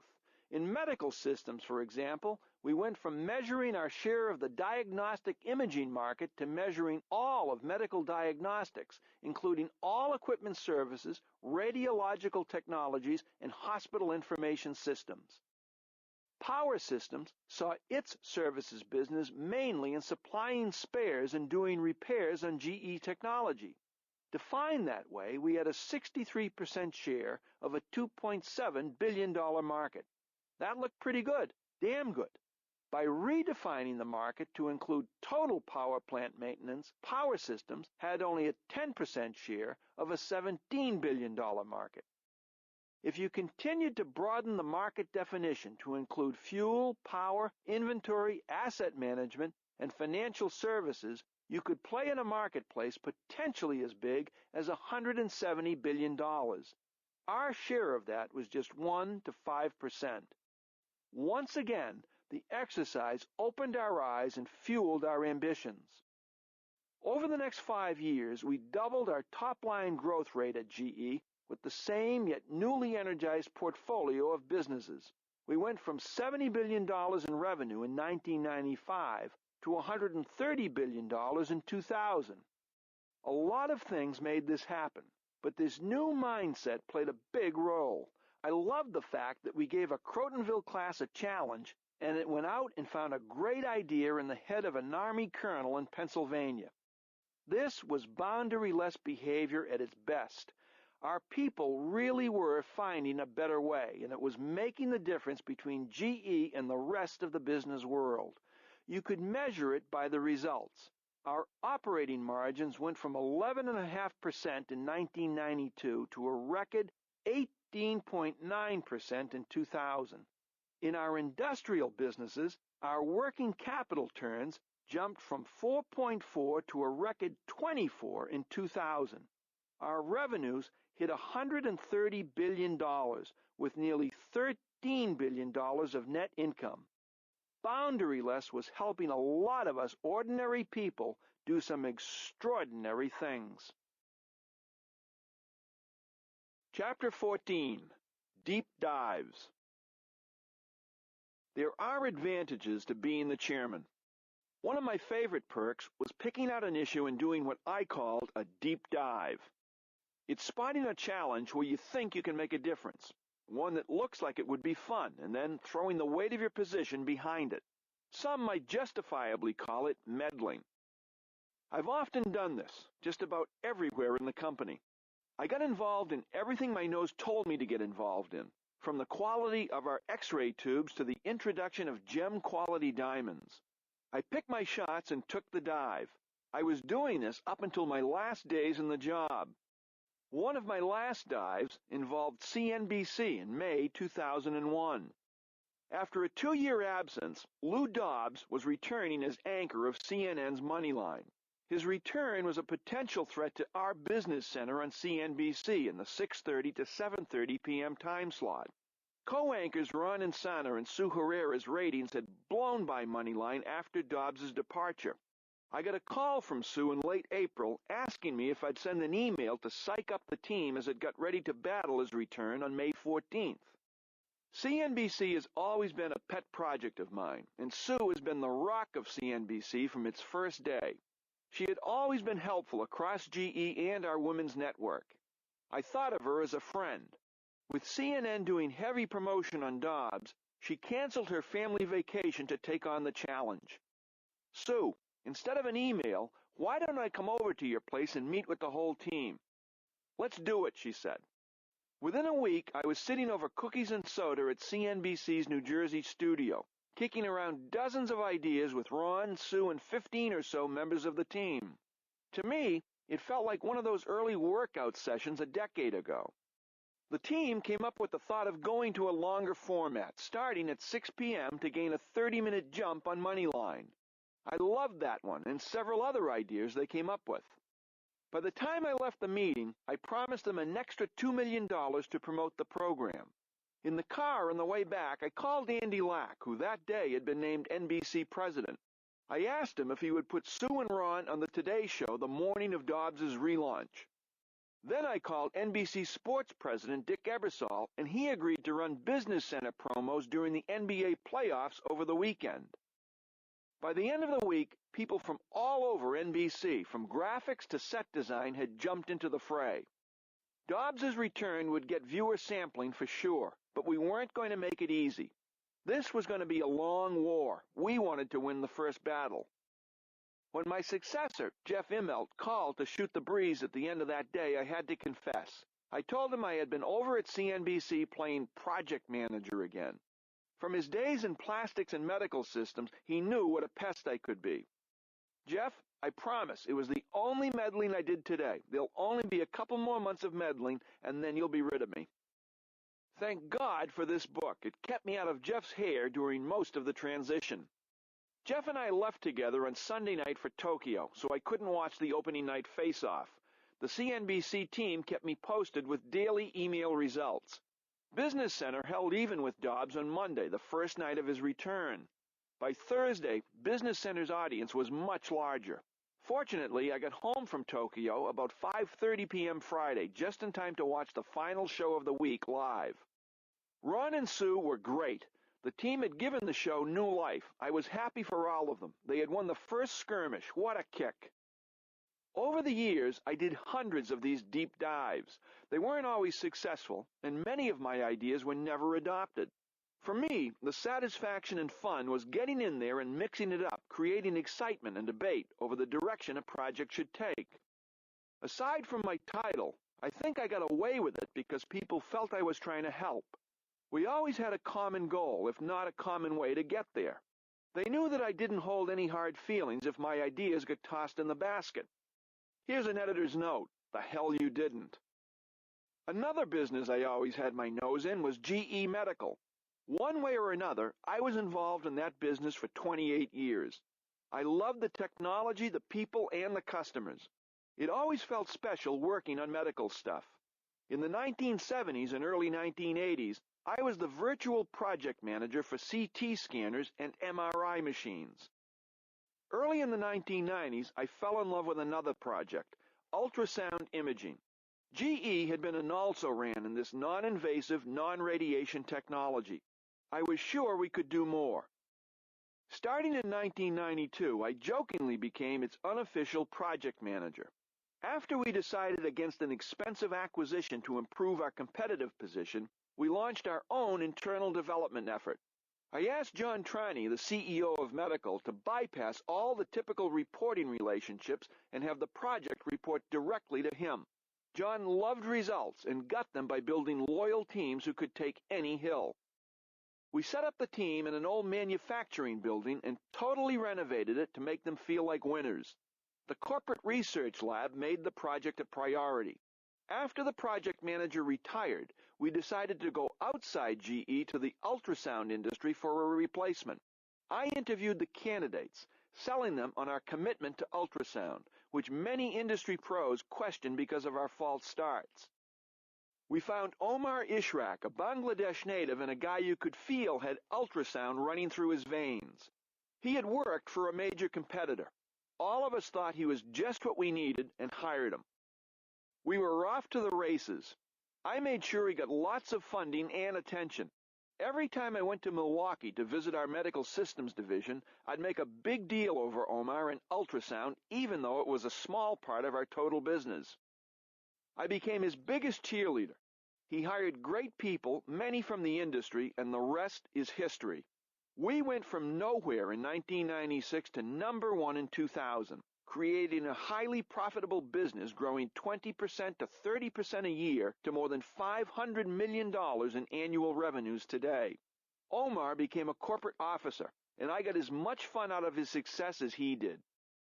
Another deep dive in medical had to do with the quality of the tubes that go into GE's X-ray and CT scan machines. It started in 1993. I had been on a customer swing visiting GE customer groups in several cities. The medical customers thought we had the best CT technology, but were complaining loudly about our tube life.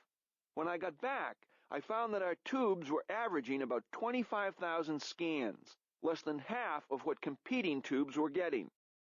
Our CT system was so good, it obscured what could become the Achilles heel of the business, the tube. I went to Milwaukee and reviewed the problem with John Triney and his team. In a sexy high-tech business like medical systems, components can sometimes be second-class citizens. John took me on a tour of our tube facility. Ironically, it was in the same building as the ultrasound development where we had made all the renovations. Separated by only a dividing wall, the tube facility was being treated like an orphan. To show we were serious, we asked the manufacturing manager for all of medical systems if he would take on the tube job, reporting directly to Triney. He thought our offer was nuts. He was a traditional manufacturing guy and already had the manufacturing job with tube production reporting to him. No amount of money or promised glory would ever convince him this tube job made sense for his career. We were lucky. We ended up with just the right guy. Triney suggested Mark Onetto, an excitable and effusive Frenchman who was general manager of service for our medical systems business in Europe. I invited him to Fairfield to impress on him the importance of the job and the need to go from 25,000 CT scans to 100,000 between failures. I promised he'd get all the resources he needed to do it. We gave Mark the funds to upgrade the factory and helped him recruit great talent, including Mike Idlechick, an engineer's engineer who lived to design aircraft engines. Mike left his technical base at Aircraft to come to the job as engineering manager. He and his engineers were key in improving the tube. In the middle of it all, Mike got an enticing offer to leave GE. Mark asked me to intervene, and I spent a Sunday night convincing Mike to stay. He did, and later became Vice President of Engineering for Lighting and has a big leadership future ahead of him. Mark came up with the slogan, tubes, the heart of the system, to symbolize the importance of this previously ignored component, and he put signs all over the place to get everyone's attention. For the next 4 years, he faxed weekly reports to me detailing the team's progress. Mark recalls getting a response from me with the message, "Too slow, too French, move faster or else." Mark would stuff these replies in his desk drawer. Other times, I'd send notes congratulating him for making progress. Mark would post these in the plant for everyone to see. In 5 years, the team took tube life from 25,000 scans to close to 200,000. By 2000, using Six Sigma technology, they came out with a new tube that averaged 500,000 scans and is considered the industry standard. Getting that key component right allowed us to introduce the fastest-selling CT scanner ever, the GE Lightspeed. By making the tube the heart of the system, our team changed the mindset of the component business. Everybody got something out of this success. Mark moved on to lead our Six Sigma initiative in the medical business and is now a corporate officer heading up medical's global supply chain. Another deep dive that's clearly a work in progress involves our industrial diamonds business. In 1998, Gary Rogers, the CEO of GE Plastics, and Bill Woodburn, the head of Industrial Diamonds, asked to come to Fairfield for a secret meeting with me. I didn't know what to expect. GE has produced industrial diamonds since the 1950s. They're made by treating carbon at very high temperatures and pressures. These diamonds aren't gem quality and are used for cutting tools and grinding wheels in heavy industry. Gary and Bill showed up with a bag of brown natural stones and half a dozen blue suede jewelry boxes containing gorgeous gem-quality diamonds. These men are both soft-spoken. This time they were practically whispering when they told me that our scientists had come up with a way to take brown natural diamonds from the earth and finish the natural conversion process to clear, rare gemstones.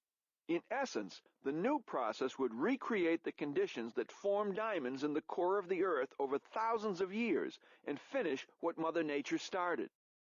I was stunned and excited by the huge potential opportunity this new business might create. I could hardly wait to play. Talk about a fun project. Here were gemstones as large as 28 carats, the challenge of entering a new consumer business we knew nothing about, plus the chance to completely transform an industry by technology we created. I instantly became Bill's #1 backer.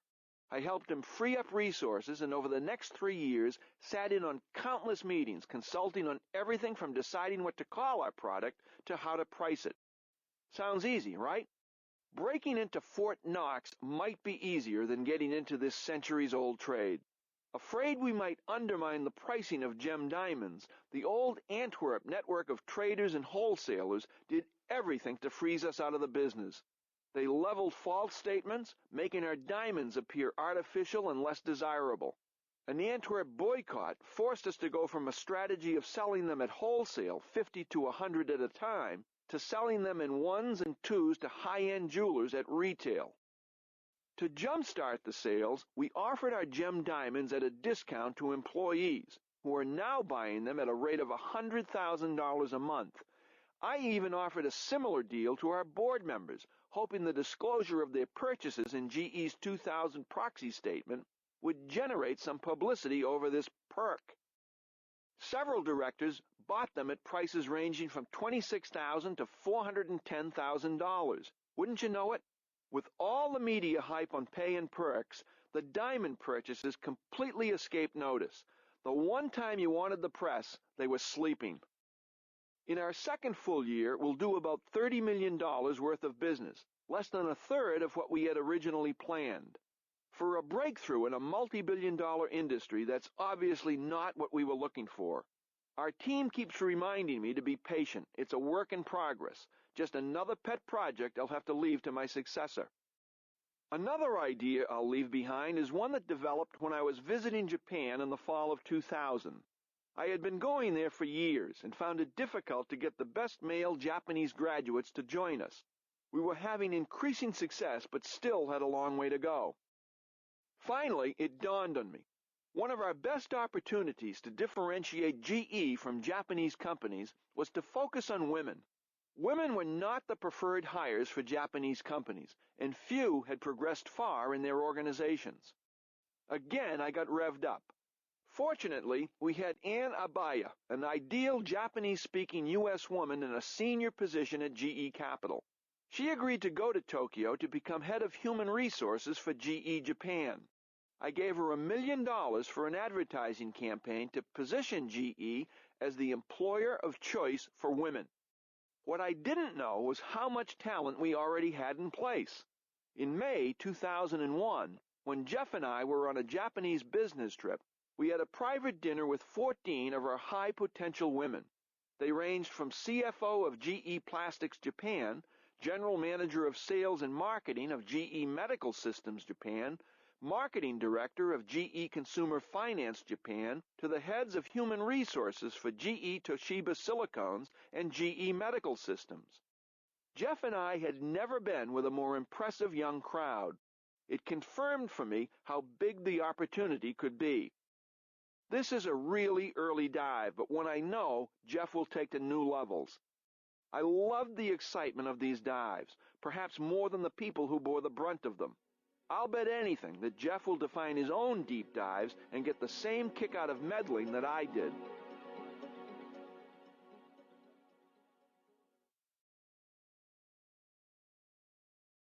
Audible hopes you have enjoyed this program.